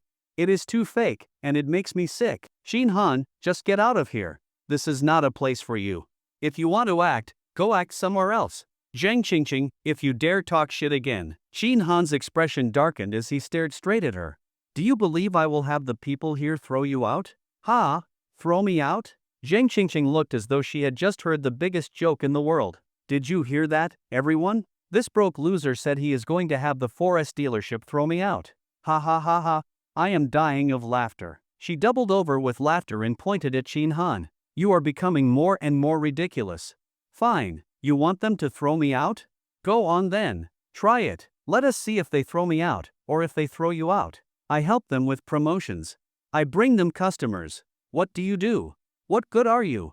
You are a broke loser who cannot even afford a car, and yet you dare to come to a high-end 4S dealership? Who gave you the courage? Was it Liang Jingru? Shin Han nodded slightly, with a faint smile. You think I cannot afford this car? Bullshit. Zhang Qingqing sneered. If you can afford this car, I will eat my phone. Remember what you said. Shin Han turned to the sales assistant. Do you have this model in stock? Ha? Yes, yes we do. The sales assistant was still caught up in watching the drama, and did not expect to be approached. She quickly put on a professional smile. Sir, which model are you interested in? What color? The U8, black. Do you have any specific requirements for configuration? The U8 comes in two versions at the moment, the off-road edition and the luxury edition. You probably have not looked at the car yet. Let me show you around, and we can discuss as we go. How does that sound? No need. Shin Han waved her off. The luxury edition will do. Start the paperwork. I want to drive it off today. The sales assistant. Li Zhishan. Tang Tang. Zhang Qingqing. Everyone was stunned into silence. Seeing the sales assistant still quiet, Shin Han frowned slightly. Is there a problem? No, no problem. The sales assistant smiled even brighter, this time with a hint of sincerity. She gestured politely. Please have a seat here. I will calculate the total for you. Shin Han followed her. Li Zhishan came right after him. Tang Tang blinked and followed as well. Only Zhang Qingqing was left standing. She frowned deeply at Shin Han's back, her mind buzzing. Impossible. Absolutely impossible. A car worth over $1 million, how could he afford it? He is bluffing. Yes, that must be it. Then she noticed the livestream viewers spamming the chat, asking whether the loser actually bought the car. Zhang Qingqing's spirits lifted. She said, I will go check. Do not worry, folks. I have got this in the bag. A car worth over $1 million yuan, how could he possibly afford it? If he can, I will buy every single one of you a car. But when Zhang Qingqing got there, Shin Han was signing, leaving a fingerprint. Mr. Qin, here is the payment code. You may scan to pay. All right. Shin Han pulled out his phone and scanned. Done. Thank you, Mr. Qin. I have received it. Please wait a moment while I get your invoice from accounting. Then I will take you to collect your car. The sales assistant could not stop smiling. This was the easiest sale of her entire career. She had not said a single word during the whole process. The customer placed the order directly. She was just a tool, collect money, process paperwork, and then collect a generous commission. It felt so good, she almost wanted to scream with joy. Shin Han casually tossed the car purchase contract on the table and said flatly, Zhang Qingqing, open your dog eyes and take a good look. Zhang Qingqing was utterly stunned, her mind a total blank. Watching Zhang Qingqing frozen in place and speechless, Shin Han curved his lips into a smirk and teased, a bet is a bet. Time to start eating that phone. Phone? A thought flashed through Zhang Qingqing's mind. She glanced at the coffee table and noticed that Shin Han was using a Huawei Mate 20. That phone caused quite a stir when it first came out, and Zhang Qingqing had bought one herself, but that was 7 years ago. Who still uses a phone from 7 years ago in this day and age? And this kind of person could afford a young One U8 that costs over 1 million yuan? Zhang Qingqing would never believe it even if she were beaten to death. Shin Han, do not tell me you bought it on a loan? Zhang Qingqing suddenly thought of a possibility and sneered. You are really trying hard to keep up appearances. Took out that big of a loan just to show off. Can you even afford to pay it back? Whether I can pay it back or not is none of your damn business. Eat the phone first before you talk. Humph, what I said was that it had to be a full payment. If you bought it on a loan, that does not count. Ha ha ha ha. Shin Han laughed out loud. What a coincidence. I bought it in full. It is written very clearly on the purchase contract. If you do not believe it, wait for the invoice from the saleswoman and see for yourself. Zhang Qingqing picked up the purchase contract and took a look. Sure enough, it said full payment purchase. Her face turned green instantly. Slap. The purchase contract was harshly thrown back onto the coffee table. I get it now. You are buying the car for your boss, right? Otherwise, where would you get that much money? Shin Han, your little tricks cannot fool me. Li Zhishan, who had remained silent the entire time, frowned. She felt that Zhang Qingqing had truly gone too far, endlessly so. But considering that she knew Shin Han, Li Zhishan chose not to say anything and stayed quiet. Shin Han was getting annoyed by now too. He had no interest in wasting more words on this idiot. Just then, the sales assistant returned. He pointed at Zhang Qingqing. Can you get her out of here? She is seriously ruining my car buying experience. Ah, well. The saleswoman hesitated a moment, then smiled. Mr. Qin, how about I escort her to another area so she does not disturb you? Would that be acceptable? No. Shin Han shook his head. Shin Han looked over to the other side at the U9 and gestured with his chin. Is there a U9 available over there? Ha! The saleswoman was startled. She immediately thought of something, and became instantly excited. Yes, all 3 colors are in stock. Mr. Chin, would you like to take a look? Kick her out. Chin Han said coldly. Of course, no problem. The saleswoman immediately nodded and smiled. Please wait just a moment. I will have someone. No, I will have her thrown out. With that, she hurried away. Seeing the saleswoman go to summon others, Zheng Qingqing was stunned. She pointed at Chin Han. You are pretending. You are really putting on a show. Buying a U9? Do you even know how much that car costs? Chin Han, have you been working as an actor in Hengdian these past 2 years? Miss, please leave immediately. Zheng Qingqing turned around to find the saleswoman standing behind her with 4 security guards, all glaring at her. Why should I leave? I am telling you, Miss, please leave immediately. One security guard stepped forward and reached for Zheng Qingqing's arm. Zheng Qingqing screamed, sexual harassment. If you are intentionally causing trouble, miss, we will call the police. You will bear the consequences. The saleswoman stepped closer and whispered, we will also file a complaint against you with the Douyin platform. After that, do not expect to have any partnership with our store again. Even knowing the manager will not help you. Zheng Qingqing, go. Stop making a fool of yourself. Zheng Qingqing's face alternated between red and pale. After several seconds of hesitation, she glared at Chin Han and snapped, so what if you have money now? Tingting still dumped you. Ha ha ha ha. With that, she sneered and turned to leave. Watching Zheng Qingqing being thrown out gave Chin Han a deeply satisfying feeling. So many years, he had always found her disgusting. Today, he finally got some payback. What a relief. How much does the U9 cost again? The saleswoman froze, wondering if he was just messing with her. Tang Tang spoke up. The listed price is 1.68 million. Oh, 1.68 million. Chin Han nodded. He knew about the U9 and had done his research. The car that can dance. Damn. It was bizarrely charming. Who knows what the designers were thinking? Creating a feature like that, what the hell is it even for? But judging from the online videos, the U9's dancing looked impressive. Mr. Chin, shall I show you the U9? You can also take it for a test drive. The saleswoman did not want to give up. If she could close a U9 sale, she would earn another hefty commission. Alright, let us take a look. Chin Han agreed cheerfully and walked over to the U9.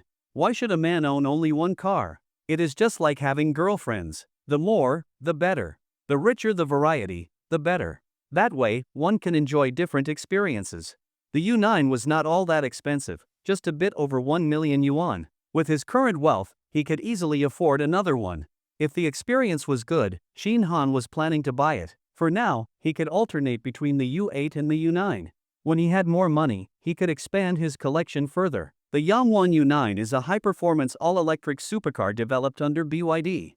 The entire vehicle is equipped with the EC Feng power system, capable of zero-radius turns, crab-walking parking, individual wheel drive, and an emergency floating function to ensure vehicle and passenger safety. A bright red Yangwon U9 sat silently on display. The saleswoman was energetically explaining all the car's features to Chin Han. Upon hearing about the emergency floating function, Chin Han was surprised. The U9 can float too? Yes, Mr. Chin. The saleswoman smiled. In emergency floating mode, the Yangwon U9 can stay afloat for 30 minutes without visible internal water accumulation, and it will not sink. It can even move at a maximum speed of 3 kilometers per hour.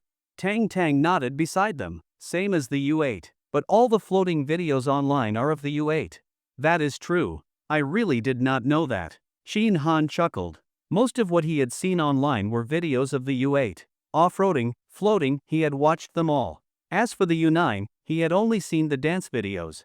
Since it is a pure electric supercar, what is its top speed? It can reach a maximum speed of 375.12 kilometers per hour, and it accelerates from 0 to 100 kilometers per hour in just 2.36 seconds. Chin Han looked at Tang Tang in surprise and smiled. You remember that so clearly? He.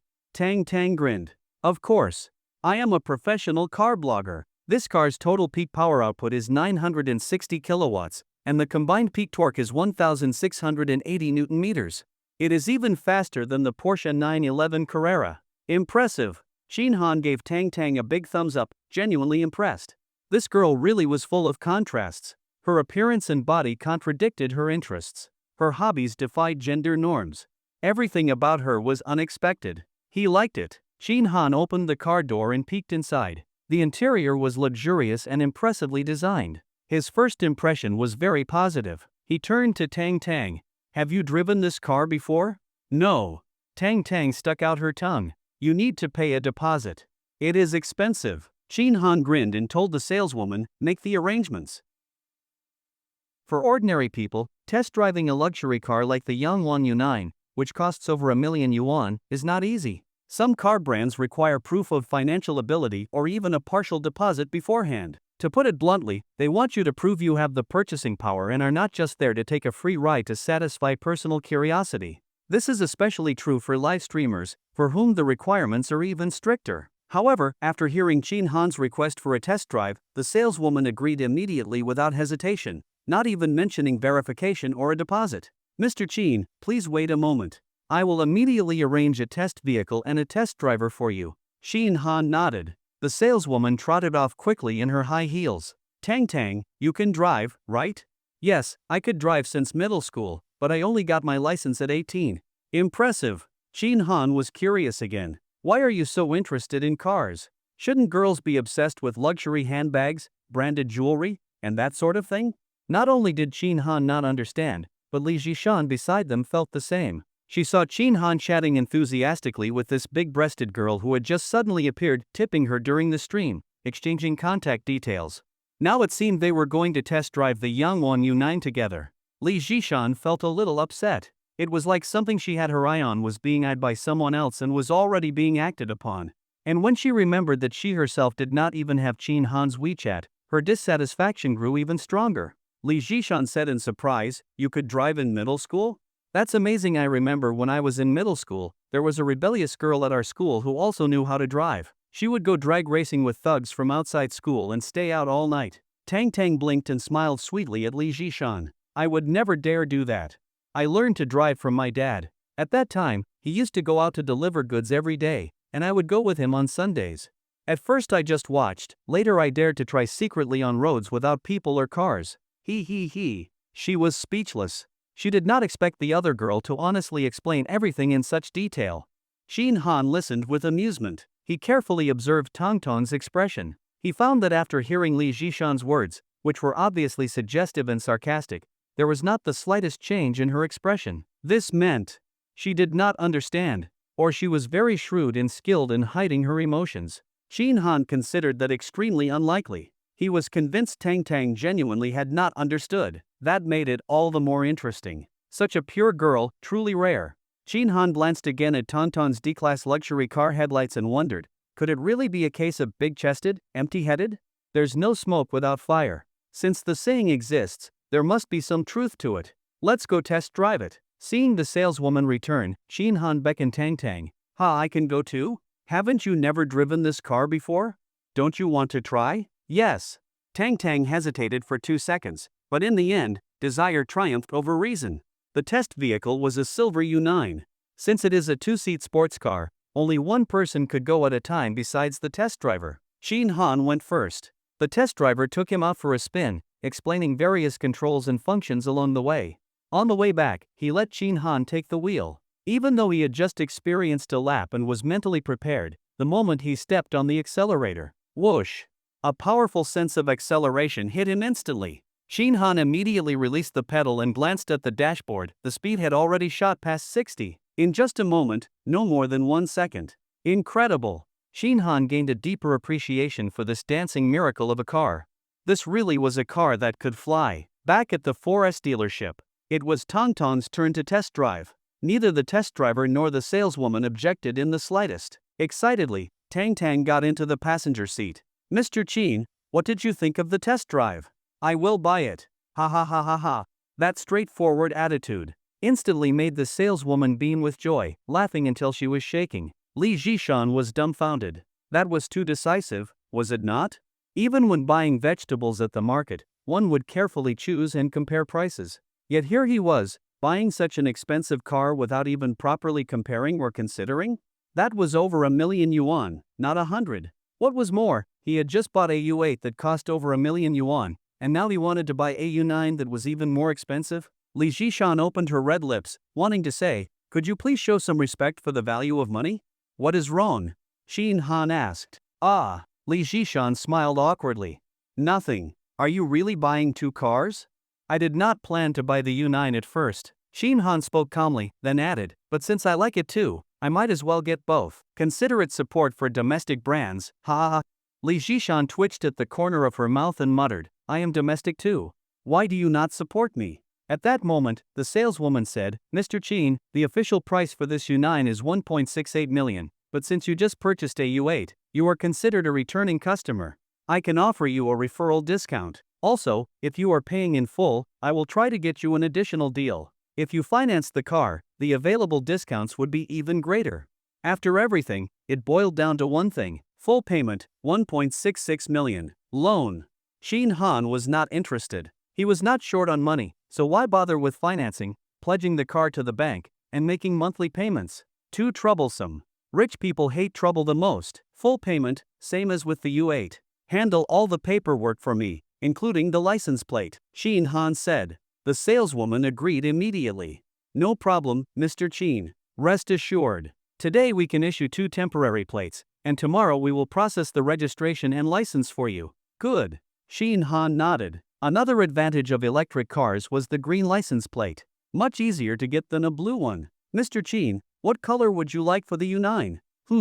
Shin Han was considering when Tang Tang returned with the test vehicle. She opened the door. One long, fair leg stepping out first, dazzling the eyes. Then she got out of the car, her pretty face flushed, eyes glowing with excitement. Wow, this car is amazing. 0 to 100 in 2.36 seconds, absolutely thrilling. It felt like flying, my heart was in my throat. Shin Han chuckled. Which color do you think looks best? Red. It looks like flames when it drives, Tang Tang said. Shin Han turned to the saleswoman. Then red it is. The saleswoman nodded and turned to write up the order. Ha! Tang Tang finally realized what was happening and froze on the spot. Shin Han, aren't you the one buying the car? Just choose the color you like. You do not need to follow my opinion. Tang Tang was a bit confused. She had only said that casually earlier, but she never expected Shin Han to actually listen to her and directly choose the red one. This was a car that cost over 1 million yuan. Her little shoulders could not bear that kind of responsibility. Shin Han grinned. I think your suggestion was pretty good. I did not give a suggestion? Tang Tang said in a bit of a panic. Shin Han laughed even more happily and waved it off. Alright, no suggestion. Let's just say I like red too, okay? Okay. Only then did Tang Tang smile cheerfully, letting out a long breath of relief. She took out her phone to check the time and saw that it was already 3 p.m. Just now, in order to go on the test drive, she had decisively ended her livestream, even though its popularity was still rising. At this moment, she no longer felt like live streaming.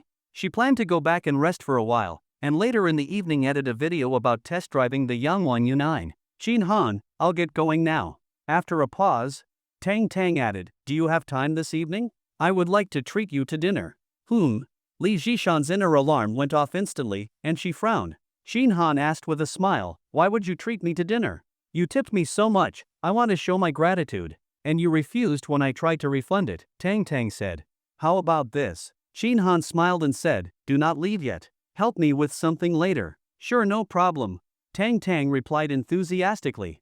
She did not like owing people favors, and she would be more than happy to help Shin Han. When you have the power of money, the procedures move quickly. In less than half an hour, the purchase contracts, insurance documents, invoices, and temporary license plates for both the U8 and U9 were all completed. Base price, U8 1.05 million, U9 1.66 million. Final price, U8 1.19 million, U9 1.87 million. Altogether, more than 3 million yuan, which Shin Han paid without blinking an eye. Watching this, both Li Jishan and Tang Tang were secretly amazed. Tang Tang was alright, she had only met Shin Han today and had no idea what he used to be like. She simply assumed he was a wealthy heir or a successful businessman. But for Li Jishan, it was different. She had shared an apartment with Shin Han for more than 2 years. They were not very close, but she could guarantee. Shin Han used to have no money. He was just an ordinary person like her. Otherwise, he would not have lived in such a modest place. She had seen him more than once riding a shared bicycle or coming out of a subway station, sometimes carrying instant noodles and sausages. If he had money, would he eat such garbage? But now, Shin Han had proven everything with facts. He was a wealthy man who could casually pull out 3 million yuan and buy 2 luxury cars at once. Earlier, just to shut someone up, he had casually tipped a stranger 15,000 yuan. He had truly changed. He was not the same man anymore. He had turned into a gleaming, golden thigh. On top of that, he was still young and fairly handsome. Li Zhishan's heart started pounding. Once the paperwork was done, it was time to hand over the cars. Since Qin Han was picking up 2 cars at once, the forest dealership prepared a grand delivery ceremony. The manager called all the staff. Red carpet, flowers, balloons. A black U8 and a red U9. Qin Han stood between the 2 cars, with Li Zhishan and Tang Tang standing on either side of him. Both women were very attractive, each with her own unique charm and beauty. One was a mature and seductive woman with a commanding presence. The other was a cute, fiery, bubbly girl.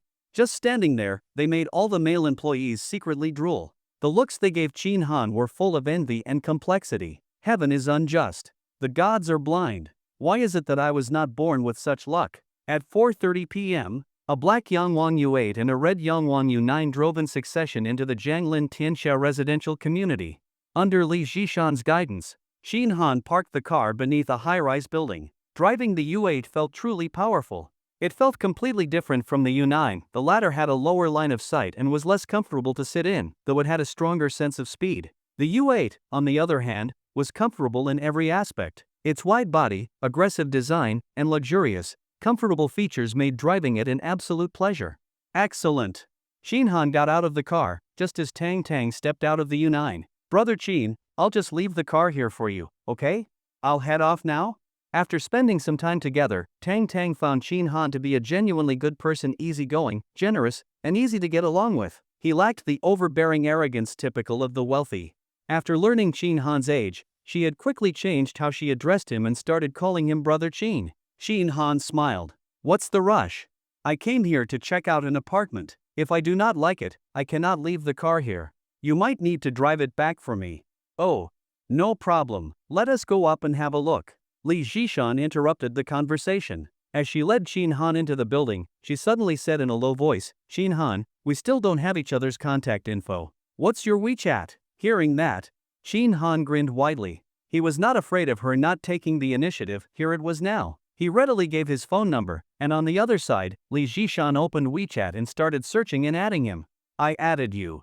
Yes, I see it. A notification popped up on Qin Han's phone. Jian Tinglan requests to add you as a friend. He clicked accept. Seeing that Qin Han accepted, a hint of happiness flashed across Li Zhishan's heart. Now that they had each other's contact info, future communication would be much easier. They took the elevator. The 15th floor arrived in no time. This building had a 1-unit per floor design. The elevator went directly to the floor, and stepping out, you entered your private space. Outside the elevator was a spacious vestibule, also tastefully decorated with a shoe cabinet, sofa, green plants, artwork, ornaments, and more. Overall, it looked quite nice, minimalist, modern, and with a touch of artistic style. Just from the decor at the entrance, Qin Han was already satisfied. He really liked this apartment. Li Zhishan stepped forward and rang the doorbell. Before long, the door opened from the inside. A graceful figure appeared before them. Dark red hair pulled back with a clip, dressed in a purple mermaid gown, and wearing transparent crystal high-heeled sandals. She was tall and slightly plump, but that only accentuated her voluptuous curves. A full, firm bust in front, and a round, ample rear behind. That purple stepmother dress fit her body perfectly, truly living up to its name. Qin Han only took one look and was instantly satisfied with the apartment, utterly in love with it. Su San's lyrics were not wrong at all. Sister said purple is full of charm. Sister was absolutely right. This purple was indeed full of charm. If Li Zhishan was a fully ripe peach, then the woman before him was a bursting red strawberry. So ripe it had turned purple. A knockout. 90 points. Qin Han immediately scored her in his mind, equal to Tang Tang. Although this woman was not as young as Tang Tang, she looked to be at least in her 30s. She had even more presence than Tang Tang. An E-Class ultra-luxury executive sedan, dazzling lights, blindingly bright. Was this the landlady? Oh, not bad at all. While Qin Han and the others were out viewing a property in Jianglin Tianxia, Zheng Qingqing returned home, seething with anger. As soon as she walked in, she kicked off her high heels and slumped onto the sofa, furiously tapping away at her phone. Zheng Qingqing, Ting, what is going on with Qin Han now? Zheng Qingqing, have you been in contact with him lately? A few seconds later, a reply came. Ting, how would I know? I have not spoken to him in years. Ting Ting, did I not tell you before? Do not bring him up again. Zheng Qingqing, do you still have his contact info? Ting Ting, I deleted it long ago. What is wrong with you? Why are you suddenly asking about him? Looking at her friend's reply, Zheng Qingqing fell into deep thought. She was wondering whether or not to tell her about what happened today. After a while, she decided to probe a little indirectly. Zheng Qingqing, if, say, he suddenly turned his life around and became rich, would you regret it? Ting Ting, impossible. Zheng Qingqing, I mean, if he really did turn his life around? Ting Ting, social classes are already fixed these days. Someone as average as him could never rise up. It is just not possible. Zheng Qingqing was speechless. There was nothing wrong with what Ting Ting said, she had thought the same way. But today's events had slapped her hard in the face. Just thinking back to being thrown out of the 4S dealership made her cheeks burn with shame. The same security guards who usually smiled and tried to flatter her with greasy expressions had, today, shown no mercy, tossing her out like trash. A bunch of fucking dogs. What made it even worse was that in the chaos and surprise of the moment, she had completely forgotten to close her livestream. Everything had been broadcast. Her humiliation was all over the internet. Just thinking about it made Zheng Qingqing seethe with rage. She was so angry her liver hurt. All of this was thanks to that dog Qin Han. That dog, he had really turned his life around. Zheng Qingqing, nothing is absolute. Zheng Qingqing, Ting Ting, let me just ask if he really did turn his life around and became rich. Zheng Qingqing, you were together for 6 years. Are you telling me you would not even hypothetically consider it? Ting Ting, even if a salted fish flips over, it is still a salted fish. What is the point of such a hypothetical? Pretending. Zheng Qingqing sneered and could not be bothered to keep probing. Zheng Qingqing, I saw Qin Han today at the Yangwang Forest dealership. Ting Ting, selling cars? Looks like he is doing even worse than before. Zheng Qingqing, you are overthinking it. He was there to buy a car. Ting Ting, buy a car? At Yangwang's dealership? That is BYD's high-end brand, right? They do not sell anything cheap there. Seeing that she had finally piqued Ting Ting's curiosity, Zheng Qingqing smiled and continued. Zheng Qingqing, you are right, they only sell Yangwang cars, nothing else. Ting Ting, overestimating himself, I bet he left embarrassed. Zheng Qingqing, no. He bought a Yangwang U8 paid in full, 1.08 million. Ting Ting, are you seriously trying to mess with me today? You are so annoying. I am really busy, alright? Ting Ting, paid in full 1.08 million. If you are going to make something up, at least make it believable. Zheng Qingqing did not explain, she simply sent a hat. 2 minutes later, a new message popped up. Ting Ting, you are not serious, are you? Zheng Qingqing, why would I make this up just to mess with you? What would be the point? Ting Ting, then how does he suddenly have that much money? Zheng Qingqing, how would I know? That is why I ask you. Seeing her friend fall into silence gave Zheng Qingqing a sense of relief. She had only felt surprised and incredulous at Qin Han's transformation. But her best friend, she must be feeling something a lot deeper. Zheng Qingqing, regretting it now? Ting Ting, no, I do not regret it. Ting Ting, like I said, even if a salted fish flips, it is still a salted fish. Some things are just set in stone and cannot be changed. Ting Ting, besides, it is just a Yangwang U8, barely over $1 million yuan, that is not much money. Zijian's Ferrari, Lamborghini, and Mercedes G-Class, all of them are more expensive than that. Ting Ting, Zijian said that once I help him finish his task, he will marry me. Ting Ting, and then he will give me a villa as part of the dowry worth tens of millions. Reading that, Zheng Qingqing was instantly unsettled. As her best friend, she knew all about her background. She had dated an older senior during freshman year, that was Qin Han. 2 years after graduating, she got involved with a wealthy heir from their graduating class, and promptly dumped Qin Han, whom she had dated for years. Ever since then, she had ridden in luxury cars, bought designer brands, stayed in 5-star hotels, dined at 5-star restaurants. She lived like a member of high society. But that was all there was. After all these years, that rich heir had shown no intention of marrying her. Zheng Qingqing did not believe that man would ever marry her best friend. Rich heirs were the most heartless of men. They just played around. Why would they actually marry her? Zheng Qingqing, are you serious? Is Zhou Zijin not just stringing you along? Ting Ting, of course it is real. Do you think I am that easy to fool? Zheng Qingqing, did he say when he is going to marry you? Ting Ting, it is complicated, there are things involved. I am helping him with something right now. Ting Ting, I will tell you later. I cannot talk about it now. Ting Ting, that is all for now. I am busy today and have to have dinner with my boss tonight. Talk later, bye. At this point, Zhang Qingqing felt even more frustrated. Could it be that her best friend was truly about to flip her life around too? Shin Han had guessed correctly. That stunner, no, that elegant lady who opened the door was indeed the landlady, Wu Manny. After a brief introduction, Wu Manny welcomed them inside and gave them a full tour of the apartment. In person, the apartment was even better than in the pictures. Shin Han immediately took a liking to it. Ms. Wu. Ah, just call me Sister Wu. I am definitely older than you. I am 30 this year. Ha, then I am older. Just call me Sister Wu. All right. Shin Han smiled and nodded, then added, Sister Wu, this apartment is really nice. Shall we sign the contract? My monthly rent is 40,000 yuan. 3 months deposit, 6 months rent in advance, you understand that, right? Wu Manny asked. I understand. Thinking for a moment, Shin Han asked, does the apartment come with parking? There are 2 parking spaces, 1,000 yuan per month each, Wu Manny replied. Wow, 1,000 yuan per month for a single parking spot? Tang Tang muttered softly. She was probably just surprised, and did not control her volume well. Everyone in the room heard it. Wu Manny turned her head and smiled at her bright almond-shaped eyes sparkling. Being stared at by everyone like that, Tang Tang felt a bit embarrassed. She stuck out her tongue and chuckled, sorry, I was just speaking casually. You guys go ahead and talk. Her cute and bashful expression made Wu Manny smile even more warmly. With a gentle smile, she said softly, if the parking spot is for you, little sister, I will let you use it for free, no rent. For me? No, no.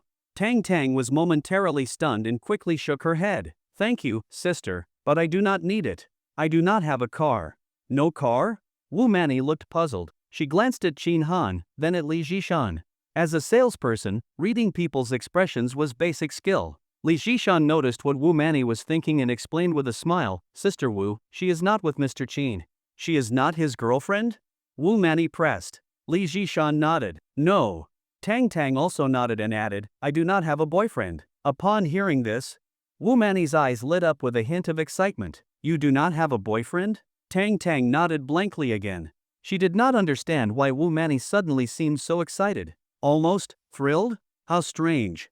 Shin Han thought the same. He looked Wu Manny over again, suspicion rising in his heart. From the moment they met at the door until now, Wu Manny had treated him with polite detachment. Her smile, while present, was the same as Li Zhishan's used to be formal and devoid of warmth. In other words, fake.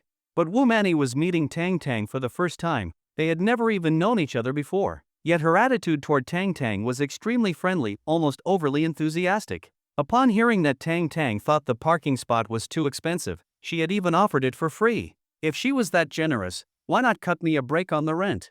Also, why are you, a woman, so happy that Tang Tang does not have a boyfriend? Shouldn't I be the one happy about that? Shin Han glanced at Li Zhishan. She understood and smiled. Sister Wu, you probably know this apartment's rent is a bit higher than the market rate. Consumer spending is down, and everyone is short on cash. Otherwise, the apartment would not have sat empty for nearly half a year. Mr. Qin is sincerely interested in renting. He agreed to your condition of 3 months deposit and 6 months rent in advance. But maybe you could offer some kind of discount, or perhaps allow him to use both parking spaces? They are not worth that much together, just 2,000 a month. Wu Manny's smile faded slightly. She thought for a moment, then shook her head. Waiving rent for both spaces is not possible. One at most. Is one space not enough? And I have another condition, minimum lease term is 1 year. Li Zhishan looked at Shin Han. Shin Han smiled and nodded. Sure, 1-year lease is fine. This apartment is very good. Let's do that, then. I will rent one of the parking spots for 1,000 yuan a month and include it in the rent. Saving 1,000 is still saving. But he did not want to drag this out and look petty, it would damage the good impression he had made on the landlady. When Shin Han agreed, Wu Manny immediately smiled. Great, then it is settled. Right away, Li Zhishan opened her shoulder bag, took out the pre-prepared lease agreement, and began filling in both parties' details, signing, fingerprinting, and transferring the funds. Shin Han handled everything quickly. Within a few minutes, it was done. When she saw the bank confirmation of the payment, Wu Manny was very pleased. Shin Han, shall we exchange contact information? In case there is anything about the apartment, you can get in touch. Of course. Shin Han readily agreed. He opened his WeChat profile for her to scan. Unexpectedly, Wu Manny then turned to Tang Tang and said with a smile, little sister, shall we add each other too? Ha! Tang Tang was a bit startled, then quickly shook her head. I do not think so. I am not the one renting the apartment or living here. Wu Mani smiled and said, what does that matter? It has nothing to do with renting or not. Meeting today is fate, now we know each other, we are friends. And between friends, sharing contact information is perfectly normal, is it not? Or are you saying that if we see each other on the street tomorrow, you will pretend not to know me? Of course not. Tang Tang smiled sweetly, then that settles it. Wu Mani held out her phone. Here, scan my code. All right. Tang Tang hesitated a bit, but eventually took out her phone and scanned to add her as a friend. Shin Han watched from the sidelines, unable to understand why Wu Mani was so interested in someone unrelated like Tang Tang. But now that the apartment was rented, the priority was moving in and enjoying the new place. Everything else could wait. Let's go pack up, Shin Han said. Tang Tang smiled and nodded. All right, I should head back too. You can move the car yourself later. Okay. Where do you live? I will take you back. No need. I will take the subway. I saw there's a station right nearby, very convenient. At that moment, Wu Mani suddenly spoke. Smiling, she said, Shin Han, if you are busy, I can take Tang Tang home. I have nothing going on today. I have been cooped up at home for days. It would be nice to go out. Shin Han, ding. The elevator reached the first floor. As they stepped out, Shin Han said calmly, Tang Tang, I will take you home. Sister Wu, we will be going now. With that, he strode toward the Yangwang U8. Seeing that Shin Han's car was a Yangwang U8, without plates yet, and a red Yangwang U9 parked beside it, also unplated, and recalling Tang Tang's earlier comment, Wu Mani suddenly understood. So both of these cars belonged to Shin Han. He had bought 2 cars over $1 million each in one go. It seemed Shin Han's financial strength was quite impressive. She wondered what his background really was. Wu Mani smiled faintly and stopped pushing. She said goodbye and turned to leave.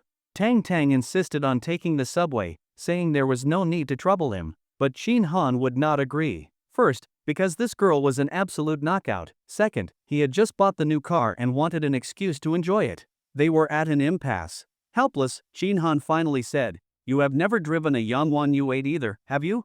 Do you not want to try it out? Tang Tang, nanny? Seeing that she seemed intrigued, Shin Han smiled again. You drive it home, and once we get there, I will take over. How about that? Sure. After hesitating for a second, Tang Tang agreed with a bright smile. Shin Han was impressed. This girl really, truly loved cars. He had no idea where that kind of love even came from, truly bizarre. A petite and delicate girl was driving a massive off-road vehicle like the Yangwang U8. The visual effect was truly impressive. The contrast was striking and extremely eye-catching. Shin Han sat in the front passenger seat, enjoying the seat massage, listening to Dynaudio speakers, and from the side, watching that unusually ostentatious road unfold. Both his body and soul were thoroughly indulged. But things were different for Li Jishan in the back seat. She felt as though she had suddenly become an outsider. This should not be happening. She was clearly the one who had known Shin Han first. They were even co-renting the same apartment. She was the one who helped him rent the place today, and she accompanied him to buy the car. So why was she sitting in the back seat now? Was it not more natural for Shin Han to be driving with her in the front passenger seat? Feeling quite frustrated, Li Jishan thought things over and decided to take the initiative. If she did not act now, the fish might just end up in someone else's bowl. She would not even get to sip the soup, let alone eat the meat. Shin Han, yes? Shin Han turned his head. Li Jishan's smile bloomed like a flower as she spoke gently. Are you planning to move today? It is already late, so I will not go back to the store. Once we get home, I will help you pack your things. Guys are not really good at this sort of thing. Shin Han grinned and readily agreed, sure, that makes it easier for me. Li Jishan smiled again and added, on the way back, let us stop by the supermarket and get some groceries. You treated me to a Michelin 3-star meal for lunch, so I will cook dinner and let you taste my cooking. Li Jishan could cook. Shin Han knew that sometimes on weekends when he stayed in his room, he could often smell the aroma wafting from the kitchen. But despite living together for so long, he had never tasted any of her dishes. Before today, Li Jishan had always kept a cool and distant demeanor around him, just casual nods and little else. Letting him try her home cooking had been out of the question, so when she said that, Shin Han nodded again. Looks like I am in for a treat tonight. After saying that, he suddenly remembered that he had already agreed to have dinner with that outsourcing boss yesterday. After a moment's thought, Shin Han decided to cancel. Of course, he would cancel on the outsourcing boss. As for Li Jishan, she was making all the right moves, and he had to strike while the iron was hot. Shin Han took out his phone and found the outsourcing boss's contact. "Hello, sorry about this, something just came up this afternoon. How about we reschedule for tomorrow?" Tang Tang, who was driving, heard the conversation between the two and asked curiously, "Brother Qin, you and Sister Li, are you living together?" Li Jishan smiled, her red lips slightly curved, and nodded. "Yes, we've been roommates for 2 or 3 years now." "Oh." Seeing that Tang Tang stopped talking, Li Jishan's mood instantly improved. On the other side, Shin Han, after sending a message to the outsourcing boss, opened WeChat and looked for Lu Li. "Little stray dog, what are you up to?" "Sent." He waited for nearly a minute, but Lu Li did not respond. Shin Han smirked and sent another message. "If you do not reply within 10 seconds, then I will." Buzz. His phone vibrated. "Lu Li, what will you do? I'm telling you, don't you dare threaten me. I am not falling for your bullshit." Shin Han replied with a smile. "Who's threatening you? I just suddenly missed you and wanted to chat." Lu Li, ha. "There is nothing to talk about with someone like you." Shin Han, "What are you wearing today? Take a few pictures and send them to me." Lu Li, "Not a chance." Shin Han, "My patience is limited. Are you sure you won't send them?"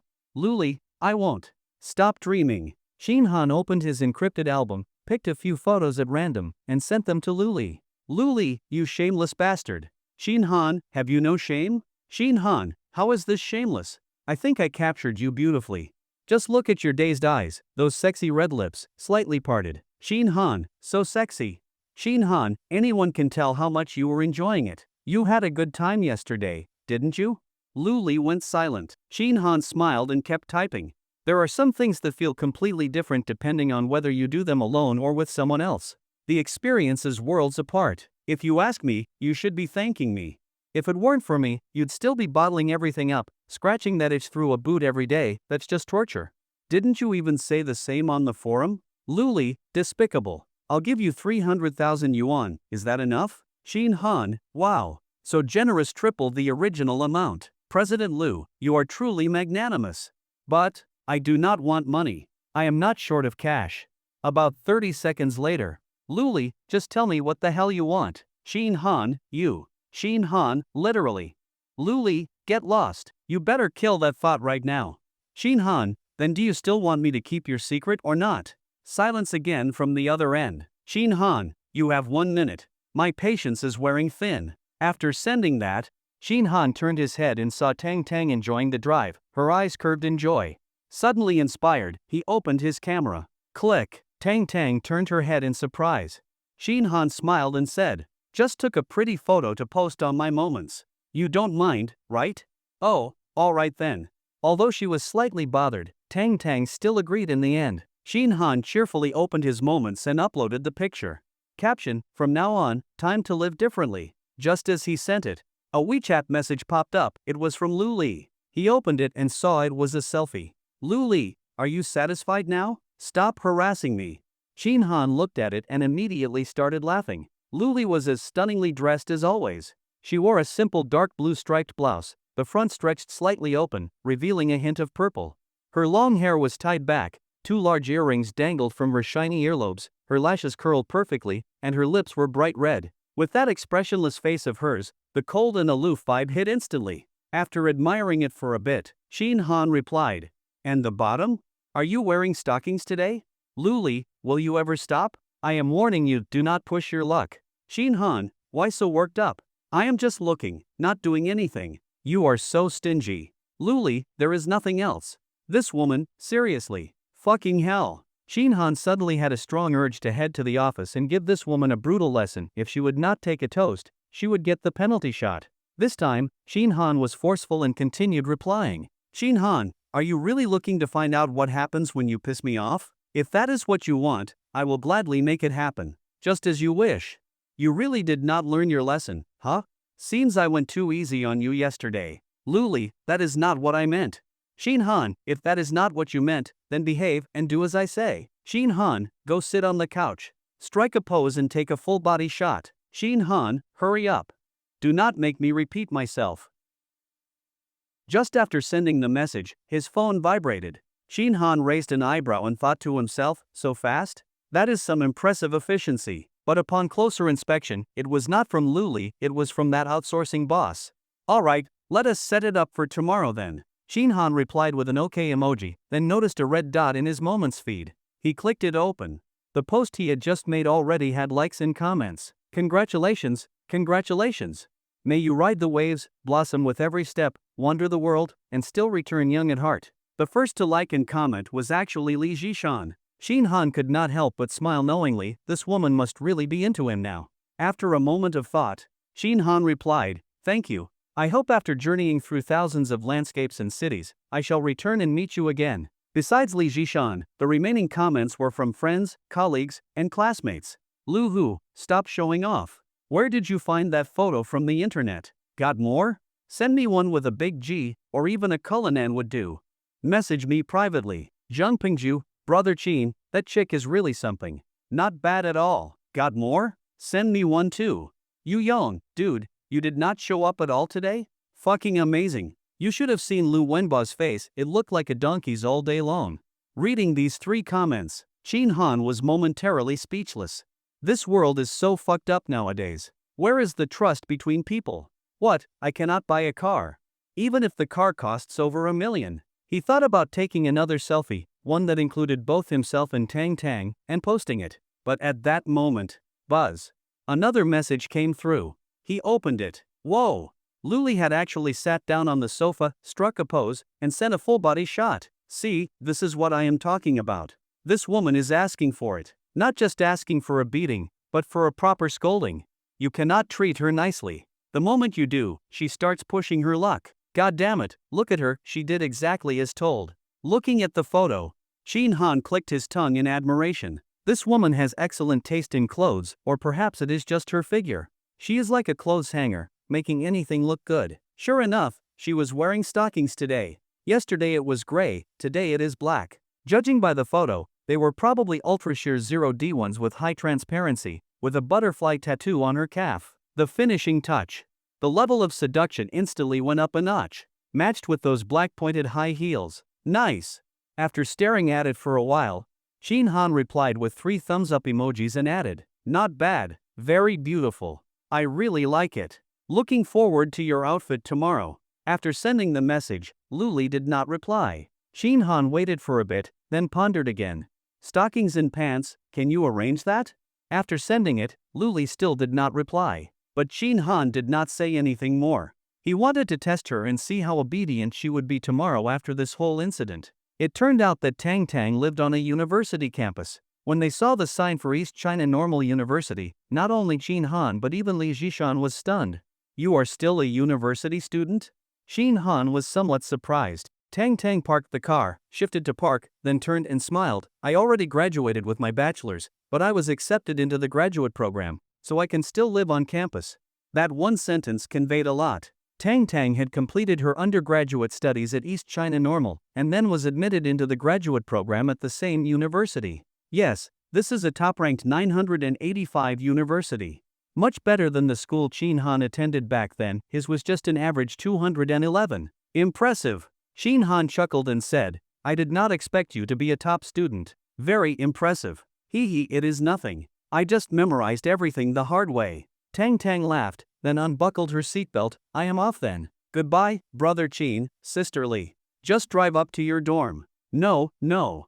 It would not be appropriate if someone saw. Tang Tang opened the car door and jumped out, waving to the 2 of them inside. I am going now. Qin Han nodded with a smile. Alright then, get going. Watching Tang Tang's figure as she walked away, he felt that this girl was truly something special. On the way back, Li Jishan finally got to sit in the front passenger seat as she had hoped, and she immediately felt both physically and mentally relaxed. Why are you not talking? Ha? What do you mean, ha? What are you thinking so deeply about? Li Jishan brushed a strand of hair from her face, then turned to Qin Han with a gentle smile. Nothing much, just some trivial matters. In reality, she was thinking about Qin Han's reply to her comment. I hope after journeying through thousands of landscapes and cities, I shall return and meet you again. Was that a hint of something? If it was not suggestive, why say you hope to meet me again? Ever since seeing that reply, Li Jishan had been pondering over it the entire ride. There were several supermarkets near the rented apartment. But Li Jishan suggested going to Mr. Hema, which she did not usually visit. Since she was going to cook for Chin Han, she wanted everything to be perfect, and the ingredients naturally had to be top-notch.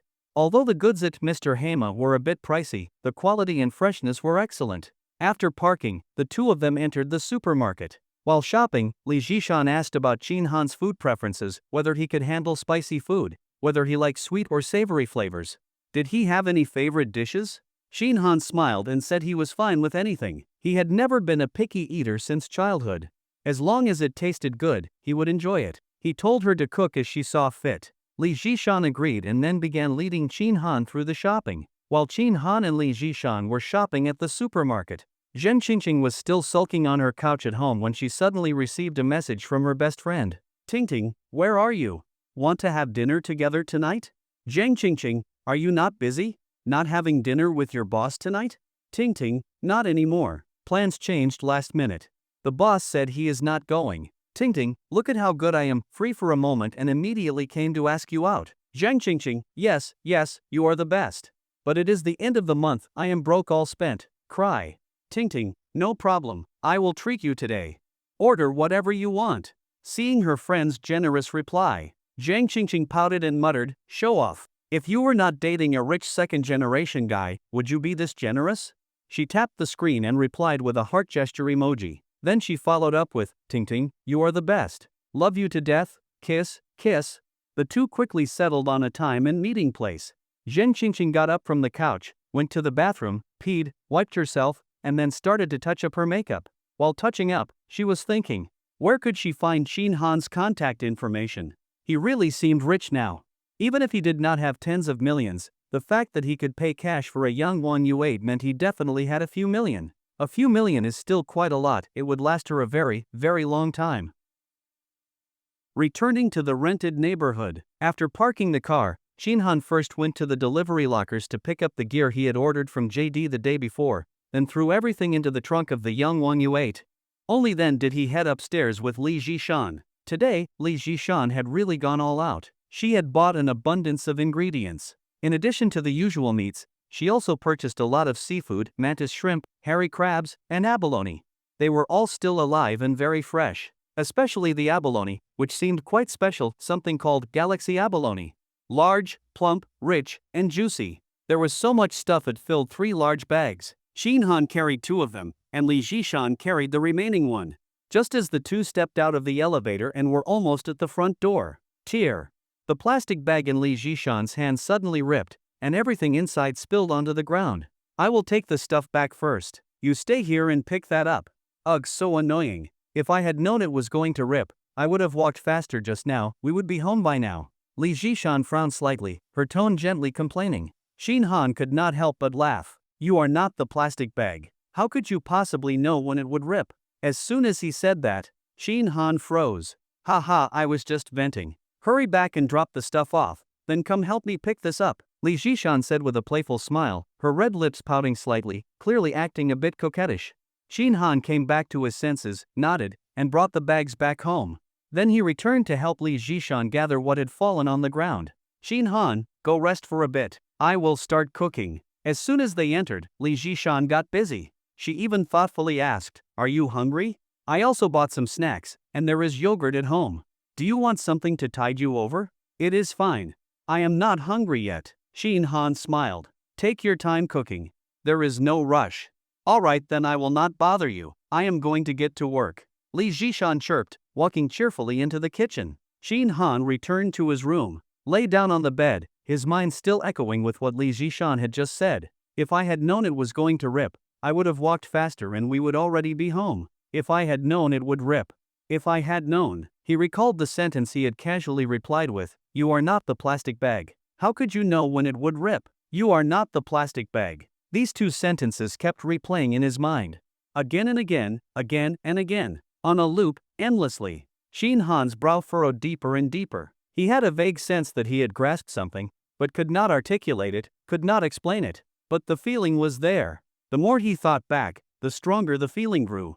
It was maddening. He lay on the bed, eyes fixed on the ceiling, pupils unfocused. A long time passed, and he did not move. Smack! Suddenly, like a statue coming to life, Chin Han slapped himself and sat up abruptly, his eyes shining with excitement. He figured it out. Li Zhishan had said, if I had known it would rip, I would have walked faster and we would be home by now. But by the time she knew the bag would rip, it had already ripped. There was no way to undo it, but he was different, he could undo it. He could use the system to reverse time, walk faster, and get home before the bag ripped. This was his usual method, how he won the lottery tickets, for example. But here was the key issue. Using the system to rewind the entire world's time just to prevent a plastic bag from ripping. Was that not like using a cannon to kill a mosquito? What a waste! A ripped plastic bag, how much could it be worth? So, could he rewind time for just the bag? At that thought, Shin Han immediately stood up, ready to fetch a bag, then paused and cursed himself for being stupid. He glanced around the room and grabbed a tissue. Rip! He tore the tissue in half, then placed both halves on the table. Time for verification. If this assumption proved correct, then the system's potential would become far more powerful and fun. He took a deep breath. Eyes locked on the two halves of tissue, mind focused, and silently said, rewind. 1 minute. The wait was not long, almost instantaneous. Just as Shin Han finished the thought, the two halves on the table began to shift. They slowly moved toward each other, then merged. The tear disappeared. To Shin Han, it appeared to happen in a process, but to anyone else, it would have looked instantaneous. He immediately picked up the tissue and examined it carefully. It was intact. There was not even a crease where it had been torn. He pulled gently at both ends. The tissue remained whole, no tearing. It had truly been restored. Wait, what about time? Shin Han quickly looked at his phone screen, 5:32. If he remembered correctly, it was 5:30 earlier. In other words, world time continued to flow normally, unaffected by the rewind he just performed. A look of joy instantly appeared on Shin Han's face. His hypothesis had been initially confirmed. Still, scientific experiments must be done with caution. He decided to test again. He took another tissue, tore it in half, placed it on the table, then dropped the whole tissue pack onto the floor and started a stopwatch. Shin Han focused on the torn tissue again and silently repeated, rewind time 1 minute. Under his watchful gaze, the two halves joined again, the tear vanished. Shin Han looked down, the tissue pack was still on the floor, in the same spot. He glanced at the stopwatch, it had run for 51 seconds and was still counting. This confirmed once again, it was possible to rewind time for a single object, while world time continued to flow as usual. The hypothesis was correct. Bang! Overwhelmed with excitement, Shin Han slammed his fist onto the table. Ding! Congratulations, host, you have discovered a new posture.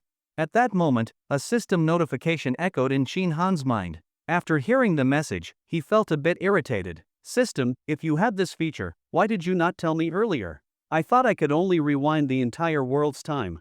Please explore on your own, host. Fuck. Cursing under his breath, Shin Han thought of another critical question. System, does rewinding time for a single object consume the same amount of duration as rewinding time for the entire world? If it did, then that would be a ripoff. This function, rewinding time for a single object, would be extremely limited in value. After asking the question, Shin Han felt a bit nervous. He was afraid the system would once again say, please explore on your own, host. Unexpectedly, this time the system was quite cooperative. Ding! It is different. Time is an illusion created by humans. It is a concept constructed by human perception. In essence, time is nothing more than the transformation of matter. The amount of life energy a thing has determines the amount of time it possesses. Its life energy determines its lifespan. Every entity lives in its own world through its life clock. This time the system gave a detailed explanation, and Shin Han patiently read it through to the end. Relative to the whole world, an individual entity's life energy is minuscule. The difference between the two is approximately a factor of 24. Ha!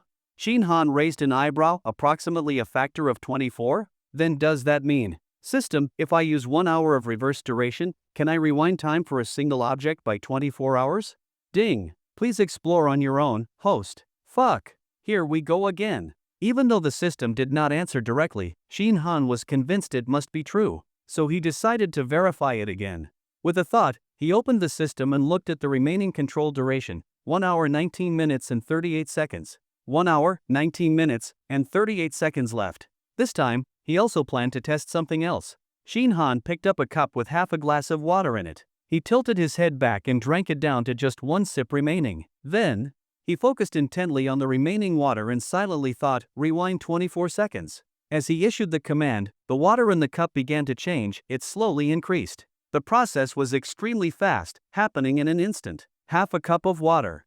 Exactly the same amount as before. Shin Han's heart leapt with joy and he immediately checked the system again. 1 hour 19 minutes and 37 seconds. The duration had only decreased by 1 second, yet the water had returned to the state it was in 24 seconds ago.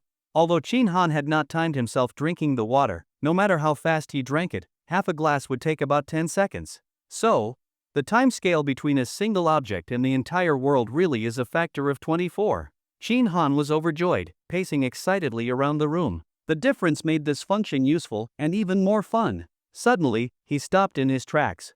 System, does a human count as a single object? Shin Han suddenly thought of a situation, for example, what if he went and had wild sex with Li Zhishan for 1 hour? Then used the system to rewind Li Zhishan's time by 1 hour, her memory, physical sensations, even internal residues, all reverted. In that case, would it only consume 2.5 minutes of control duration? If so, then would that not mean he could do whatever he wanted? Only 2.5 minutes of control time, that was way too little. There were so many beautiful women in the world. Shin Han's heart began to pound. Ding! No, it does not count. The system's response was like a bucket of cold water poured over Shin Han's head, instantly extinguishing his lustful thoughts. Humans are advanced intelligent lifeforms composed of multiple distinct substances, and thus do not qualify as a single object. What about animals? Shin Han was not entertaining any sick desires toward animals, no intentions to fuck a cat or dog. He was purely curious, trying to understand the system thoroughly to use it more effectively in the future. Really, that was all. Ding! Animals are lower-level intelligent lifeforms composed of multiple distinct substances, and thus do not qualify as a single object. What about plants? Plants are ultra-low-level intelligent lifeforms composed of multiple distinct substances, and thus do not qualify as a single object. What about cells? Bones? Ding! Cells and bones are considered single objects. Only independently functioning living beings do not qualify as single objects. Phew! Shin Han let out a long breath, he basically understood it now. Animals, plants, and humans, all independently functioning living organisms, are not subject to the 24 times timescale law. So aside from those, everything else qualifies. For example, a piece of paper, a cup of water, even a wound. That last one was his guess, it had not yet been tested, but he felt it was highly likely. A wound is not an independently functioning living being, right? Should he find a knife and make a cut on his hand to test it? No thanks. Shin Han had no taste for self-torture. He and Lu Li were very different in that way. This guess would have to be verified another time when the opportunity arose. In a cheerful mood, Shin Han left the room. Immediately, he heard a racket coming from the kitchen, the range hood was humming, and there was the rhythmic sound of chopping, bang bang bang bang bang. He walked over to the kitchen door to take a look inside. Ha! The first thing to catch his eye was a perfectly round, full moon-like butt. Below it, a pair of long, jade-like legs, straight and slender, toned yet soft. Further down, her bare feet, delicate ankles like polished jade. She was wearing White House slippers, with 10 toes as pink and tender as newly blooming lotus petals, slightly curled inside the slippers, occasionally trembling slightly with her chopping motion, exuding an indescribable grace and purity. She wore a light pink silk nightdress, clinging to her body, curves on full display, graceful and alluring. Shin Han stood there admiring for a full minute, heart pounding. Just 3 days ago, he and she were nothing more than acquaintances, cordial but distant. But now, she was cooking for him wearing a nightdress. A nightdress. Not just any loungewear. All of this had changed because he now had the system, or more precisely, because he now had money. Money! God damn it, what an intoxicating thing. Shin Han smiled and called out, "Need a hand?" Ah! Startled, Li Zhishan flinched and turned around. Her charming fox-like eyes sparkled as she smiled at him. "You scared me." As she spoke, she gently patted her chest, swaying softly. Shin Han glanced over. The front of the nightdress was designed rather conservatively, with a standard round neckline. But even so, it could not hide the dazzling glow of those C-class luxury headlights. I have been here for a while, you were just too focused and did not notice." Shin Han laughed. Li Zhishan pouted, her voice delicate. "You were here for a while and said nothing? You were trying to scare me on purpose." No. I was just mesmerized by the view and lost track of everything." Hoof. Li Zhishan gave him a side eye and snorted lightly. "Looks good, does it?" Such a simple gesture, yet full of flirtatious charm. The power of those fox eyes was no joke. Shin Han felt his resolve weakening. He nodded and answered truthfully, "Very beautiful." Li Zhishan smiled, then turned back to chopping vegetables. "Help me peel some garlic?" All right, Shin Han agreed. What is the garlic for? Which dish needs it?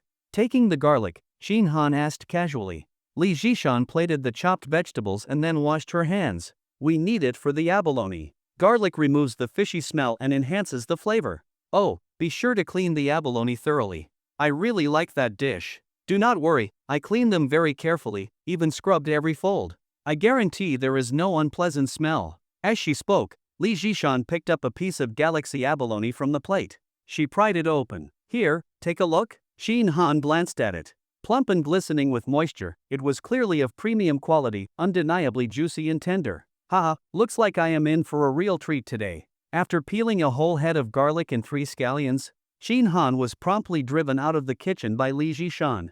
She said men should not enter sacred culinary ground, it was her domain, and she would handle it. Ha, those words were music to his ears. Shin Han chuckled and returned to his room. He had no intention of tidying anything up, he would just let Li Jishan handle it. She would likely be happy to do so. With nothing else to do for now, he opened his laptop. It took nearly 2 minutes to boot up. What kind of efficiency is this? You are getting replaced soon. Shin Han muttered to himself and opened a browser to search for Fenghui Bank. He clicked into the official website, found the app QR code, and scanned it to download. Once installed, he logged in with his phone number, found the online account opening section, and began the process. So how does a mainland Chinese person trade US stocks? The simplest way is to open an overseas bank account. For example, with Fenghui, Standard Chartered, Citibank, HSBC, etc. Shin Han had learned all this from a former colleague and experienced investor familiar with A-shares, Hong Kong stocks, and US stocks alike. According to that colleague, Fenghui Bank now allows online account opening without needing to be physically present. You only need to deposit 500,000 yuan or buy wealth management products of equivalent value. Following the steps, Shin Han carefully filled out his personal information, uploaded identification photos, and completed the submission in about 10 minutes. The system displayed that his application was under review, with results expected in 2 business days. Shin Han put down his phone and looked out the window. That is right. He was planning to make money in the US stock market. With the T+0 trading system, it was perfect for him. With just 1 hour of reverse time duration daily, he could make dozens of short trades. Would the money not flow endlessly? And with much less damn stress. Shin Han thought this was far more reliable than buying lottery tickets. His boss was too skilled to compete with. Time to try a new strategy to get rich. At 7 p.m., Li Jishan knocked on the door to call Shin Han for dinner. She lived in the master bedroom, which came with a large balcony. She had arranged it nicely, with a coffee table, sofa, and even a hanging chair. At this moment, the small coffee table was filled to capacity, so Li Jishan had even dragged over her bedside cabinet to serve as an extra table. The setup is a bit humble, hope you do not mind, she said with a cheerful smile.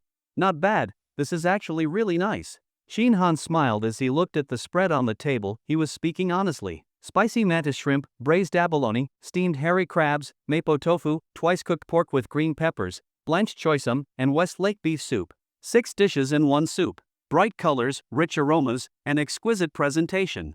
It was clear she had put real effort into each dish. I did not expect you to be such a good cook. Try it first before you decide. Who knows, maybe it is all just for show. Li Jishan handed him a pair of chopsticks with a playful smile, joking about herself. Shin Han did not stand on ceremony. He took the chopsticks, picked up an abalone, and popped it into his mouth. With a strong slurp, the juices burst out, fresh and flavorful, and then the abalone followed into his mouth, smooth and springy on the palate. Truly juicy and rich, bursting with flavor. Shin Han chewed with delight, then gave Li Jishan a thumbs up. This abalone is excellent. Is it tasty? She asked with a smile. Delicious. Seeing Shin Han's affirmation, Li Jishan smiled brightly, her eyes curving into crescents. She said softly, then eat more if you like it. In that case, I will not hold back. No need to eat to your heart's content. Just then, a knock came from the door outside. Shin Han stood up and went out. Soon, he returned holding a gift box. What is that? Wine? Li Jishan asked in surprise. Yes. Shin Han opened the box and took out a bottle of red wine. Such good food deserves good wine, it would be a waste otherwise. Shall we have a drink? He had placed the order before dinner. After all, wine was often the best social lubricant. Li Jishan blinked, then nodded with a smile. Sure, I will have some with you. The gift box came with a decanter and wine glasses, quite convenient. A quick rinse with water and they were ready to use. Cheers. Cheers. Clink. The wine swirled under the soft lighting. After one sip, the atmosphere in the room warmed up. A blush quickly appeared on Li Zhishan's fair, delicate face. Shinhan, I still do not know what you do for a living. A digital laborer in the internet sector. Programmer? Ha, bingo, but no prize. Li Zhishan chuckled, then placed a freshly peeled mantis shrimp into Shinhan's bowl. Then you must be a pretty successful programmer, throwing around millions like that. Had some luck recently, made a little money. Oh, Li Zhishan's eyes flickered. That made sense, sounded more reasonable. But in her heart, there was a tinge of disappointment. So it was just a stroke of good luck? No stable income? Shinhan shoved the mantis shrimp into his mouth and chewed happily. Then he casually added, but you know. What? Li Zhishan asked curiously. Shinhan grinned. This is just the beginning. Ha?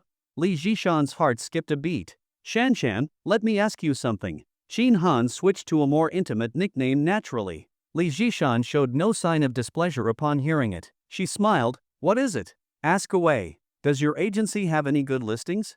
Ones for sale, like the kind of property Wumani owns, Shinhan asked. You are planning to buy a house? Of course. Shinhan smiled. Renting is just a temporary solution. Nobody rents forever. Besides, buying property is an investment. What size are you looking for? Do you have a budget? No. As long as the property is good and worth the price, that is enough.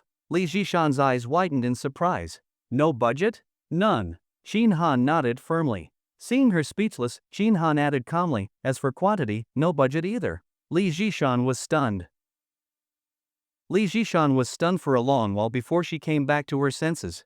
Shinhan's words had truly shocked her, utterly unbelievable. It was not a big deal to buy a house, even a luxury one. But how could he have no budget? Not even a limit on quantity? You are planning to buy multiple properties? Li Zhishan asked. Shinhan nodded and smiled calmly. Earning money is meant to be spent. Different houses bring different living experiences. Plus, it is an investment, what could be better? All right then. Li Zhishan's eyes flickered. She raised her glass and said with a cheerful smile, cheers. Shinhan clinked his glass with hers, and both tilted their heads back to drink. After setting down her glass, Li Zhishan looked at Shinhan and joked, and you said you only made a little money. You are not being sincere at all. You bought 2 luxury cars, and now you are buying high-end real estate, without a budget. Just how much money did you make? Shinhan met her gaze, the corner of his mouth curling slightly. As long as I can afford it, it is enough. Li Zhishan smiled softly. Shinhan picked up his phone, tapped a few times, and put it back down. Buzz. Li Zhishan's phone vibrated. She picked it up and glanced at it, seeing a WeChat message from Shinhan. She was a bit puzzled why message her when he was sitting right across. She unlocked it and opened the chat. Transfer, 18,888 yuan. Li Zhishan's pupils contracted. She counted carefully, it was indeed a 5-digit sum. Why did you send me money? Just think of it as a labor fee. I am troubling you to help me find a property, Shinhan replied with a smile. Once you find a good one, I will send you an even bigger red envelope. A bigger red envelope? This 18,888 was not already a big one? Li Zhishan's heart pounded. She was now certain Shinhan had truly struck it rich. Hurry up and accept it. What are you hesitating for? Or do you not want to help me with this? Shinhan said with a smile. Li Zhishan tried to decline. This is too much.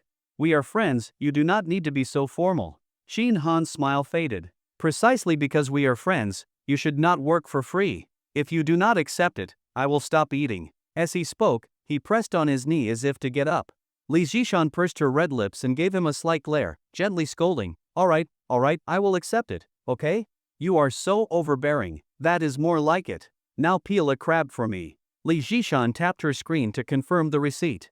Plus 18,888 yuan. Seeing the notification, a rush of heat surged in her chest. This was more than her monthly salary. She gave Shinhan another sidelong glance and said coyly, as you command, Your Majesty.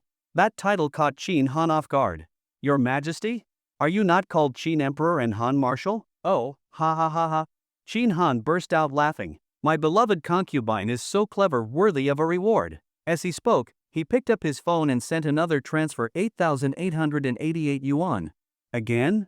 Li Zhishan saw the new WeChat notification and was shocked again. Though not as much as before, 8,888 was still close to 10,000, not a small amount at all. Shin Han, this money I give away never comes back. Shin Han waved his hand, speaking with an air of nonchalance. Li Zhishan hesitated for a moment, then accepted it. Then I toast to you. All right. After clinking glasses with Shin Han, she lifted her glass and drank. Gulp, gulp, gulp, gulp. Half a glass of red wine went down in one go. Ah. Li Zhishan exhaled softly, her fair, delicate face now flushed red. You can really hold your liquor. Shin Han laughed. Not bad, huh? I am fine. I can drink more, pour me another. Li Zhishan smiled sweetly. Shin Han obliged and poured her another half glass. Eat something to balance it out. He placed some vegetables and twice-cooked pork in her bowl, and ladled a spoonful of soup for her. Thank you. Li Zhishan ate a few bites, then stared directly at Shin Han. Hey, with all your money, you do not have a girlfriend? No. Really? With your wealth and good looks, how could you not have a girlfriend? Li Zhishan was not exaggerating. To be fair, Shin Han was quite handsome. Measurements, 180 centimeters to 150 kilograms, 180 millimeters. No nearsightedness, no hunchback, no baldness. A full forehead, high-bridged nose, broad lips, sword-like eyebrows, and starry eyes full of masculine energy. A man like that, even without money, should not be single. Li Zhishan could not make sense of it. Shin Han laughed and asked back, we have been living together for a while, have you ever seen me bring a girl home? No. Exactly. Then, could it be? Shin Han's expression turned serious. I only like women, especially beautiful ones. Ha ha. Li Zhishan burst out laughing, her body shaking with joy. Her nightdress slipped off one shoulder, and she did not even notice. Giving Shin Han an eyeful. Hoof. When Shin Han looked up, he saw Li Zhishan watching him while biting her red lips. Do you like what you see? Not bad. Li Zhishan snorted, pulled her nightdress back up, and said playfully, then no more looking. Ha, come on, let me toast you this time. Shin Han raised his glass. Clink. Li Zhishan tilted her head back and drank another half glass. This wine is pretty good. Of course. This bottle costs over 10,000. That last sip of yours was worth a few dozen at least. That expensive? Li Zhishan stuck out her tongue, amazed, then laughed. Well, I scored tonight. She then shifted the topic back to Shin Han, asking again why he had no girlfriend. Shin Han turned the question around, why did someone as beautiful as she not have a boyfriend? Li Zhishan retorted, how did he know she did not? Shin Han just smiled. If you had a boyfriend, would you still need to entertain yourself at night? Li Zhishan froze instantly, her face now crimson. Her eyes darted nervously. You are talking nonsense. Whether I am or not, only heaven, earth, and you know. You are talking nonsense. Nonsense. Flushed with embarrassment, Li Zhishan grabbed the wine bottle and poured him a drink. Drink. You said nonsense, penalty drink. And so, they talked more and drank more, the mood getting livelier. Before they knew it, the first bottle of wine was gone, and the second was mostly finished. Looking at the tipsy, swaying Li Zhishan, Shin Han smiled and asked, still drinking? Or shall we stop for now? Drink. You still have not told me why you really do not have a girlfriend. Do not tell me, do not tell me. She patted her forehead, trying to stay sober, and smiled at Shin Han. Is it because you cannot perform? Ha ha ha. If you want to know, finish the rest of your wine first. I will not. You are trying to get me drunk. If we drink together. Fine, together it is. Shin Han poured all the remaining wine into their glasses, and they clinked again. Clink. As the red wine shimmered, their eyes locked, sparks flew. Last night, rain scattered and wind howled. Deep sleep did not dispel the lingering intoxication. I asked the one rolling up the blinds, and she said the crabapple blossoms remain unchanged. Do you know, do you understand? It should be the green flourishing and the red fading. In the blink of an eye, the sun had already risen high. Morning light streamed through the curtains onto the bed, casting scattered spots of shadow, which made the already messy room seem even more chaotic. Clothes were strewn across the floor, pink, white, black. Even the pillows had fallen. Shin Han lay on the bed, fast asleep. Li Zhishan nestled in his arms, one fair, long leg draped over his thigh, her bare feet milky white. Both of them were covered only by a single pink nightdress, the one Li Zhishan had worn yesterday, now reduced to their makeshift blanket.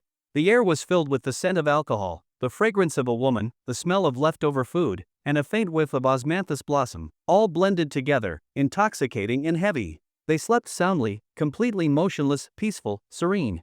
Who knows how much time had passed? Suddenly, a sharp ringtone pierced the silence. Li Jishan's eyelashes trembled, but she remained still until the next moment when her eyes flew open. She reached toward the nightstand for her phone. Hiss! Her motion froze abruptly as she sucked in a sharp breath. Her delicate brows furrowed, lips pressed tight. The pain jolted her completely awake. Hiss! Oh!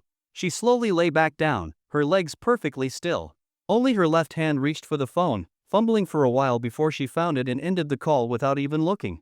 Li Jishan turned her head to the right and met Shin Han's calm, warm gaze. They looked at each other in silence. Shin Han grinned, wrapping an arm around her slender waist. Her skin was smooth and soft like cotton. "You're awake?" "Mm." Li Jishan's voice was muffled, slightly sluggish. Shin Han chuckled. "Who was calling?" "I don't know. Probably someone from the shop. Take the day off. Stay home and rest." Li Jishan said nothing, only nodded. By now, she already understood what had happened the previous night. She was having a hard time accepting it. To be precise, it all happened so quickly. Yesterday, her original intention was just to get a little closer, to learn more about Shin Han's situation, so she could decide on her next steps accordingly. She never expected things to escalate that far so fast. Over 30 years of restraint ruined in one night. From now on, her chastity was no more. Her mind buzzed in chaos, not knowing what to say or do. Sigh, it was those 2 bottles of wine. The wine tasted good, but who knew it packed such a punch? Alcohol ruins everything. Alcohol ruins everything. Li Jishan, you fool. You really thought you could hold your liquor and stay in control? Sigh. She tried to piece together memories from last night. Fragments gradually surfaced, and they made her feel deeply ashamed, embarrassed, angry, and regretful.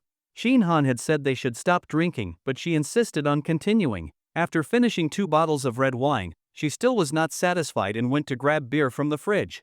If that were all, it would have been forgivable. But even more absurd. She suddenly said she needed the bathroom while drinking. Fine, go then. But why start shouting that she had no strength and insist Shin Han carry her? Was she not practically throwing herself at him? As for what followed, Li Jishan could not even bring herself to recall it. She was overwhelmed with shame. What would Shin Han think of her? Would he think she was loose, easy? Hey!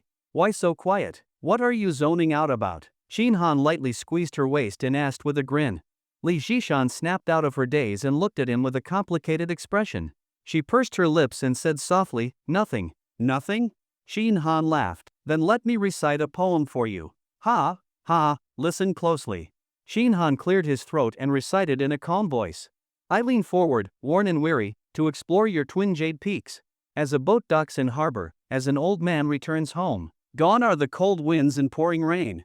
And I plunge into a sea of boundless warmth. Deep I dwell, gently I drift, intoxicated, soaring. What do you think of the poem?" Shin Han asked with a wide smile. Li Jishan blinked, her cheeks flushing bright red. She playfully scolded, "Get lost taking advantage and acting innocent, are you mocking me?" "Ha, no, absolutely not." Shin Han laughed. "I was praising you, sincerely. Do you know who wrote that poem?" "Who?" "The renowned flag-bearer." "What? Him?" Li Jishan was shocked, it sounded absurd. Shin Han chuckled. "If you don't believe me, you can search it. The original is even more brilliant." Fine. I feel like I've just been enlightened. That's how I felt the first time I saw it." And just like that, the 2 of them began chatting naturally. The awkwardness slowly faded. Li Jishan's mood gradually settled. Since it had already happened, making a scene would be pointless. It would only ruin things. Better to be gentle and deepen her place in his heart. She asked softly, "Are you hungry? You're going to cook for me?" "Yes. If you're hungry, I'll cook." Shin Han smiled and pinched her cheek. "I appreciate the thought, but you should rest, you're still injured." At the word injured, Li Jishan wriggled in his arms and pouted. "You got a big win last night, bet you're over the moon, huh?" "Damn right." Shin Han laughed heartily. "When I first saw it, I was shocked. I thought you threw up red wine. Ha! Get out, I'm not that dramatic. Lie down a bit longer, I'll go fix something to eat." With that, Shin Han got up, slipped on his slippers, and headed out. "Ah, still shy? Wasn't it amazing? Hurry and put on some clothes. A gentleman should walk boldly and openly." Shin Han left laughing, leaving Li Jishan blushing in bed. Thinking of that moment, a warm feeling rose in her chest. Maybe he was right? It really was incredible. In less than 20 minutes, Shin Han returned carrying food: warm milk, boiled eggs, bread, bananas. Not a lot, but nutritionally balanced. "Can you sit up?" Do you want me to feed you? Shin Han asked with a smile. No need. Li Jishan reached out and said softly, help me sit up. No problem. Shin Han helped her sit, placing a pillow behind her back. Here, drink some milk first. Eat after you've had a little something. Li Jishan stared at the simple, modest breakfast in front of her, a bit dazed. Instinctively, she took the cup and sipped the milk. As the warm milk slid down her throat, her heart warmed, and her eyes grew faintly misty. Here, have another egg. Li Jishan looked up to see Shin Han holding a peeled boiled egg in his hand. You? She bit her red lip gently, hesitated for a moment, and asked, why are you so good to me? Because. Shin Han smiled, pointing to the faint red wine stains on the bed sheet. I took your most precious thing, shouldn't I be good to you in return? Li Jishan's eyes swept over the sheets. She pursed her lips and smiled lightly. That's all? Shin Han looked at her with a grin and countered, is that not good enough? Li Jishan lowered her gaze, took the egg and brought it to her lips, but did not bite into it. So what are we now? What are we now? Shin Han had long thought this through. He certainly would not give up the entire forest for a single tree, nor did he intend to hide anything from Li Jishan. A real man should be open and upright, take responsibility for his actions. And so, Shin Han said calmly, a boyfriend-girlfriend relationship. Oh, hearing this, Li Jishan smiled, clearly satisfied. What she had feared was that Shin Han would deny everything the next day, but now it seemed he had not done that. Starting as boyfriend and girlfriend, and later marrying him to become a rich wife, achieving social ascension, that sounded just fine to her. Li Jishan opened her lips and took a bite of the egg, her mood lifted. Just then, Shin Han added, but that depends on you. I won't force you. Li Jishan froze, looked up at him with suspicion, and asked, depends on me? After a pause, she smiled again, her expression carrying a trace of resignation and teasing. I already gave you my body, how could I not be your girlfriend? No, that's not what I meant. Shin Han shook his head and changed tone. Weren't you curious why I never had a girlfriend? Yes. Why? Because they were never willing to be my girlfriend. Ha? Why not? Because. Shin Han grinned. They all thought I was too much of a player. Li Jishan was stunned, her brows knitting tightly. She immediately understood what Shin Han meant. Her previously delighted mood took a sudden plunge, turning cold in an instant. Shin Han continued, but I'd been affectionate since I was young, broad-minded. Even in preschool, I liked sitting next to girls. I'd switch desks every week. Sigh. It's a habit I've had since childhood. I really can't change it. So they all say I'm a scumbag, that I betrayed them, and they refuse to talk to me anymore. Li Jishan. She stared at Shin Han, eyebrows tightly furrowed, face expressionless. Shin Han met her gaze without fear. Neither of them said a word. The room, just moments ago filled with warmth, now felt heavy and oppressive. After a long while, the hot milk had already turned cold. Li Jishan's eyelashes fluttered slightly, and she said softly, then can't you change, for me? No. Shin Han did not hesitate, he answered flatly. The light in Li Jishan's eyes dimmed instantly. Why not? Because I can't change. Shin Han looked troubled. I've tried many times. I really can't. When I see another beautiful woman, I still get tempted. I just can't help it. But I don't think I'm a scumbag. Heh? Li Jishan let out a cold laugh. Shin Han spoke firmly. What's a scumbag? A scumbag is someone who discards the old for the new, who is two-faced, pretends to be decent on the surface, but plays games in secret. Like a guy who just played cards with you at noon, then claims he has to work overtime, but really goes off to meet someone else. Or someone who not only uses a woman's body, but plays with her emotions too.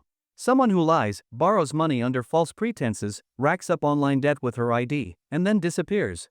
That's a real fucking scumbag. Shin Han looked serious. But I'm not that kind of person. First, I never lie to women about money, especially women close to me.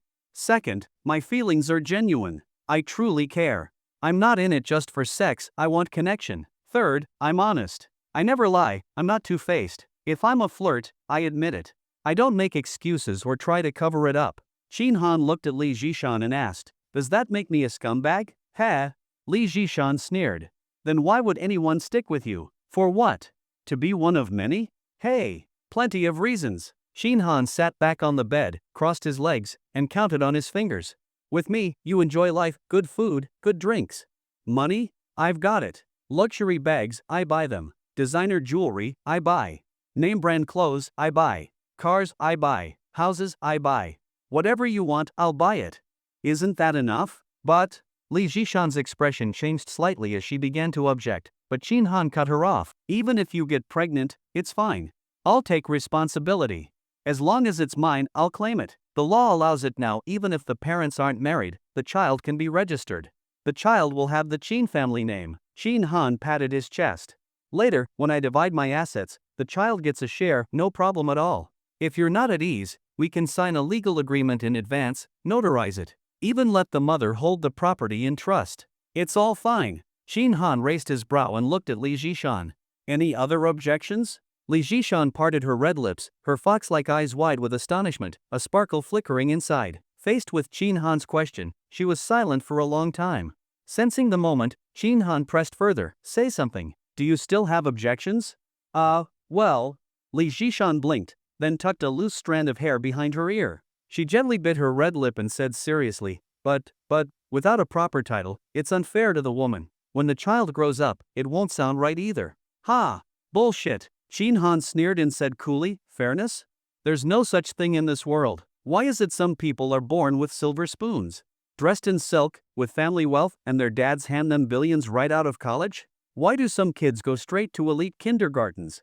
Why do others get cushy, well-paid jobs without doing anything, while others struggle for scraps? Fairness is the biggest joke in the world. Qin Han's gaze was intense.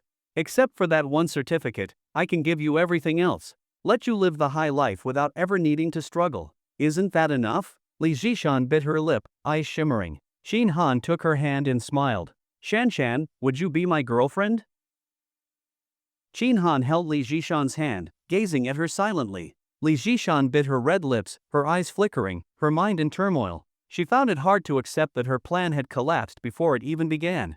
In her plan, she intended to have a proper romantic relationship with Qin Han, then firmly bind his heart to hers, and finally accept his marriage proposal. But now, she realized she had overthought it. This man was far more slippery and uncontrollable than she had imagined. So, is that it? Just as she hesitated, the phone rang again, breaking the silence in the room. Li Zhishan picked up the phone and glanced at it, her delicate brows furrowing even tighter, a look of extreme disgust appearing on her face. She immediately hung up and tossed the phone onto the bed. Qin Han glanced at the phone, a thought stirring in his mind. Why not answer it? Spam call. As soon as Li Zhishan finished speaking, the phone rang again. She hung up. Then it rang again. Qin Han chuckled. It's okay, go ahead and answer it. Li Zhishan looked at him, picked up the phone, and answered. As soon as the call connected, a barrage of furious curses erupted from the other end. The speech was rapid and in dialect. Qin Han could not quite understand, but from the few words he could catch, it seemed they were calling Li Zhishan an ungrateful wretch, someone who could not be tamed. They also said something about coming to find her if she dared not answer the phone again, warning her not to regret it. No need to guess, it was undoubtedly her bizarre family. Calling again, most likely to ask for money. Qin Han remained silent, observing coldly from the side. He saw Li Zhishan listening to the tirade with an expressionless face, just listening. After the person finished cursing, she simply said, "Got it. Wait for it." Then she hung up and turned off the phone. Li Zhishan looked up, her gaze calm as she looked at Qin Han, speaking softly, "Can you guarantee to keep your word?" Ha! Qin Han chuckled lightly. "I never lie to the women I like. However, I think you should not just listen to what I say, but observe what I do. After all, no matter how nice the words sound, they are not as good as some concrete actions, right?" Li Zhishan's eyelashes fluttered slightly, and she smiled. "True. Ha, eat quickly, or it will get cold." Li Zhishan resumed eating the egg in her hand, sipping milk as she ate. After finishing the egg, Qin Han handed her a peeled banana. She did not refuse. After a night of drinking and playing cards, her stomach was already empty. "You should eat too. Your beauty is enough to satisfy me. Watching you eat makes me feel full." Sweet talker, I do not believe you. Though she said that, Li Zhishan's red lips curved even more beautifully. After drinking a glass of milk, eating a banana, 2 slices of bread, and 1.5 eggs, Li Zhishan felt full. "I cannot finish it." She held half an egg in her hand, looking a bit pitiful. "If you cannot finish it, give it to me." Qin Han smiled, took it, and popped it into his mouth. Li Zhishan, still looking pitiful, said, "I want to freshen up, my mouth feels smelly."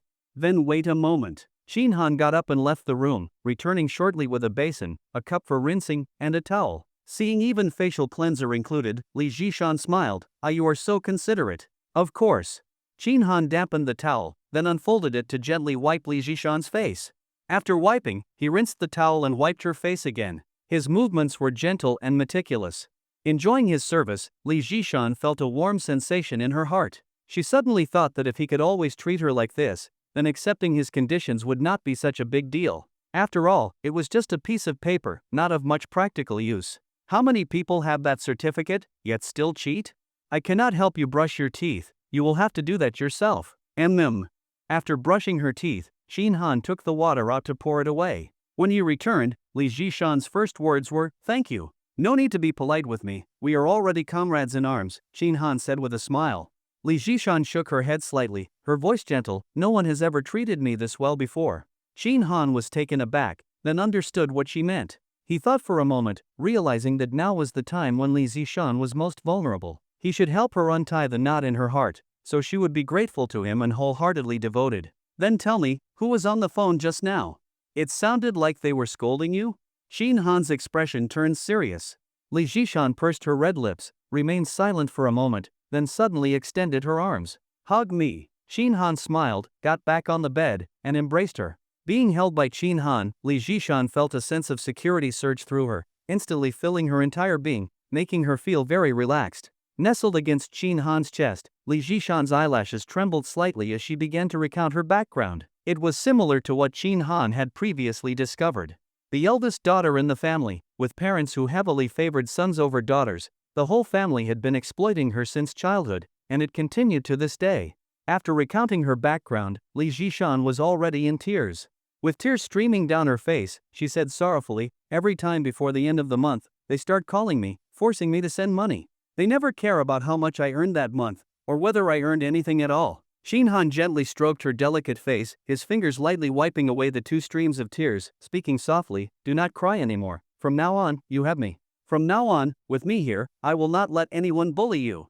Being with me means only happiness and joy."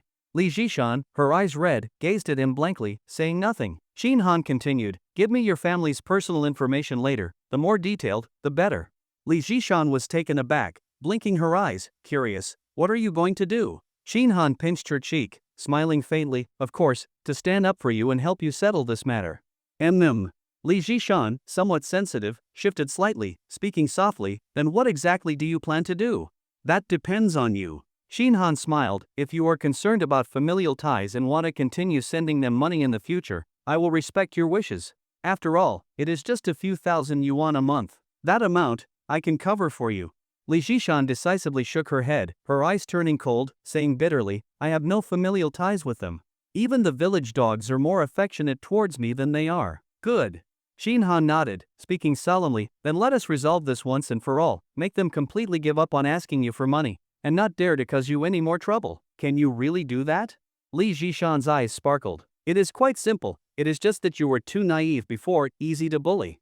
"Yes, if I were not naive, how could I have been bullied by you?" Shin Han laughed, turning over and getting up. "Then let me bully you a bit more." No, it still hurts." "Do you not want to know how I plan to deal with them?" "I do, but it really still hurts." "It is okay, I have a way." Shin Han was having a blast playing cards. After winning a hand, he looked at the incredibly seductive Li Jishan, and his excitement remained unabated. Suddenly, a divine inspiration struck him. Based on his past experiences eating stir-fried chicken outside, he would normally have to wait at least another hour before getting hungry. Even if Li Jishan was an absolute top-tier delicacy, it still could not change that rule. This was determined by his physical condition, by hardware limitations. But that was in the past. Now, he had the system. A moment of divine inspiration. Shin Han lowered his head, focused intently, and silently recited in his heart, "Rewind 1 hour." Command issued. A miracle occurred. "Oh, holy shit. It actually worked." Shin Han burst out in loud laughter, overjoyed beyond measure. He had unlocked yet another new position. With this ability at his disposal, he would henceforth be invincible in the world of poker. From this moment on, that ancient saying about the cow on the ground would be completely reversed in his case. At the moment, Li Jishan was still not feeling well physically, but for Shin Han, that was no problem at all. "I know how to do massages, it is a skill passed down in my family. If I massage you, the pain will go away, and it will reduce swelling and relieve pain. Try it if you do not believe me." "Really?" "Of course. You will know whether it is real or not once you experience it. Then." Li Zhishan was half skeptical but also a little curious. Then where exactly do you need to massage? Of course, wherever it hurts is where I should massage, Qin Han said cheerfully. Li Zhishan's pretty face instantly turned red, and she said coyly, "You are lying to me. How could you massage there? Why not massage there?" Qin Han raised an eyebrow and said seriously, "The human body has 362 acupuncture points, distributed throughout all areas. Between these points are meridians. By massaging the acupuncture points, one can regulate the meridians and adjust bodily functions.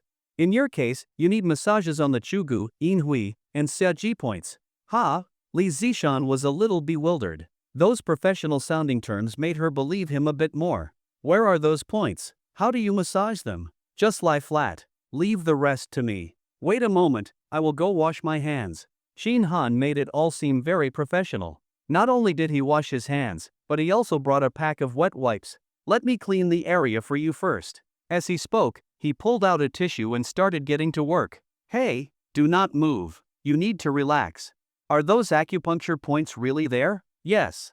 "Now stop talking. I am going to start the massage." Li Zhishan's face turned as red as blood, overwhelmed with embarrassment. She had never imagined those acupuncture points would be in such a place. This was truly mortifying. Hiss. "Sorry. It seems there is a lot of stagnant blood in your meridians. The blockage is quite severe. I will first massage to relieve it, then help clear it all out." Then please be gentle." Qin Han did not know a damn thing about massage. Passed down in his family? The only thing passed down in his family was jerking off, not massage. But now he thought it would be very useful to study massage seriously. At the very least, he should learn how to say lots of theoretical terms, know the names and locations of various acupuncture points. He did not need to be truly proficient, just convincing enough to fool people. Otherwise, he would not be able to explain. Just like now, if Qin Han had used the system directly to remove the swelling and pain from Li Zhishan's body, she would definitely have been suspicious. It would defy her understanding. But if he first pretended to massage for a while and then secretly used the system to relieve her symptoms, it would make perfect sense. That was the magic of traditional Chinese medicine. That was exactly what Qin Han did. He randomly massaged her for over 10 minutes and then started operating the system in secret. This was his first time doing something like this. He was extremely cautious, carefully controlling where his eyes looked and what he focused on. There were areas he absolutely must not back down from. Otherwise, it would become a disaster. He would have to break through the barrier and spill his blood. Rewind 5 minutes. Rewind 10 minutes. Rewind 10 minutes. As Qin Han issued command after command, the red and swollen areas really began to change. The swelling gradually subsided, the redness faded. Half an hour later, Qin Han wiped his hands and said with a cheerful smile, "Well, it does not hurt anymore, right? Ha! It really does not hurt anymore." Li Zhishan felt around and was instantly stunned, her eyes wide in disbelief. "How did you do that?" "That is the wonder of traditional Chinese medicine." Qin Han laughed and said, "Traditional Chinese medicine has 5,000 years of history. Of course it has its unique strengths." "Ah!" She suddenly pushed Qin Han's hand away and said with mock anger, "You are so annoying." "Ha ha ha ha." Qin Han laughed out loud. "Come on, let us play another round." They said it would be just one round, but happiness has a way of making people lose control. Before they knew it, it was already noon. Exhausted beyond belief, Li Zhishan felt as if she were about to fall apart. Using the last ounce of strength in her body, she pushed Qin Han to the side. "I cannot go on anymore. I am tired and hungry." "Oh, is there more?" "There is none." "Really none?" Li Zhishan turned her head. At that moment, her fox-like eyes were brimming with seductive charm and glistening with moisture. Her voice was sticky and soft. "Then tell me, what else is there?" "Happiness." Qin Han chuckled and said, "Is that not much better than pleasuring yourself with toys?" "Go to hell. How the fuck do you know about that?" "Ha, I overheard it by accident the other night. You were so loud, it is not like I was trying to eavesdrop. You were the loud one." Li Zhishan, both embarrassed and furious, snorted coquettishly, "I do not care, you did it on purpose." The two lingered in bed for a while longer before finally getting up. This woman recovered quickly. Just moments ago she was limp, saying she was falling apart, and now she was already saying she wanted to take a shower. Qin Han suggested they shower together, saying he could scrub her back, but Li Zhishan refused him without the slightest hesitation, pushed him out, and even locked the bathroom door. Qin Han smiled and lay back down in the bedroom. Once lying down, he summoned the system with a thought. He had been so busy playing cards all day that he had not even checked the system. What a shame, what a shame. This was the foundation of his future life of enjoyment. First, he glanced at the timer. 2 hours 14 minutes and 38 seconds. The duration had increased by another hour. Nothing wrong with that, something to be celebrated. Just as he was about to exit the system, his gaze suddenly focused and a smile spread across his face. In the bottom right corner of the system interface, something had changed. Good man, 1. Happiness value, 4 out of 10. The level remained unchanged at 1, but the happiness value had increased by 4 points. Shin Han instantly understood why. 2 rounds last night, and 2 more just now, 2 plus 2 equals 4. Exactly right. No more, no less. Well, damn. So his earlier guess had been spot on.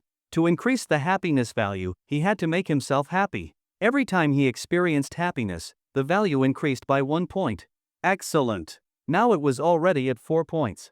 An upgrade was just around the corner. After exiting the system, Shin Han opened WeChat and found Lu Li. If the two of them leveled up together, would it not be more efficient? You little stray dog, disobedient again? Do you want a beating? Sent. Then Shin Han began checking the other messages people had sent him. Zheng Pingju, Shin bro, you are still not coming to work today? You are such a badass. Zheng Pingju, the dumb dog Lu Wenba did not come either. Guess where he went? I heard he is meeting Lu Shasha's parents. Zheng Pingju, the dog-fucked bastard really hit the jackpot. Yu Yon, Hanzi, why have you not come to work yet? What are you busy with? Yu Yon, Director Lu looks pissed today. I suggest you take it easy and do not provoke her again. Shin Han casually replied to a few of them, then continued reading. Lu Hu, chicken dinner tonight? If you are coming, reply fast. Lu Hu, fucking hell, where the hell did you go? That guy sent the messages around 8 p.m. last night. At that time, Shin Han had been drinking with Li Jishan, so he did not see them. Thinking for a moment, Shin Han opened the camera and aimed it at the bedsheet. Click. A photo was taken. Red plum petals, the aroma of wine lingering in the air, a chaotic and stain-filled image. Sent. I already ate, thanks. Right after sending it, Lu Hu replied. What the actual fuck? You went that hard? A bloody battle? Be careful or you will catch something. Shin Han raised an eyebrow and replied, bullshit. I had yellow daylily, alright? Lu Hu, ha. Bluffing again? Either that is just a picture you found online lately, the ones you are finding are pretty high quality. Where did you get them? Share the source. Shin Han replied, believe it or not, soon you will be jealous. Lu Hu, stop spouting crap. I am being serious. There is this new sand dance club that is really good. I am waiting on you. Are you fucking coming or not? Shin Han replied, thanks for the invite. I have turned over a new leaf. The sea of suffering is boundless, turn back before it is too late. Whoozy. Lu Hu, get lost, get lost. Fucking hell, if I ever invite you again, I will take your last name. Shin Han chuckled and looked at the next message. Tang Tang, Shin bro, when are you free? I want to treat you to a meal. That message had also been sent the night before. Shin Han thought for a moment and replied, why do you want to treat me? Miss me? That line was a little flirty, but not over the top. It all depended on how one chose to interpret it. Between good friends, saying something like that was nothing out of the ordinary. After replying to Tang Tang, he had no more unread messages. Shin Han returned to Lu Li, who still had not replied. He then sent another message, I will come to the office this afternoon. Be ready, in position. Buzz. The phone on the table vibrated again. Lu Li, whose delicate brows were already furrowed, looked even more displeased. She had not seen Shin Han at all that morning, not even a message from him on WeChat. This gave Lu Li a sense of relief, a feeling as if a heavy burden had been lifted from her shoulders. At this point, she did not even want Shin Han to come to the office anymore. But just after returning from lunch, a message popped up on her phone. Unsurprisingly, it was from Shin Han. Lu Li did not want to respond, but she was afraid of provoking his anger. So once again, she fell into hesitation. Before she could make up her mind, a second message came through. She picked up the phone and looked at it. Her heart suddenly began to race with anxiety. He is coming this afternoon? If he comes, then there is no way she can avoid it. When the time comes, she will definitely be. Remembering that day's events, Lu Li's heart was thrown into complete chaos, ashamed and furious all at once. Ever since kindergarten, she had always been the teacher's star pupil, the well-behaved child in her parents' eyes, and the campus beauty among her classmates. Wherever she went, she was always the center of attention. Others treated her with kindness and enthusiasm, with courtesy, respect, and refined manners. To this day, in everyone's eyes, she was beautiful, intellectual, proud, intelligent, outstanding, a top student with real ability. No one had ever dared to treat her like that. Shin Han was the first. This had been gnawing at Lu Li's heart all along. Even at night, lying in bed, she would toss and turn, her mind filled with Shin Han's figure and the sensations from when he struck her that day. Aside from the overwhelming sense of indignation, all that remained in Lu Li's heart was panic, fear, and confusion. She was terrified that Shin Han might reveal her secret. She could not bear to imagine what others would think of her, how they would see her, once they found out about that secret. She would probably be condemned by everyone, would she not? Her family might also be humiliated because of her. Given how proud and obsessed with reputation her parents were, it might even provoke something terrible. Lu Li dared not think any further. Buzz. The phone vibrated again. Lu Li's body trembled. She quickly grabbed the phone and looked at it closely. It turned out to be a GG message from Bodong. She let out a long sigh of relief. Then she opened the camera and walked toward the sofa. Shin Han sent another message to Lu Li, then noticed an unread text message in his inbox. He opened it and saw that it was from Fenghui Bank. It stated that his bank account had been successfully opened but was currently in a pending activation state. A deposit was required to complete the activation process.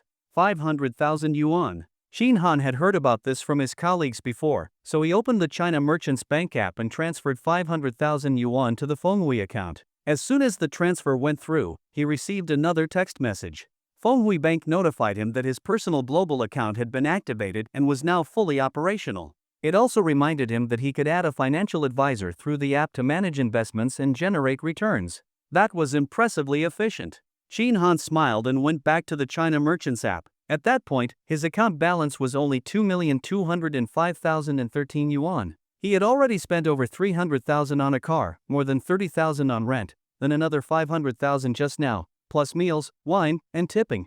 Money is not easy to spend. Shin Han sighed in his heart and casually transferred another 220W to his bank account at Fenghui Bank. The next step was to wait for the night to fall. After he finished transferring the money, buzz. The cell phone vibrated. Shin Han, eyebrow raised, said, "Came?" Click on a look, as he guessed. Lu Li sent a photo. The photo, she wore a gray strapless v-neck short-sleeved, the lower body of a pair of black pencil pants, feet on black pointed high heels, red bottom. It is worth mentioning that the black pencil pants reveal a section of light gray ultra-thin stockings. Curry silk, Lu Li arranged on. But this time, Lu Li face wearing a mask, but even so still let Shin Han look at the ups and downs of the heart. Another step forward. According to this trend, dig through this iceberg, just around the corner. Shin Han, not bad. You're very obedient this time. Sex. But who told you to wear a mask? Next time, don't wear a mask without my permission. Lioli, what's wrong with you? I've already filmed you. What else do you want? Shin Han, if you insist on wearing a mask, I'll have to give you a more exciting mission next time. After this message was sent out, Lu Li did not reply for a long time. Shin Han smiled and sent again, or is this what you have in mind? As you said on the forum, you'd love to experience moral corruption, moral turpitude, and incorruptibility. The words on the screen made Lu Li's eyes suddenly contract. She did not want to admit it, but what she was thinking was too hard to speak out loud. She really wanted Shin Han to let her go, but she could not bring herself to say it. Ever since she could remember, she had always been fiercely strong-willed. She never bowed, never lowered her head. Besides, reason told her that Shin Han would not let her off easily. At this point, I hope readers remember our domain Taiwan Novel Network twcan.com. After thinking it over, Lu Li replied, Shin Han, do you realize that you are already breaking the law? You are playing with fire. I can choose not to pursue what happened in the past. If you want money, I can give you a sum. Do you think I will let you manipulate me like this forever? You'd better stop while you still can. You do not want things to end in total destruction between us, do you? Oh. Seeing Lu Li's message, Shin Han laughed immediately. She was actually turning around and threatening him now? He knew this woman was not easy to deal with. Shin Han replied at once, I cannot stop. I am not done playing. If I could perish together with a beauty like you, then the net is worth it. I have no regrets. Lu Li, Shin Han, why can't you just let me go? It was obvious she was furious and desperate at this point. Shin Han smiled and replied, you want me to let you go? Did you let me go before? Why did you make me work overtime every day? Was 996 not enough? You even pushed it to goddamn 007? You wanted to fire me, blacklist me in the industry, and make it impossible for me to survive in this field. Did you let me off then? What the hell can Lu Wenba do? All the work in the tech department was done by me, day and night, working my ass off. Why the hell did he get to be the director? At the end of last year, why did you reject my raise request? The more Chin Han spoke, the angrier he became. Over the years, he had done all the work, worked all the overtime, but had not gotten a single good thing in return. As head of the project department, Luli could not escape responsibility. Luli, you know the company projects were urgent. Besides, I did apply for overtime pay for everyone. Luli, as for the firing and blacklisting, you insulted me first. Though, I was wrong too. I should not have gone that far. I sincerely apologize. Luli, regarding Lu Wenba becoming director, I judged him too quickly. I misread him. I also apologize to you. Luli, I am sorry. I will approve your raise request immediately. Seeing Luli's replies, Chin Han sneered repeatedly and replied, why didn't you do that earlier? I am not short on money anymore. I accept your apology, but I do not intend to forgive you. What do you mean by judged too quickly? Did Lu Wenba talk shit about me behind my back? Chin Han had always been obsessed about not being appointed as tech director. He could not figure out why it never happened. Luli, I previously received a recording and a video. In the recording, you and others were discussing me, calling me the most hypocritical kind of woman, even calling me a vicious old nun. The video showed you during work hours, watching live streams on Douyin, and browsing inappropriate websites. So I just. Upon seeing this, Chin Han suddenly understood. God damn it. There really was something fishy. Who gave Lu Li those things? He did not even need to guess, it had to be Lu Wenba, who benefited the most. After seeing that stuff, it would have been strange if Lu Li still had a good impression of him, but Chin Han was still extremely pissed. So was I wrong? You always act like the world owes you millions, never crack a smile. Would it kill you to smile? And your words are always sharp as knives, completely ruthless. If that is not vicious, what is? And what about being hypocritical? You really are two-faced. Where exactly was I wrong, huh? You slacked off plenty during work too. Did you not visit inappropriate sites more than me? What I hate the most is this kind of disgusting hypocrisy. Officials can set fires, but the common folk are not allowed to light lamps. Seeing Chin Han's ruthless tirade on screen, Luli's face turned red, then pale, stormy and uncertain. Her left hand clenched tightly, nails digging into her palm. Buzz. Her phone vibrated. 2 more messages came in. Chin Han, stop wasting my time. Today is the last warning. If you dare threaten me again, Chin Han, you bear the consequences. Do not say I did not warn you. Chin Han, since you threatened me, your daily tasks upgrade starting today. Chin Han, in the office, kneel, tilt your head back, open your mouth, take a photo. Chin Han, submit before the end of the day. Chin Han, if you are late, the task doubles and gets worse.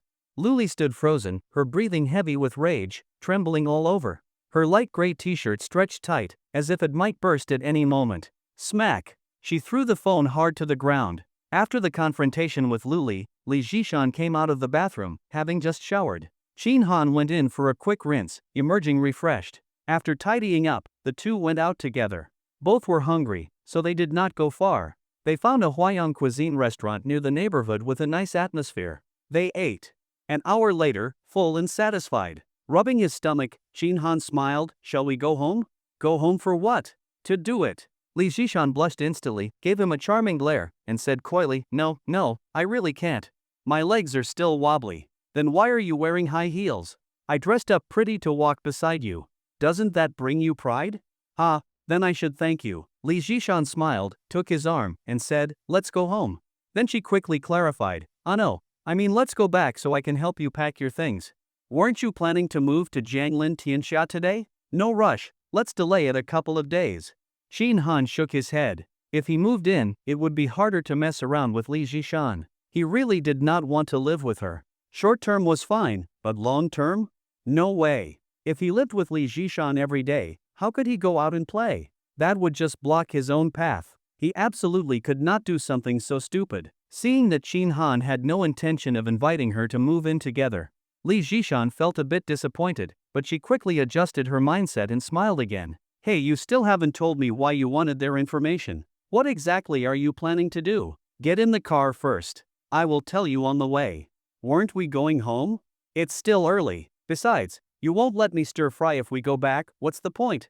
You already had 2 rounds. How are you not satisfied yet? Ha, I never get tired of it. Who told you to make your abalone so plump and juicy? Oomph, then no more for you.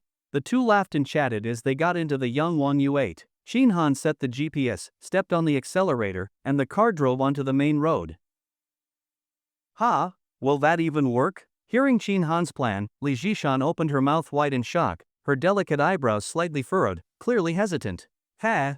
Shinhan chuckled, eyes fixed on the road ahead as he held the steering wheel, and asked in return, why wouldn't it? But Li Jishan frowned and said, with just an ID card, I'm afraid it won't pass the verification. Isn't facial recognition required everywhere nowadays? That's only on big platforms. They have strict regulations and need to be proper. Shinhan said casually, we just need to find a few shady platforms. Then nothing's a problem. Li Jishan remained silent for a moment, then asked, the interest rates on those must be really high, right? Of course. It's what they call cutthroat interest. Ever heard of 9 out, 13 back? Oh, seeing Li Jishan still hesitant, Shinhan laughed. What, are you soft-hearted again? Not really, it's just, these are bottomless pits. Isn't this a bit too cruel to them? Cruel? Shinhan curled his lips and replied, then what about when they forced you to hand over money? When they went to your company to make a scene, embarrassing you in front of your colleagues, making you a laughingstock, did they think that was cruel? You, a young woman, left home to struggle alone in this ruthless city. Did they ever consider how hard that is for you? Whether you faced difficulties? You earn just over 10,000 a month, and they still force you to give them 5,000 every month. That's like slicing your ass with a razor blade, an eye-opening experience.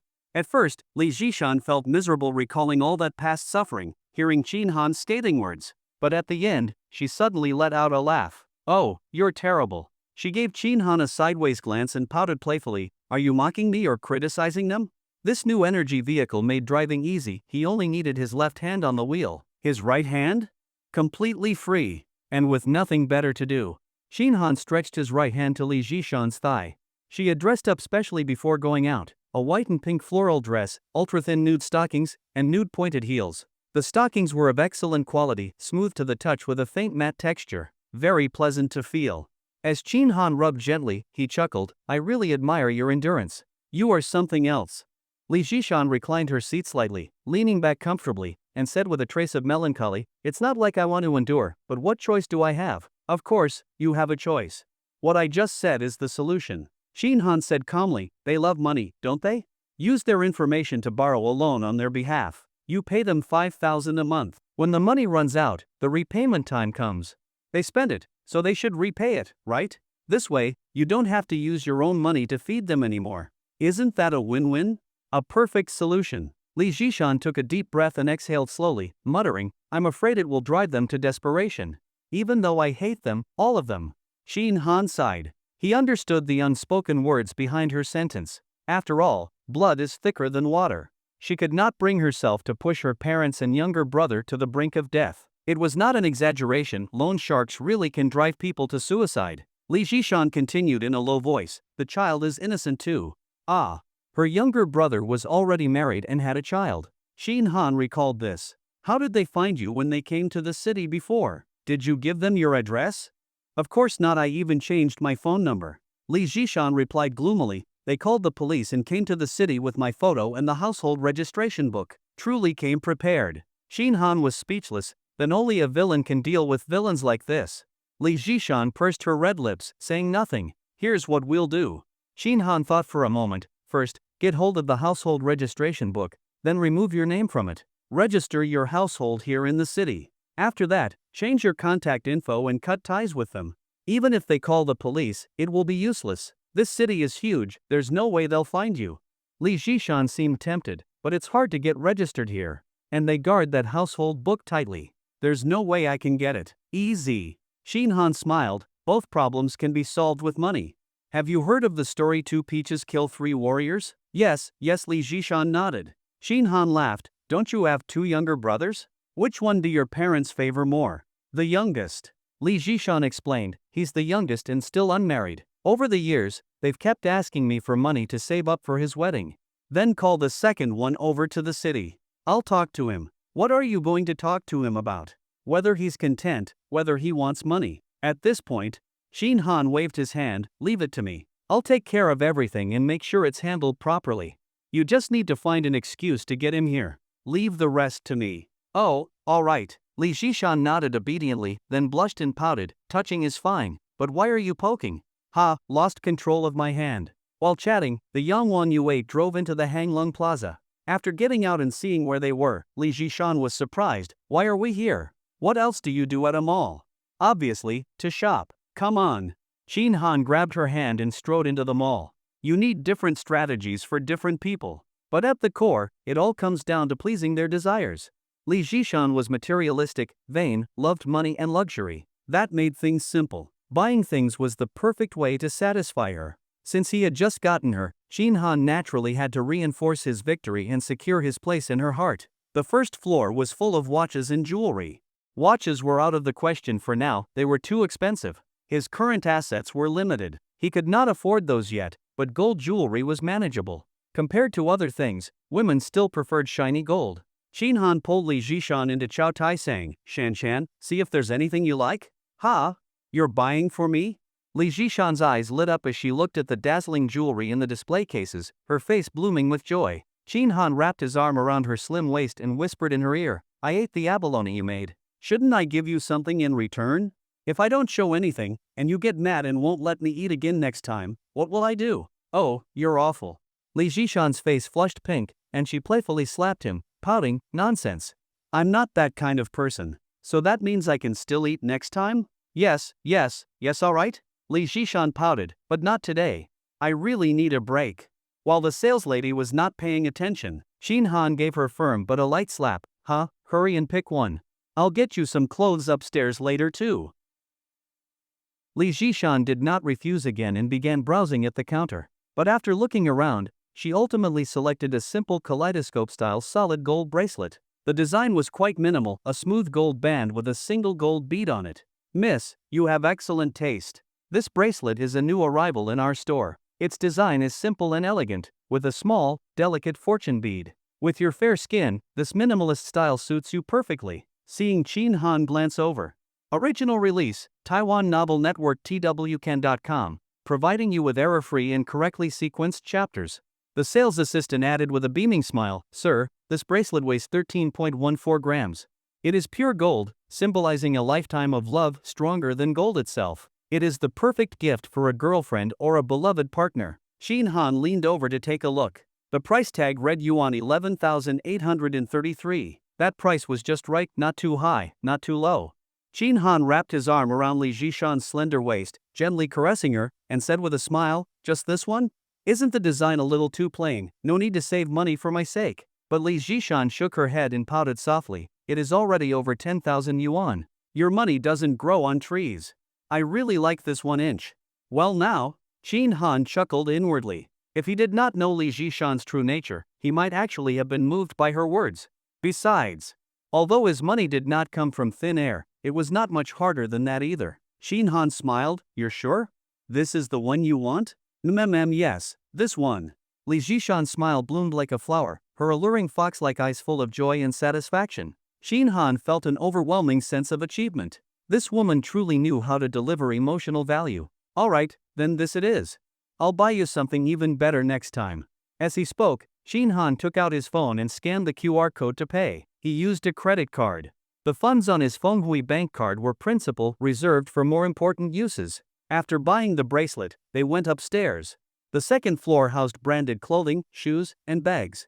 Hermes, LV, Dior, Chanel, and Gucci were all present. Do you want a bag? Qin Han asked. Li Zhishan pursed her lips slightly and said softly, I already have bags. But you don't have one that I bought. Qin Han grinned and raised his chin slightly. Go in and pick one. No need to be polite with your man. Li Zhishan was overjoyed by his words. She smiled brightly and said, Darling, when you say things like that, it's so manly. Moist already? Qin Han raised an eyebrow. You're terrible. Li Zhishan twisted her body coyly, full of flirtatious charm. Then she let go of Qin Han's arm and gracefully walked toward the nearby LV store in dainty steps. Watching her, Qin Han sighed inwardly, indeed, all women in this world were suckers for luxury. 10 minutes later, Li Zhishan settled on a shell-shaped handbag. Does it look good? It looks great. Qin Han casually pulled out his phone and said to the sales associate, wrap it up. I'll take it. Just 5 words, and both Li Zhishan and the associate beamed with delight. Scan.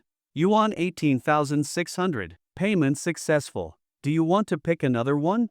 That one over there looks nice too. No need. One is enough. Shin Han pointed across the way, then let's check out Chanel? I'll get you a dress or some shoes.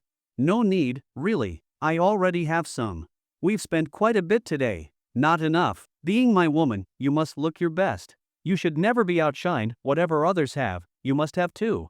Upon hearing this, the nearby sales associate, who had been smiling as she observed, looked at Li Zhishan with a hint of envy. Miss, your boyfriend treats you so well. Oh my. Li Zhishan's heart overflowed with joy upon hearing that. It was as if every pore in her body opened up.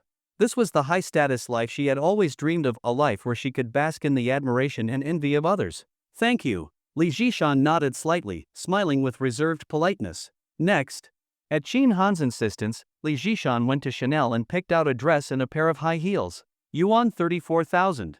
Amid warm farewells from 2 enthusiastic Chanel associates, Li Zhishan walked out of the store with a light step, arm in arm with Shin Han. She clung to Shin Han's arm, swaying it gently. Darling, I'm so happy. Thank you. Feeling the softness at his side, Shin Han grinned. This is just the beginning. Let's go over there next. It's enough, really. I do not need anything else. No. Shin Han's smile faded, and he said seriously, this one you must have. Ha? Seeing the sign on the store Shin Han led her to, Li Zhishan's cheeks turned slightly red. Only then did she understand why Shin Han had insisted. Victoria's Secret. What style do you like? Li Zhishan whispered with a sly smile, leaning close to Shin Han's ear.